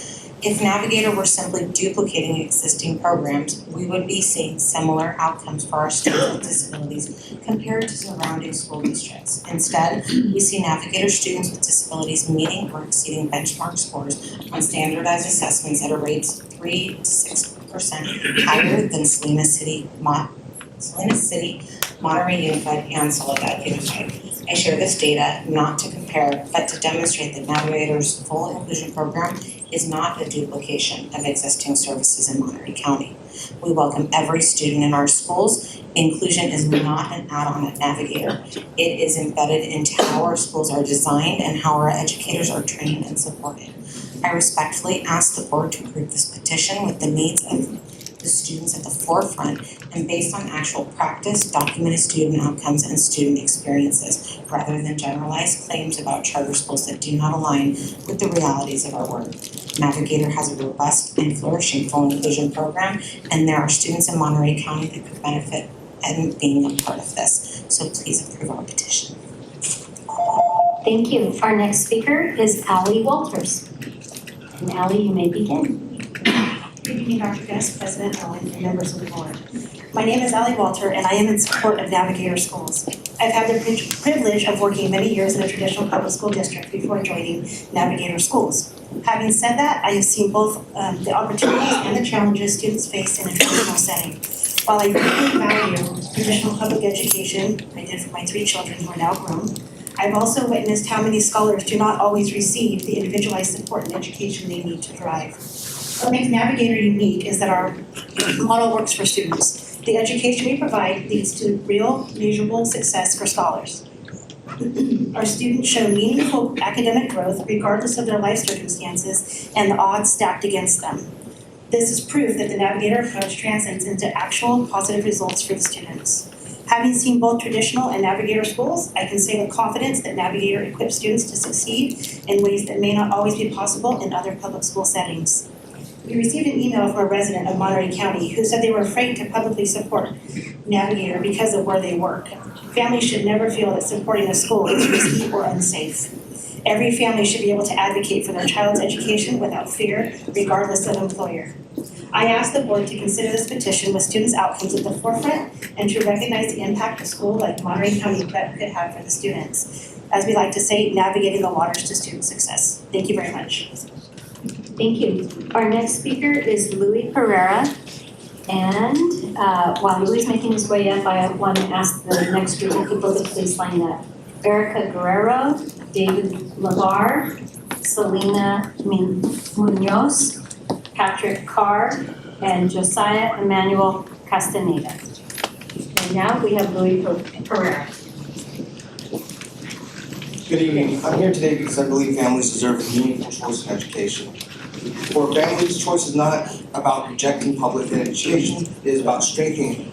When parents choose a school that aligns with their children's learning style, values, and students are more engaged, attendance improves and outcomes follow.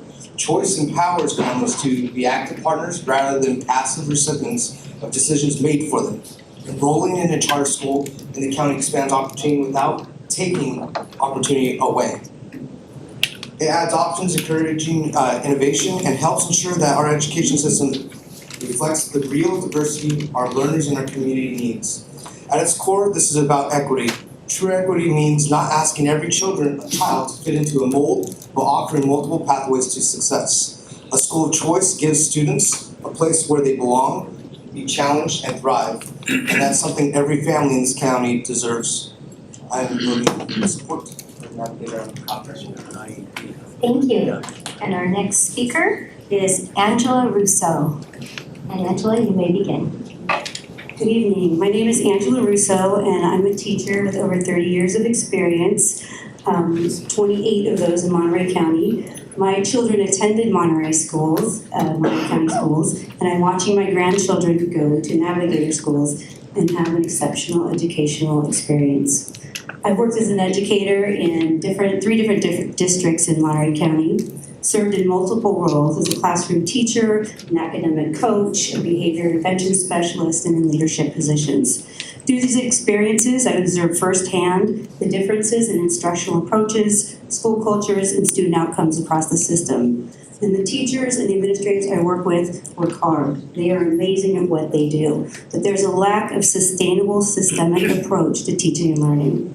Because I wanted to understand why Navigator's results and their climate and culture were consistently stronger, I visited Navigator schools on multiple occasions. Through these visits, I've seen firsthand how their intentional systems, their instructional coherence, and clear expectations created an environment where both students and educators were thriving. Navigator schools could offer students an opportunity in Monterey County to thrive because they focus on what works in teaching and learning, and it's a choice.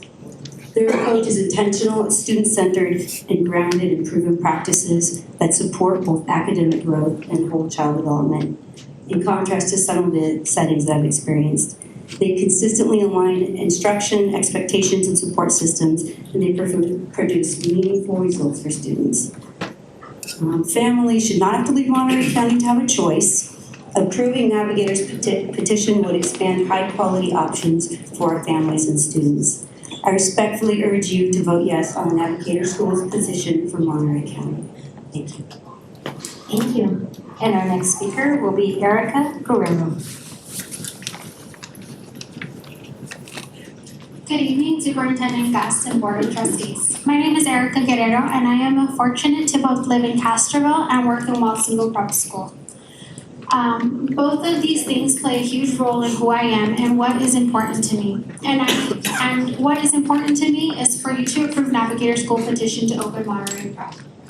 I listened to people last month about the students who serve, and then in the staff responses I read of our school that do not face some of the socioeconomic challenges in schools and in the areas we are trying to serve.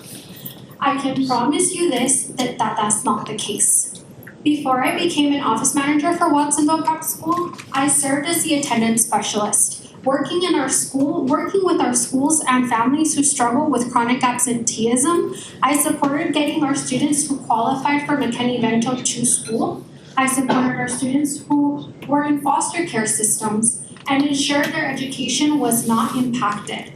And I made sure our students who faced unsustainable housing had access to the care they needed. Those weren't one or two students. These weren't insulated situations. Our Watsonville school has similar situations to our Monterey area that we are trying to trigger. But instead of just telling you about the challenges our students face, I want you to know that our students are outperforming those of similar backgrounds, proving that our model is proven and effective with similar students. When you say regardless of our circumstances, those aren't just words. We mean every student will be equipped to be learners and leaders. Please vote yes in the Monterey County Prep and give students a chance to receive the Navigator education. Thank you. Thank you. Our next speaker will be David Labar. And you may be. I'll do my best for public speaking, so I will try my hardest. My name is David Labar. My family lives in South County, City, in Titus, Salinas. We've been here for many years. My ties to Navigator School has been extensive since 2019. I fell in love with the school when I first started working there, and I saw the amazing work that they've done with these students. I couldn't believe it when I saw the improvement every day. 30, 60, 90 days, these students just changed before my eyes. It was incredible. So that made me want to even push in more, work harder, and do better for the students. During this time, during COVID, we would have to do, I'm starting to lose it. Okay, when we had go on breaks, we still think about our students. We still provide them nutrition. We send meals home with them. During long breaks, we make sure that there's no food insecurity. We partner with the Second Harvest Food Banks. We do all this stuff to make sure that nobody's without food. We really look out for our kids, and I'm starting to get a little, sorry. It's okay, Dan. Thank you. Thank you. Our next speaker is Selena Munoz. Let's do that one. The next speaker is Patrick Carr. Good evening, board members and superintendent. My name is Patrick Carr, and I'm a product of charter and traditional public schools. I'm currently an 8th grade teacher at Watsonville Prep, and I'm a high school basketball coach of a team with a currently 13-2 record. I don't share that to brag. I share that because it is the result of teamwork. And at Navigator, that is something we excel at, being a team. We get better with our coaching model. We play to our strengths. We work on our weaknesses, and we watch game tape. But in this case, we review student data. We review it again, and we review it again, and we pivot and adjust our teaching. When we realize things aren't going the way we want or should, we change and we work the best way we can. Our record reflects this focus and commitment. We'll bring that same level of team effort and intentionality to Monterey County, and we are asking you to please vote yes in support of Navigator Schools for our current team and future teammates, the students of Monterey County. Thank you. Thank you. Before our next speaker, we're going to ask the next group to line up. Andrew Bordracha, Jose Castaneda, Rita Castaneda, Angie Russo, and Yuvia Gutierrez. And now we have Josiah Emmanuel Castaneda, and you may begin. Good evening, members of the Monterey County Board of Education. My name is Josiah Castaneda, and I'm currently a junior at the Palma High School. I'm here tonight because Navigator Schools played a foundational role in who I've become as a student and as a person. I was one of the founding students at Hollister Prep School when it first opened. My family took a chance on a new school, and from the very beginning, the teachers made it clear that I was known, supported, and expected to succeed. I'm a firm believer that Navigator Schools didn't just prepare me academically, it taught me how to think critically, manage my time, and advocate for myself. Those skills followed me into high school and continue to shape how I approach challenges today. Because of that foundation, I'm now thriving in a competitive high school environment with a strong GPA, and I've had the opportunity to engage in many conversations with colleges and universities about my future options. I feel prepared, confident, and supported as I explore what comes next. To this day, I'm beyond proud to be a former character school student and so happy that my parents took a chance on a new school. I am a living testament that taking a chance on a new school, just like Navigator Schools, can shape your future for the better. I'm here tonight because I believe students in Monterey County deserve access to the same kind of start I had. A school that invests in students early and consistently. Thank you for your time, and I ask you to vote yes so more students can benefit from the Navigator model. Thank you again, and may God bless you. Thank you. Our next speaker is Andrew Baracha, and you may begin. Hello, everybody. My name is Andrew Haracha, and my fiance and I are proud to call Salinas our home. I now work for a local nonprofit, but I used to be a Navigator employee. Additionally, my younger brother is a graduate from Hollister Prep School. In both of those capacities, I'm asking you to vote yes on Navigator's petition to open a school in Monterey County. Navigator is a special place, a place where every single staff member is committed to the mission. It doesn't matter what department you work in or what your job title is, every Navigator is an educator. Everyone is committed to ensuring scholars are being equipped to be learners and leaders in high school, college, and beyond, regardless of their circumstances. This is the true Navigator, not the Navigator that has been portrayed by others in the last month. Navigator is a public charter school organization, not a corporation. Navigator is a place that is open to all students. It does not cherry pick. Navigator follows all state laws and regulations. It is open and transparent. And Navigator truly cares about its students and families. I want a Navigator option in Monterey County. Our residents all deserve it. Please vote yes on this charter, and thank you. Thank you. And our next public comment is Jose Castaneda. Good evening. My name is Jose Castaneda. I'm here as a parent and someone who has been working in Monterey County for over 30 years. Education has always been important to me. Even though I didn't grow up with an academic support or guidance, I had to figure most things out on my own. When both my children attended Hollister Prep, it was a new school, but what I saw and experienced was something I never received as a student in public schools. I saw the teachers who cared, paid attention, believed in all the kids, and gave them all their time. Today, both my children attend a high-performing high school, and they are thriving academically with strong GPAs. That foundation happened because they had strong support early on. I'm asking you here tonight to make the right choice and vote yes for Navigator Schools. So more kids in Monterey County can have the same support and opportunity to get a better education. Thank you. Our next speaker is Rita Castaneda. I'm happy to go again, but I don't really wet. Okay, so we somehow got two forms for you. Okay, we're gonna switch one of those and so. She already went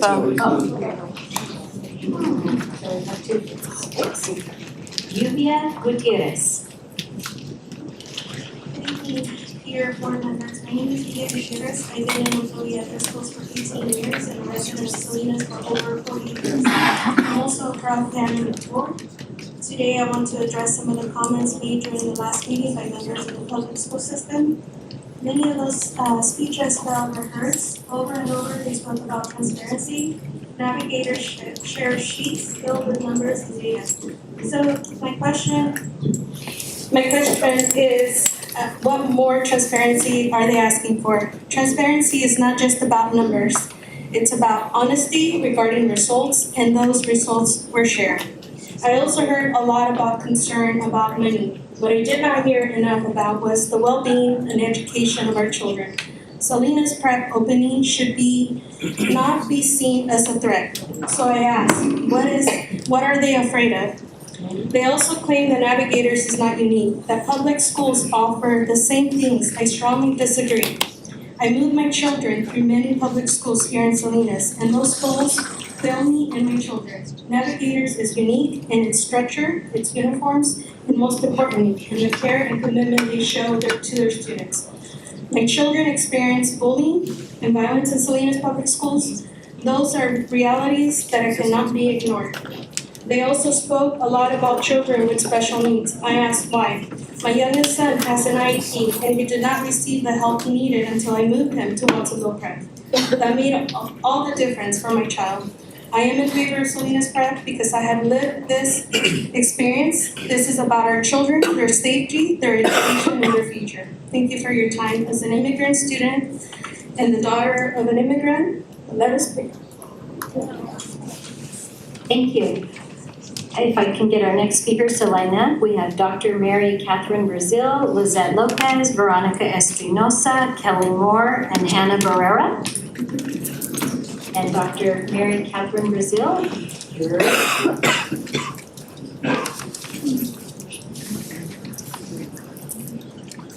Do we have Dr. Mary Catherine Brazil here? She was turned away at the board. Okay. Do we have Lizette Lopez?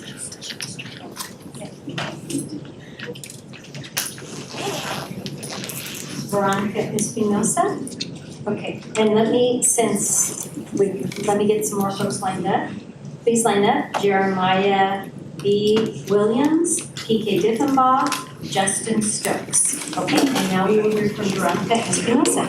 Good evening, members of the board. My name is Veronica Espinosa, and I'm here opposing the Navigator Charter Schools petition. As a mother of 3 children who have all gone through our current school system here in Monterey County, in both Salinas City Elementary School District and Salinas Union High School District, I will name each school.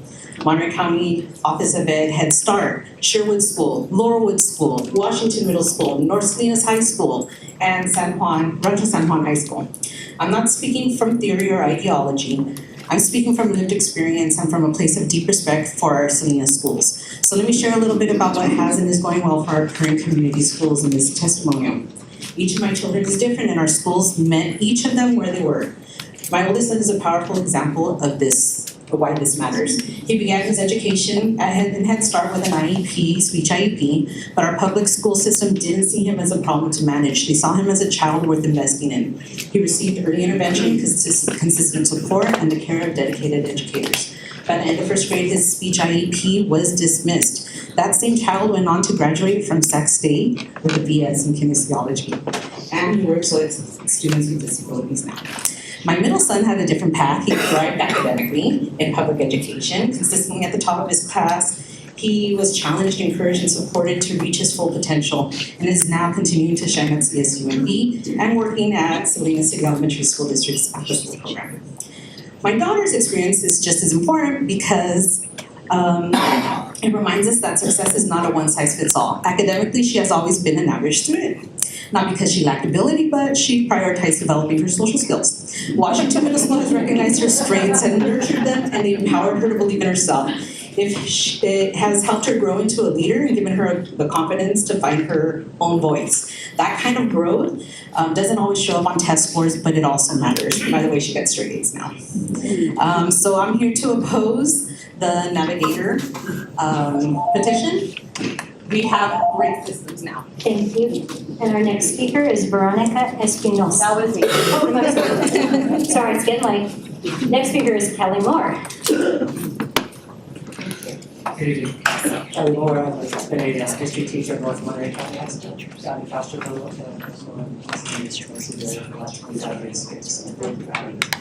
I'm here to speak in opposition to this petition. And I've always wanted to be a teacher my entire life. My dad's a teacher. I love what I do. And I just want to make it very clear.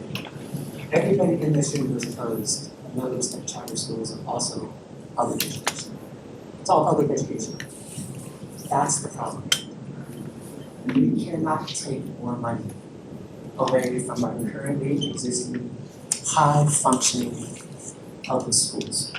You're hearing the same thing from the same people that come up here. In fact, several charter teachers taught in our school district for a short time. I know it. They're great people. I'm not against charter schools. A couple of my sons, I think alternative ed is great. Two of my son's friends homeschool and surf all day. Works for them, it's great. But you know the deficit funding situation that we're in with declining enrollment. And we cannot take money away from our existing public schools. We can't. You know what that means. It means less programs. It means less counseling. It means less music. It means less art. It just does. And we cannot let educational theories of a few hundred impact tens of thousands of kids in Monterey County, and it will. It's going to impact things that can offer to tens of thousands of kids all the way across Monterey County for the benefit of choice. I have to say, choice is a great talking point, and the idea of like choice not replacement is awesome. Sounds great on paper. It's a total pipe dream. It's total replacement because you're taking that public school funding with you. There is no choice, comes with the cost of taking away programs from other kids. That's a false choice. You cannot put that out there. And I heard the council say, you know, that we couldn't see anything about like an educational objection here. This is all an educational objection. All those cuts went in. It's not a high bar to overcome. First of all, only 70 out of all 1,300 charter schools in the state, countywide, and not a district charter. It's a very high bar for everybody that's going to lose all those programs. The teachers aren't going to be able to teach in an already existing very high functioning faculty. So I implore you please to reject. Thank you. Our next speaker is Anna Barrera. I'm here to ask the board as well as the superintendent to reject this charter. Please vote no. The California Charter Schools Association pushed for Prop 39 since 2000. In 2024, they filed a lawsuit against LA Unified to push for more co-location, which would basically gut our school funding. And if you look at the results of what happened, they're pushing their agenda, and you need to understand where the agenda is coming from. You said that charters are public schools. Well, let's look at the question. Who are the ones bankrolling the privatization of our public education system? You gotta go back 46 years to the 1980s with William Bennett and Ronald Reagan and the right-wing Republican agenda that wanted to privatize using the system of vouchers. They brought together the Koch brothers. They brought together the Walton Family Foundation, which now funds 1 out of 4 charters in this country. As a member of Educational Opportunity Now, by any means necessary, we've been fighting this movement to the point where we've actually pushed against Arne Duncan with his neoliberal agenda, pushing charters throughout the United States. Dr. Gloria Romero. Antonio Villaraigosa pushing charters in LA Unified and dismantling our public schools. They gutted our public school funding. Back in 2016, the State Policy Network put over $1 billion in an initiative to expand charter schools. We've been fighting this here in Salinas. We continue to see this coming in, and as public service servants yourselves, you need to make sure you protect public education, and that means you do a charter moratorium. You do not allow them to continue to drain our funding. As a 2022 Monterey County Teacher of the Year and High School Teacher of the Year, I'm all about civic engagement. I'm a grassroots organizer. Thank you. Thank you for your comment. Our next speaker is Jeremiah Williams. Do we have Jeremiah? Jeremiah, you may begin. Hello, my name is Jeremiah Williams. I just wanted to discuss a little bit about Navigator and how exquisite this program is. I figure I have a little bit of a unique perspective, being born and raised in the product of Monterey County schools, teaching Colton in Soledad. I've coached football, basketball, baseball. I know the community, the defensive coordinator at NBC. Middle school, high school, IB, DP, Common Core, project-based, inquiry-based, all of them. And the most beautiful thing about Navigator is that it takes all these things and it puts them all into one aspect. And it gives the kids the best opportunity possibly can have to succeed. I have a lot written down here that I want to talk about, but one thing I feel here is I do feel the love. I feel the love from both sides for the kids. I ask that you guys feel the love for both sides for the kids. I ask that you guys dig deep and offer the, again, I heard people saying the choice is bad, choices are bad, offering the opportunity to succeed in giving this time. I pride myself, again, being born and raised in Pacific Grove, kids going through all these different systems. I've always been proud of where we're coming. I believe you guys pursue excellence in education. I don't see how this is going to hinder that. In fact, not taking this step is not continuing the tradition of the excellence that Monterey County has provided over the years and will continue to provide. Our program is diverse and is different. Our analytics alone, being able to have immediate results of the standard. Thank you so much. Thank you. And as our next speaker comes to the podium, and that is PK Diffenbaugh, I'm going to ask the following individuals to please line up. Dr. Maria Alvarez, Melissa Edwards, Joni Lumbra, Dr. Matt Turkey, and Linda Adamson. And now, PK, you are ready to begin. Thank you, PK Diffenbaugh, Superintendent, Monterey Peninsula Unified School District. First, I just want to thank you for your thoughtfulness and seriousness in which you're reviewing this charter. I do want to address that in the agenda packet, Navigator did compare test results between Watsonville Prep and Delray Woods, which is a school within our district. And I think they did so because in the English language learner, according to the California Department of Education, both are 45% English language learners. If you dig a little deeper, I think you'll see the difference between this charter and what traditional public schools serve. The free and reduced lunch percentage is close with Watsonville Prep at 77%, Delray Woods at 88%. But the sped population of Watsonville Prep is 9%, while Delray Woods is at 20%. And students experiencing homelessness, Watsonville Prep at 5%, Delray Woods at 33%. That's 1 in every 3 students without a stable place to sleep at night. I don't have any problems with comparisons or competition, but if a charter school wants to demonstrate they outperform a district school, then they must serve all students. They must serve students experiencing homelessness and a wide variety of students with special needs. Your staff has completed a comprehensive review of this charter petition. I commend them for the thoroughness in which they did. I have nothing to add other than I concur with their findings, and I urge you to vote no on this petition. Thank you. Thank you.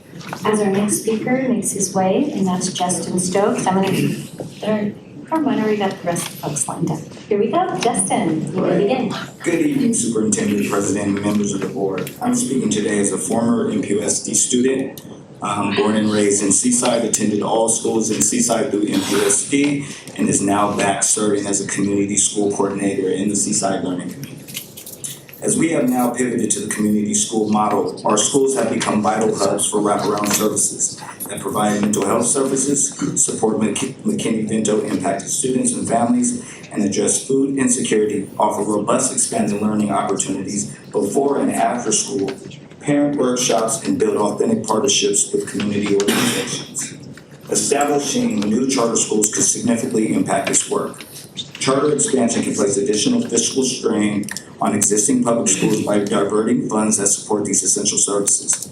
This could affect not only my learning community, but many others across the county, limiting our ability to sustain community-based supports and undermining the progress we have made meeting the holistic needs of our students and families. I am in opposition of the countywide charter schools and encourage to vote no. And thank you for your time, service to Monterey County families and students and staff members. Thank you. Our next speaker is Dr. Maria Alvarez. Please come forward. And you may begin. Thank you. Good evening, President Owens, members of the Monterey County Board of Trustees, and Superintendent Dr. Gus.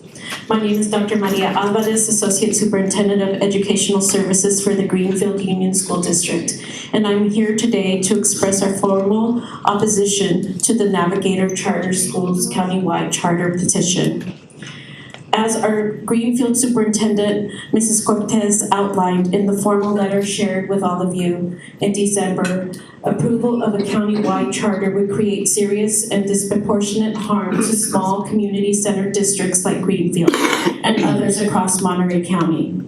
Under Education Code 47605, authorities must consider whether approval of charter schools will have a negative fiscal impact on existing public school programs. The reality is that county-wide charters often result in enrollment loss, and because of funding under the local control funding formula is enrollment driven, even modest declines create immediate and significant reductions in school district revenue. This includes reduction not only to unrestricted funding, but also to supplemental and concentration funds. The exact resources we depend on to serve students with the greatest needs, including English learners, low-income students, indigenous families, and students with disabilities.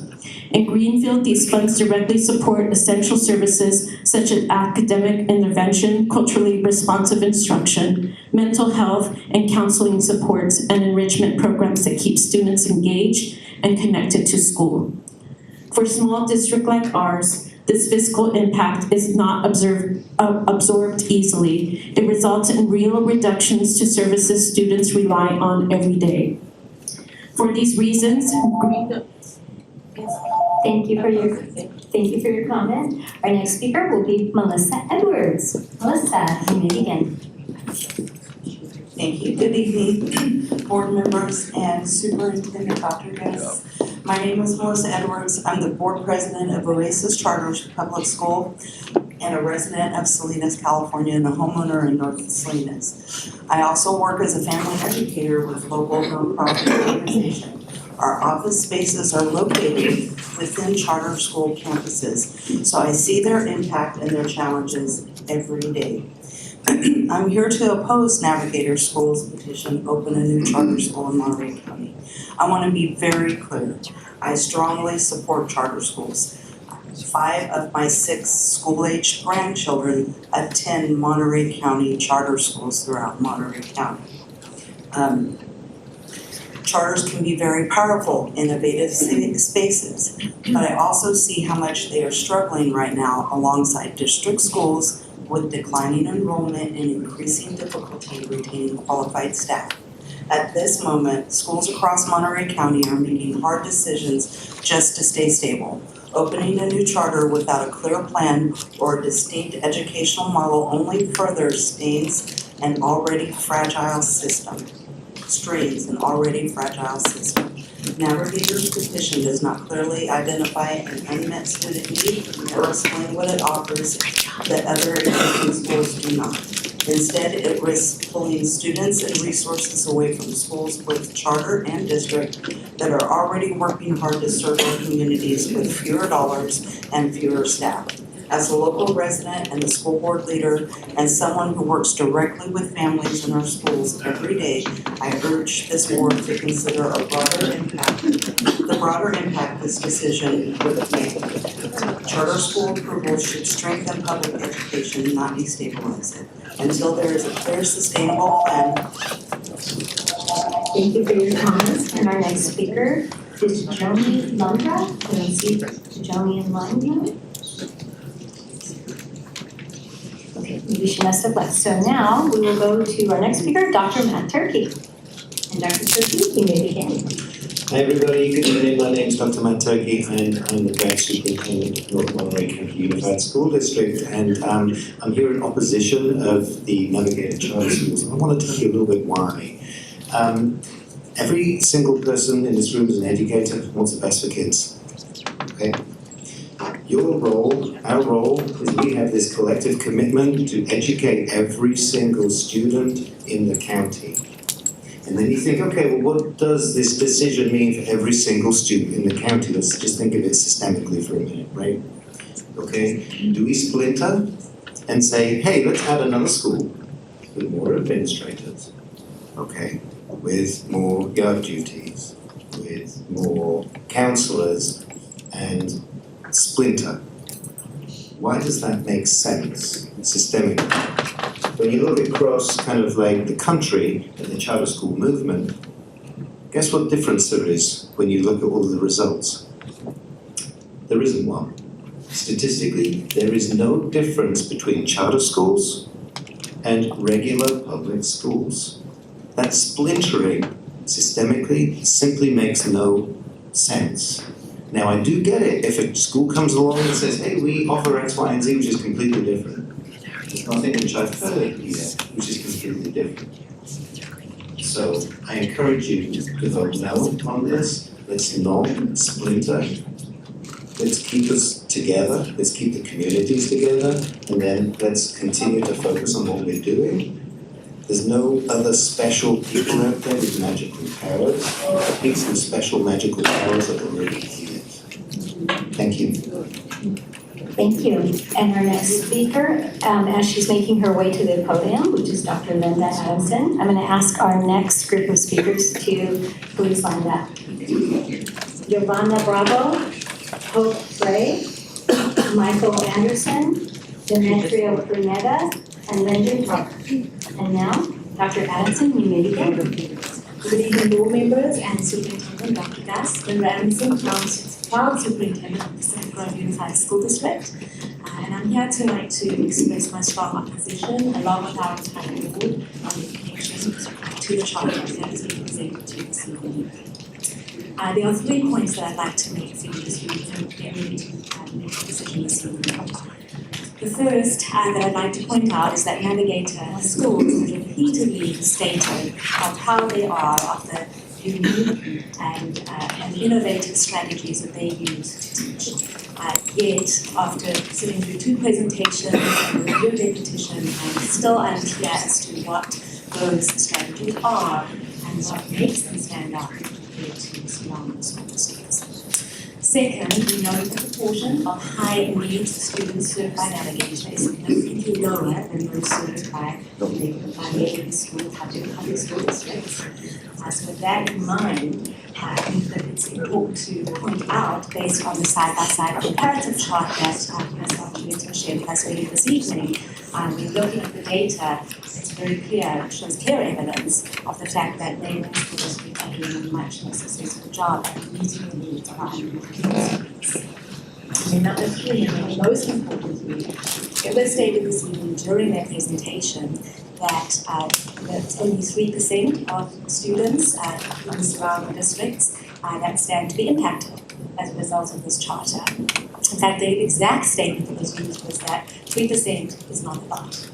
So just to put a price on that, 3% of a small district with, say, a budget of, let's just say, $50 million would equate to $1.5 million. I think it's safe to say if any superintendent would be asked, that is a lot. And so I really urge you this evening to please vote no on this petition. Thank you. Thank you. And our next speaker will be Giovanna Bravo. And you may begin. Good evening, President Hemingway and members of the Monterey County Board of Education. My name is Giovanna and I'm an organizer with the Monterey Bay Central Labor Council. And we previously spoken on opposition to reject the Navigator Countywide Charter proposal, as we did in the last meeting last month. This evening, we've heard a great deal about Watsonville Prep, while Ohio Valley faces potential massive layoffs that would cut off staff that provide essential services in special education, counseling, and mental health services. That's just some of those examples. Watsonville Prep serves fewer students with disabilities, fewer homeless students, and fewer migrant students in either the district. They are located in Pajaro or the county of Santa Cruz. And in fact, the most recent data from the California Department of Education shows that the last year, Watsonville Prep served only 1 migrant student in a district that is 7% migrant students. That being said, The Monterey Bay Central Labor Council stands with educators, parents, and community partners in calling for public schools that are transparent, accountable, and rooted in local control. We remain committed to working and collaborating with the county board and community stakeholders to strengthen high-quality public education that truly serves all students in Monterey County. Thank you. Thank you. And the next speaker is Hope Fry. Okay. Reverend Fry. And Hope, you may begin. Yes, I'm Hope Fry, and I'm a lifelong Monterey County resident and graduate from North Monterey County High School. And all of my children, I lived here in Salinas, and they have gone through the traditional public school setting for elementary school, and they've also used local charter schools, and I can say I have an appreciation for both, absolutely. And I feel like I have a little bit of a different, I don't know the word anyway, be able to show you that my children are not typical learners. They are not all equal, they are very different. And let me just tell you, for any educators, you cannot be the faint of heart to educate my children, okay? I love them and they're so smart and everything like that, but let's just say there's some people in here that can definitely testify to that. That they are not necessarily the people that fit in the box. So when I come to you and say that I'm opposing the Navigator schools, it comes from I do support certain charter situations, and I appreciate what they have to offer in variety and opportunities for education. And I appreciate both things, and that not everybody fits in the box. So, and still with that in mind, that I still would urge you, encourage you to not go for duplicity, but more continued stability in what we already have. Thank you. Thank you. Our next speaker is Michael Anderson, and I'm just going to get the next set of folks lined up. Demetrio Pernetta, Lyndon Tarver, Carrie Swenson, Terry Flanders, and Sally Pruneda. Please line up. And now, Michael, we're ready. You may begin. President and superintendents and the board of trustees. Boy, epic night. I am bringing in an unusual story because we're talking about choice, and we'll talk about that specifically. I chose to work here. I've worked in the Los Angeles Unified School District for 15 years, earned my national board certification in science there, and got my second board certification while here. And the reason that I left LAUSD was because the charter movement had basically taken over the district. And they had become over 50% of our students going to a charter school. And as the Title I coordinator, it was my job, under No Child Left Behind, to host parent meetings. We had to provide information to the charters, and the charters would come in my meetings, and they would present, and they would say the kinds of things that you're hearing tonight. But then I would talk to the parents who had private conversations with the charter people, and that narrative is much bleaker and much more nefarious. So I looked into it, and there's actually an incorrect statement made by the presentation here. They said that the charter movement is born out of choice, but it's not. In 1992, 1993, it was designed to provide an experimental setting that would translate to the public school setting. Now, we've been here for a long, long time. I don't know if any of us have ever been benefited by something that came out of a charter school experiment that can cite it or even recollect upon thought. It doesn't happen. So if that's not happening, and if that is not explicitly stated in this proposal, then it's null and void. It's not doing what it's supposed to do. So as a community person, I love this community, I chose to be here. It makes no sense to approve this. I'm voting no with my sticker. Thank you. Our next speaker is Lyndon Tarver.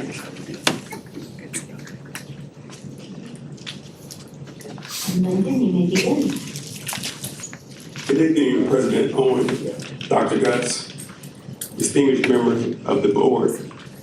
I'm Lyndon Tarver from the National Association for the Advancement of Colored People of Monterey County, and I stand in opposition of this petition. not to mimic the other folks that stand in opposition, but I can remember back when Brown versus the Board of Education. And we said separate but equal.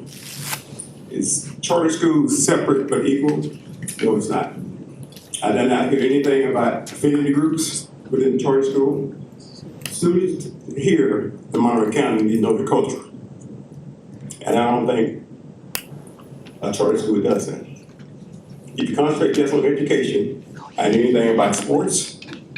I didn't hear anything about extracurricular activity after school, because all work and no play makes Jack a dull boy.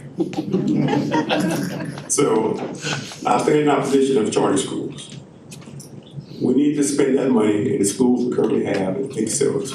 We have some great superintendents, principals, teachers, and staff to train and educate our students. Let's put our faith behind them. That's right.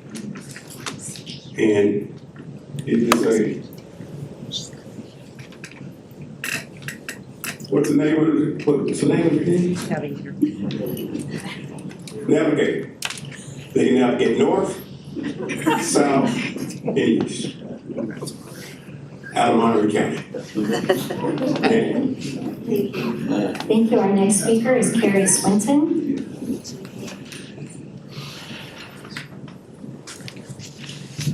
Good evening, President and Superintendent. I had a whole thing here, but after sitting for 2 hours and listening, so I just want to come say some different things. So my name is Carrie Swenson. I'm owner of Civil Learning in Salinas.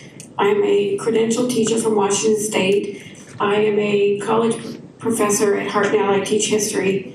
I have a wide view of our students. I am opposed to a charter school, and I'm not opposed to it for, I believe in innovation, I believe in choice. Students come to Sylvan so we can help them so they can do better, whether they're in private school, public school, charter school. I have families here who I know why they want choice. I know why they come to Sylvan. What I want to see, I've been thinking this all night. It wasn't in here. I had your test results, not good. What I say is I want unity. I don't see a charter school uniting us.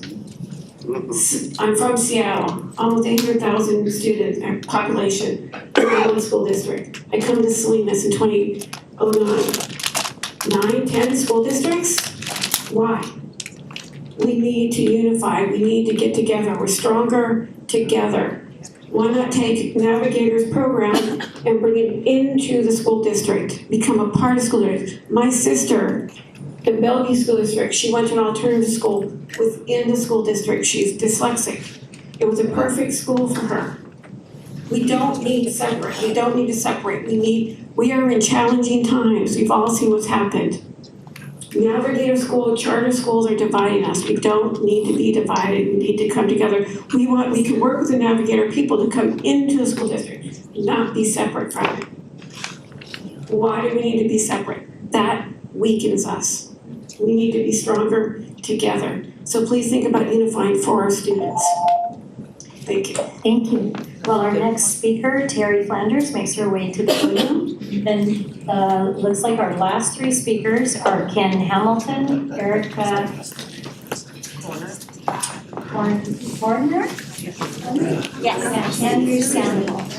And we also have Sally Grenada, but I think she left. Nicole, are you ready to go? Terry, you may begin. Good evening, I'm Terry Flanders. I teach U.S. history and financial literacy over at Los Alamos Middle School. I've been with Monterey Peninsula Unified School District for over 26 years. I'm a resident of Seaside, and my daughter attended MPUSD schools, both the dual language program and my own school, Los Alamos Middle School.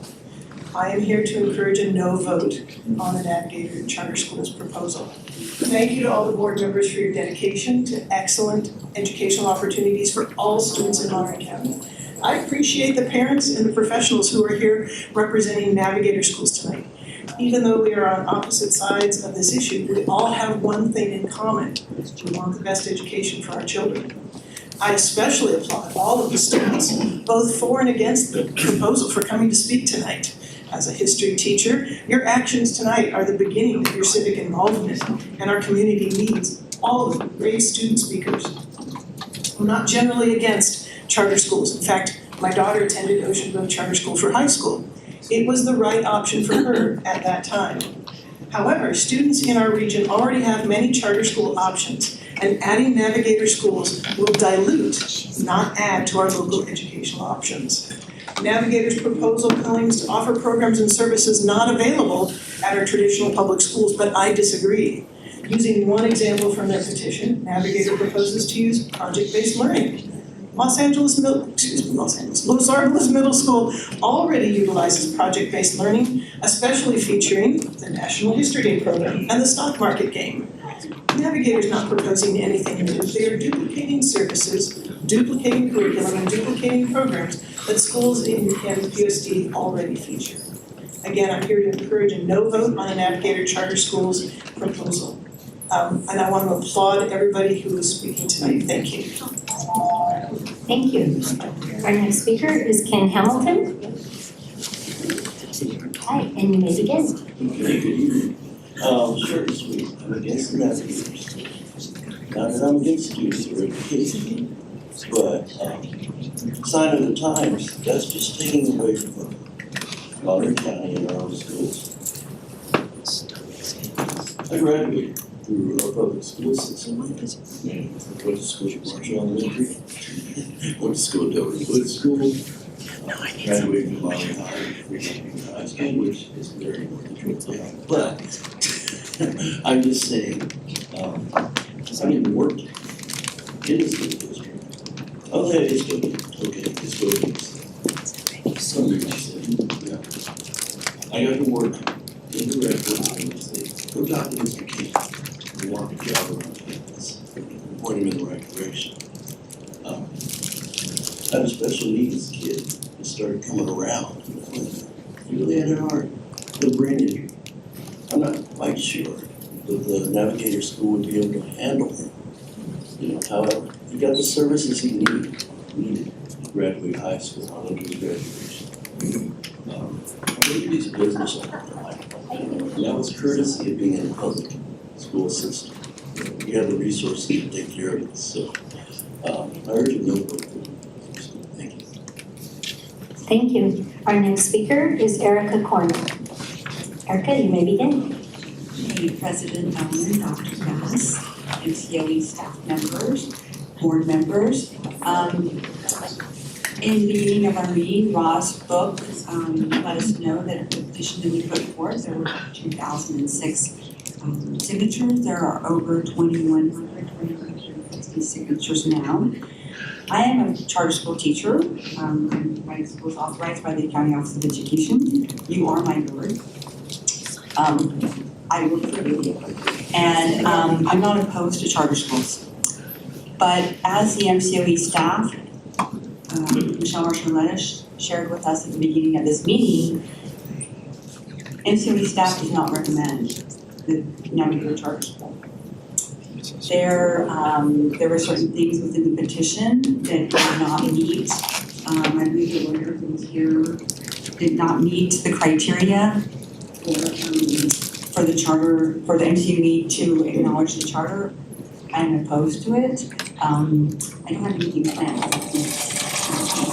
But in looking through Navigator's curriculum, we noticed that the curriculum that they're using to support their students, our local schools use the same curriculum. We're using that curriculum in our schools. There's nothing new and different about the school.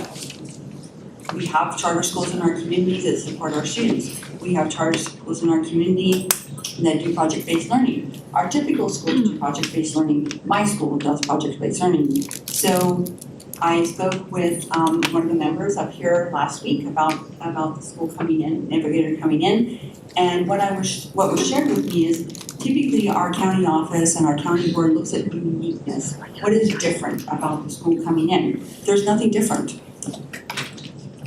So I urge you to oppose and to not pass or not let the school into our county because Thank you for your comments. And our next speaker is Andrew Sandoval. And before he speaks, I just one more time want to make sure that we did not miss anyone who wished to speak tonight. Okay, then our last speaker is Andrew Sandoval. You may begin. Good evening, everyone. My name is Andrew Sandoval. I was a parent of 4 students of a charter school. That's actually how I found myself getting involved in government. The reality is, although charter schools may have a good intention, the lack of oversight that I've seen, the unequal access to programs, especially around special education, the way I've seen teachers get treated and staff get treated over years, caused me to be here tonight. You know, I didn't have an idea of what I was walking into when I walked into a charter school. I was optimistic and saw that it was a good opportunity for my kids to participate in a smaller school environment. But what I saw was mismanagement of funds, students not being admitted, equal access, just students not getting supported. I also saw staff who also obviously not union and not the same standards and expectations that we expect from that we were told. And that's really my concern.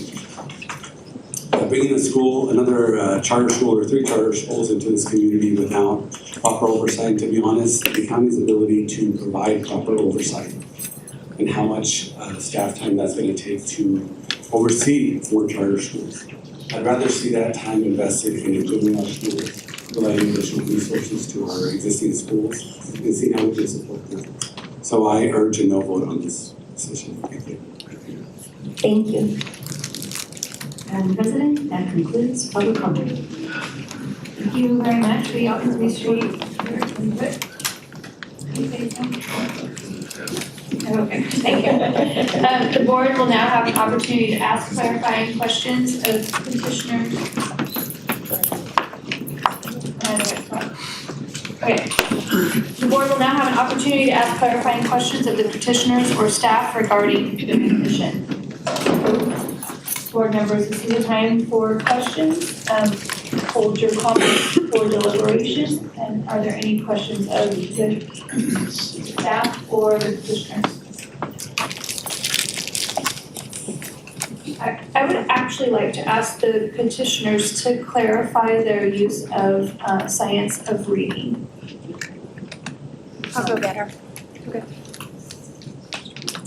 I'm sitting for our chief academic officer. That science of reading is absolutely core to what we do. Up until a couple of years ago, we had a homegrown curriculum that was very phonics-based. And as more of the curriculum that you can buy off the shelf has come out with the deep science of reading and integration of Scarborough and Thoreau and various philosophies in science of reading, we decided to switch to an off-the-shelf science of reading based program. And we had to find one that also allowed us to do, it in our small group models. So we worked with a national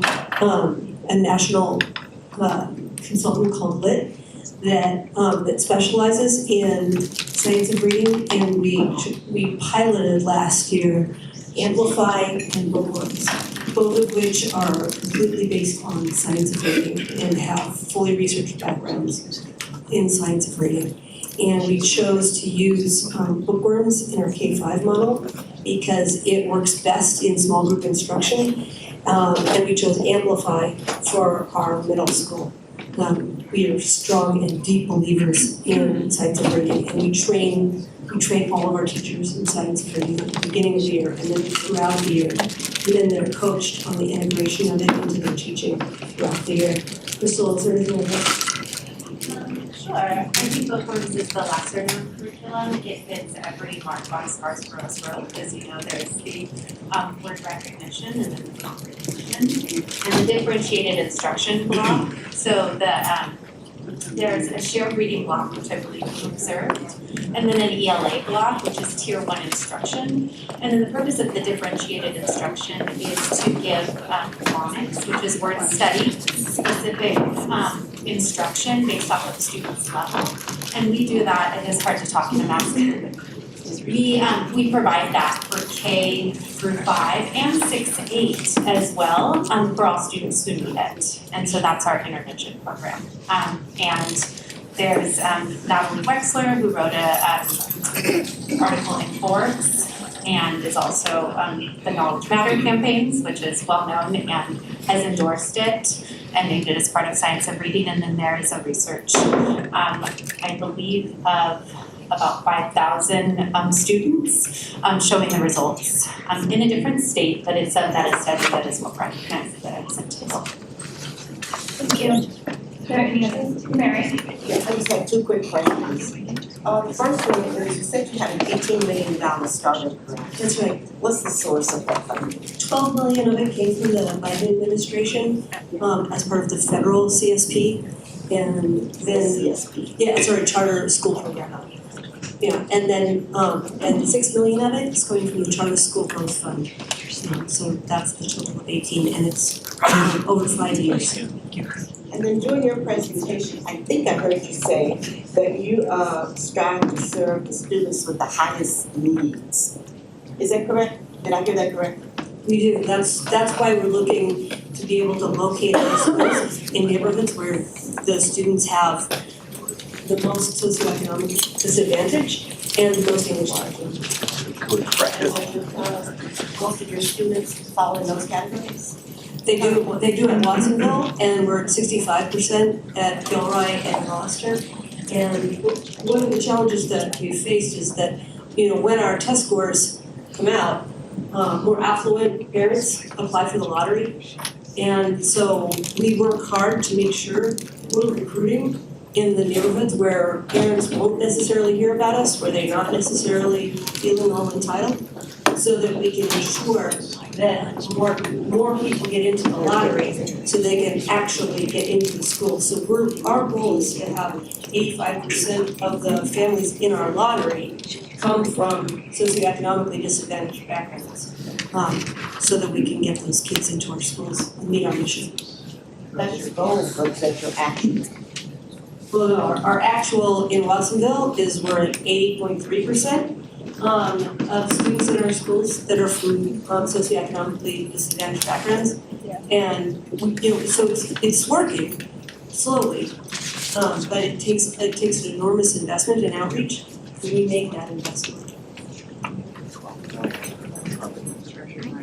Well, yes, that's an important point. We also have priority in the lottery. So what we've asked you to approve is a lottery that would give priority to students from socioeconomically disadvantaged background. So that would basically mean is when we do the lottery, they would get picked first. Yes, Annette? Does that lottery system already is that used in other schools? Yeah, it's used in other schools. We have 4 different authorizers, so it's done differently in 4 different schools. So in Hayward, for example, we give priority to the students that are in the schools that are closest to us. And that is kind of the proxy for socioeconomically disadvantaged. It's kind of the same way in Gilroy. But this is where we're specifically asking for these students to qualify for free and reduced lunch. Gilroy and Hollister are rated that way, and then, we're in the neighborhood schools, so we work with authorizers in both Gilroy and Hollister, so that it's rated that way. Watsonville is rated for the students of Watsonville, because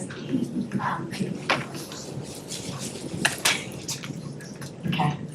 Because your numbers don't show that the weighting has worked in Gilroy or Hollister. the sibling, as Dr. Young said, is taking time because we also. Please speak in the mic. Yeah, go ahead. They don't leave. Yeah, we have siblings, so we had to correct that trend that Dr. Young was talking about. So our kindergarten classes for the last couple of years, their numbers have been much higher. so that it is eventually going to increase those numbers overall. Because in this last lottery in Gilroy, we had over 70% of the kindergartners that were entering the lottery did qualify for free or reduced lunch.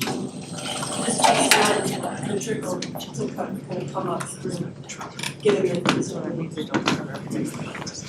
Right, so the lottery wasn't in place at the beginning. Or the lottery preference was not. The preferences weren't, we had to do those through our renewals, and so it's been since our renewals that it was in place. Because you didn't meet your criteria, you had to put those lottery criteria in, or the criteria in to help change those numbers.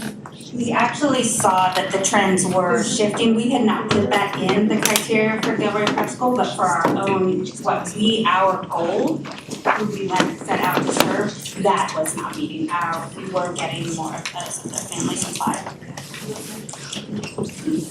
Thank you. Are there any other questions for the petitioners or staff?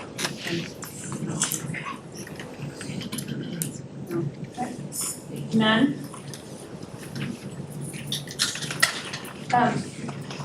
Thank you all for your comments.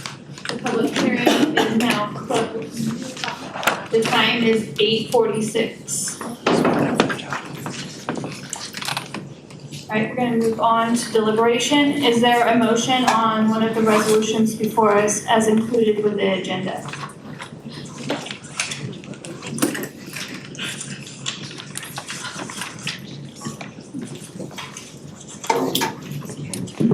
I would like to make a motion for resolution 2526-21 to deny Navigator School's petition to establish Monterey County Prep. Do I need to read the rest of the resolution? Ed? I'll second. Okay, it's been moved and seconded. Is there any deliberation? Any comments? John? Got the motion and the second, right? Yes. Yes. So now we're deliberating. Yes. Yeah, I support the staff finding. The key thing for a county-based charter, as the term was used tonight, was a unique program or to serve a unique set of students, and just do not see it. My bigger concern is in the current environment that we're in with declining enrollment. We cannot continue to do things the old way and basically whistle through the graveyard. I will shout it from the mountaintops, declining enrollment is a freight train coming down the track at us, and we have to be cognizant of that. We have a situation in the county right now where a district, over a 130-year-old district, has taken a very, very severe step to force itself to go to basic aid because they do not see a future in the ADA funding model. And I'd like to pitch our staff report that we talked about at our meeting earlier, where you can just see it across the board, all of our districts declining enrollment. And until the state does something, put a floor underneath the small districts, we can't really play the music like we played it before. So that is, I did not see uniqueness, but my biggest concern is the impact it would have financially in the current environment. Thank you, John. Mary? I just want to make one comment. I think we have some really good local districts within this county, and we can't keep asking them to do more and do better if we're draining their budgets. We have to at some point support that and then ask them to do more if we give them more and don't take from them. and still ask them to step it up. Our students need the resources that they're currently providing, and I just don't feel that I could ever support taking more funds out of their offers. So I could not support Navigator. And I also don't think that they're providing any unique programs that we're not currently seeing in our local schools. Thank you. Are there any other comments? The reason why I am not supporting the petition is because of the fact that the test scores that we see, if they represented equal populations of students, or a fairer comparison of students, then that is an amazing achievement. But when families are choosing to go to your school districts and therefore inflating your lottery and therefore have, it's easier to get better test scores when you have motivated families. And there's nothing bad about motivated families. I think that's really important, and that's part of your success. But we can't take away from the school districts that are working so hard to work with all of the students who they get, whether they're motivated or they're working so hard that they don't even know where they're, how to get food on the table. And I think that's an unfair comparison. I wish there had been more parents, local parents that are not employees, who had come out to support you, to show the desire for it. If they had, that might have changed my mind a little, but I can't support something that's going to take away from our local schools and that's not supported and brought by our local parents.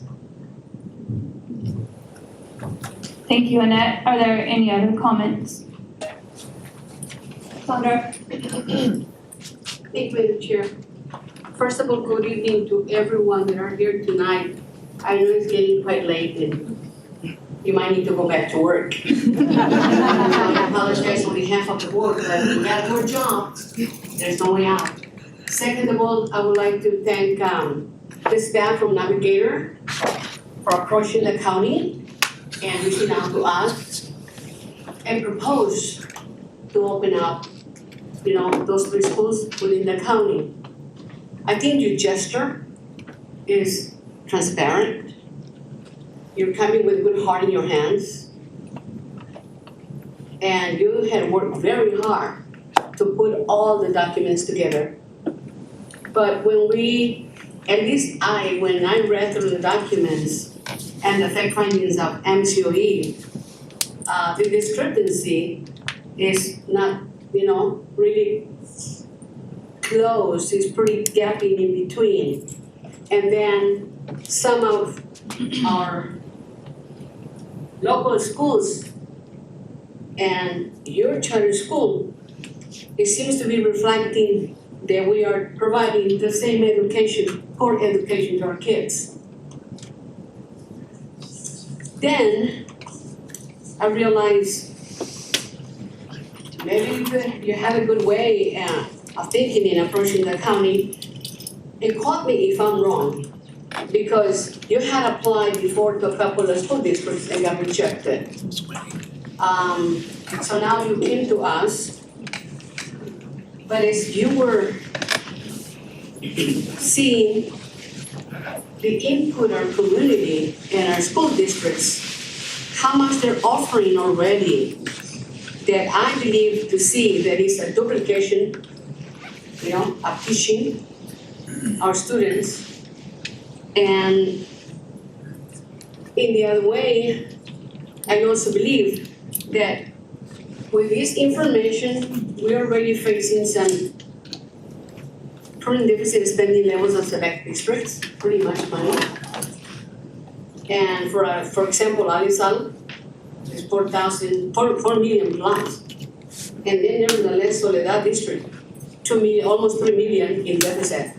So we already have issues of deficits in some of the school districts.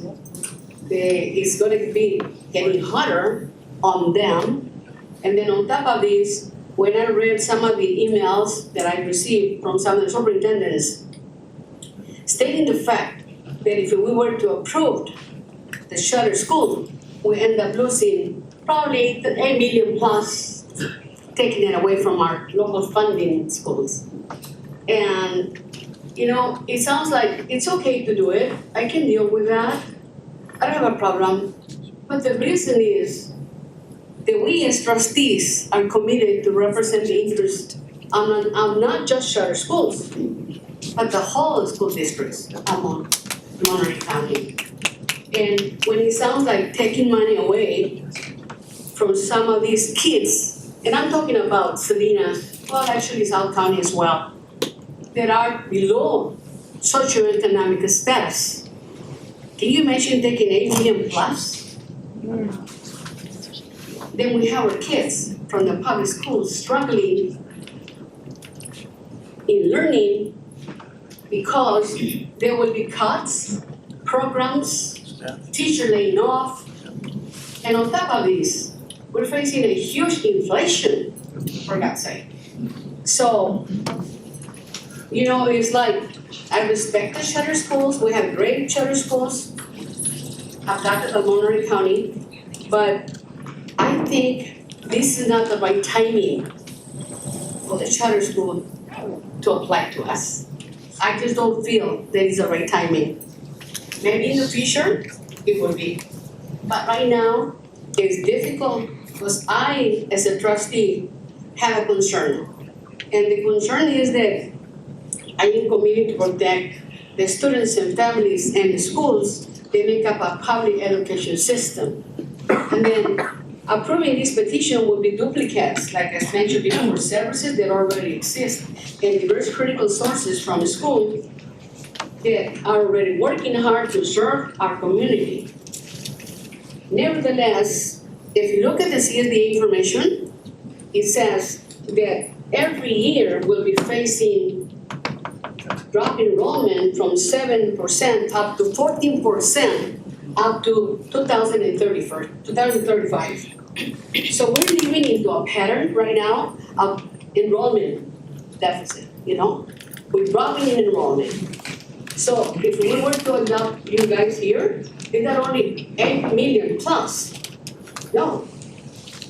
We were losing that big money plus the enrollment of every school district facing Monterey County. So for me, you know, like I said before, I thank you very much for being here and supplying us your petition, but the community has spoken in favor of this and in favor of not approving it. And with that in mind, I would like to see you in the future time. Thank you, Madam Chair. Thank you. Jaime.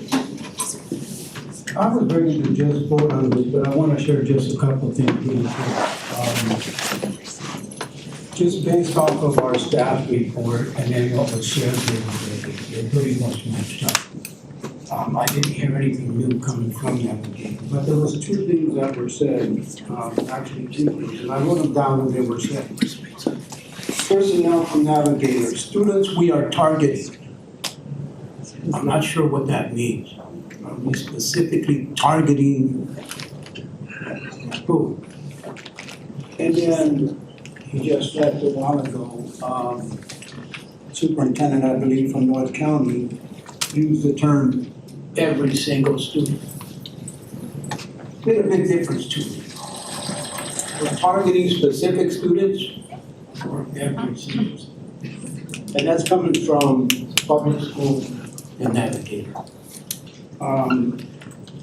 The other thing that swayed me a little bit was homelessness. Again, your population, 5% homelessness. Here's the state.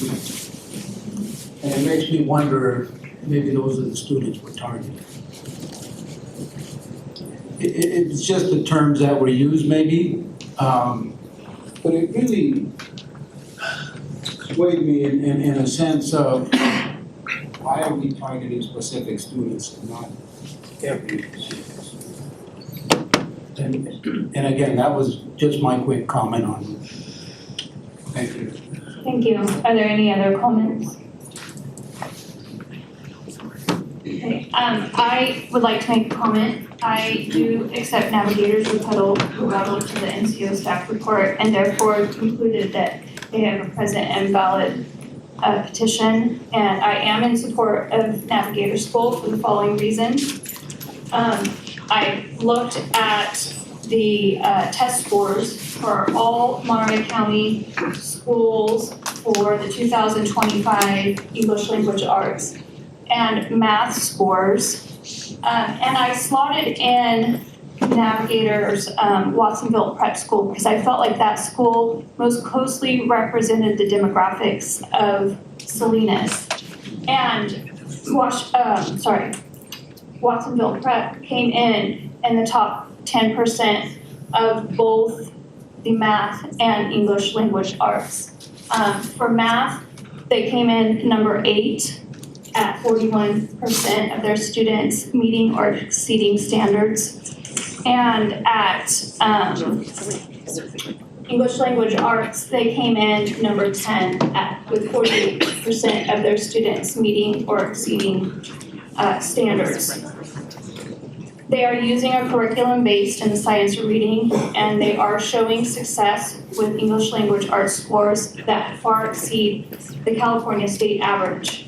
And as all of you know, both the County Office of Education and the County Board have made science reading a priority. I also firmly believe that parents should have choices when it comes to how and where their children are educated.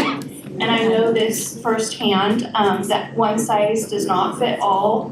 That approach does not work for educating all students. As these test results show, many of the schools in our county are not meeting the needs of our students. And we owe it to our parents and families to give them an opportunity to choose something that will work for their child. Navigator has a proven track record and is educationally sound. And my vote is to give parents a choice in their child's education by providing another option in our county. And that option would be Navigator School. Any other comments?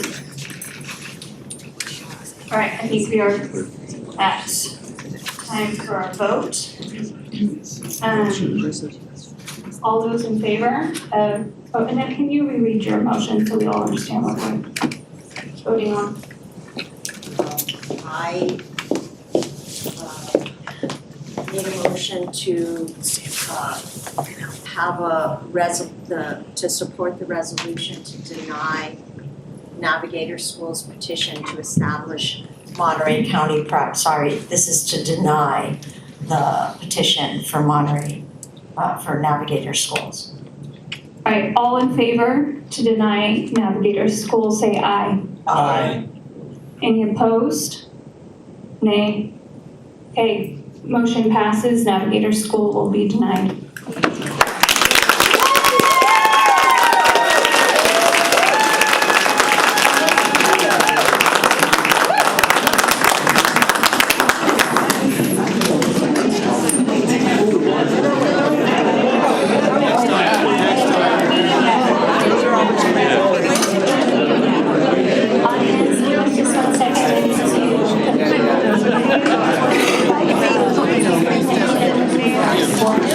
We are on item our meeting date will be February 11th, 2026 at 9 a.m.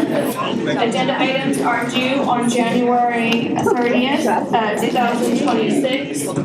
And I would like to adjourn the meeting in honor of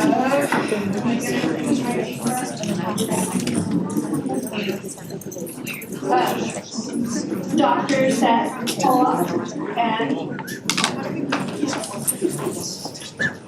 thank you. And Trustee Jose Antonio Jimenez. The meeting is adjourned.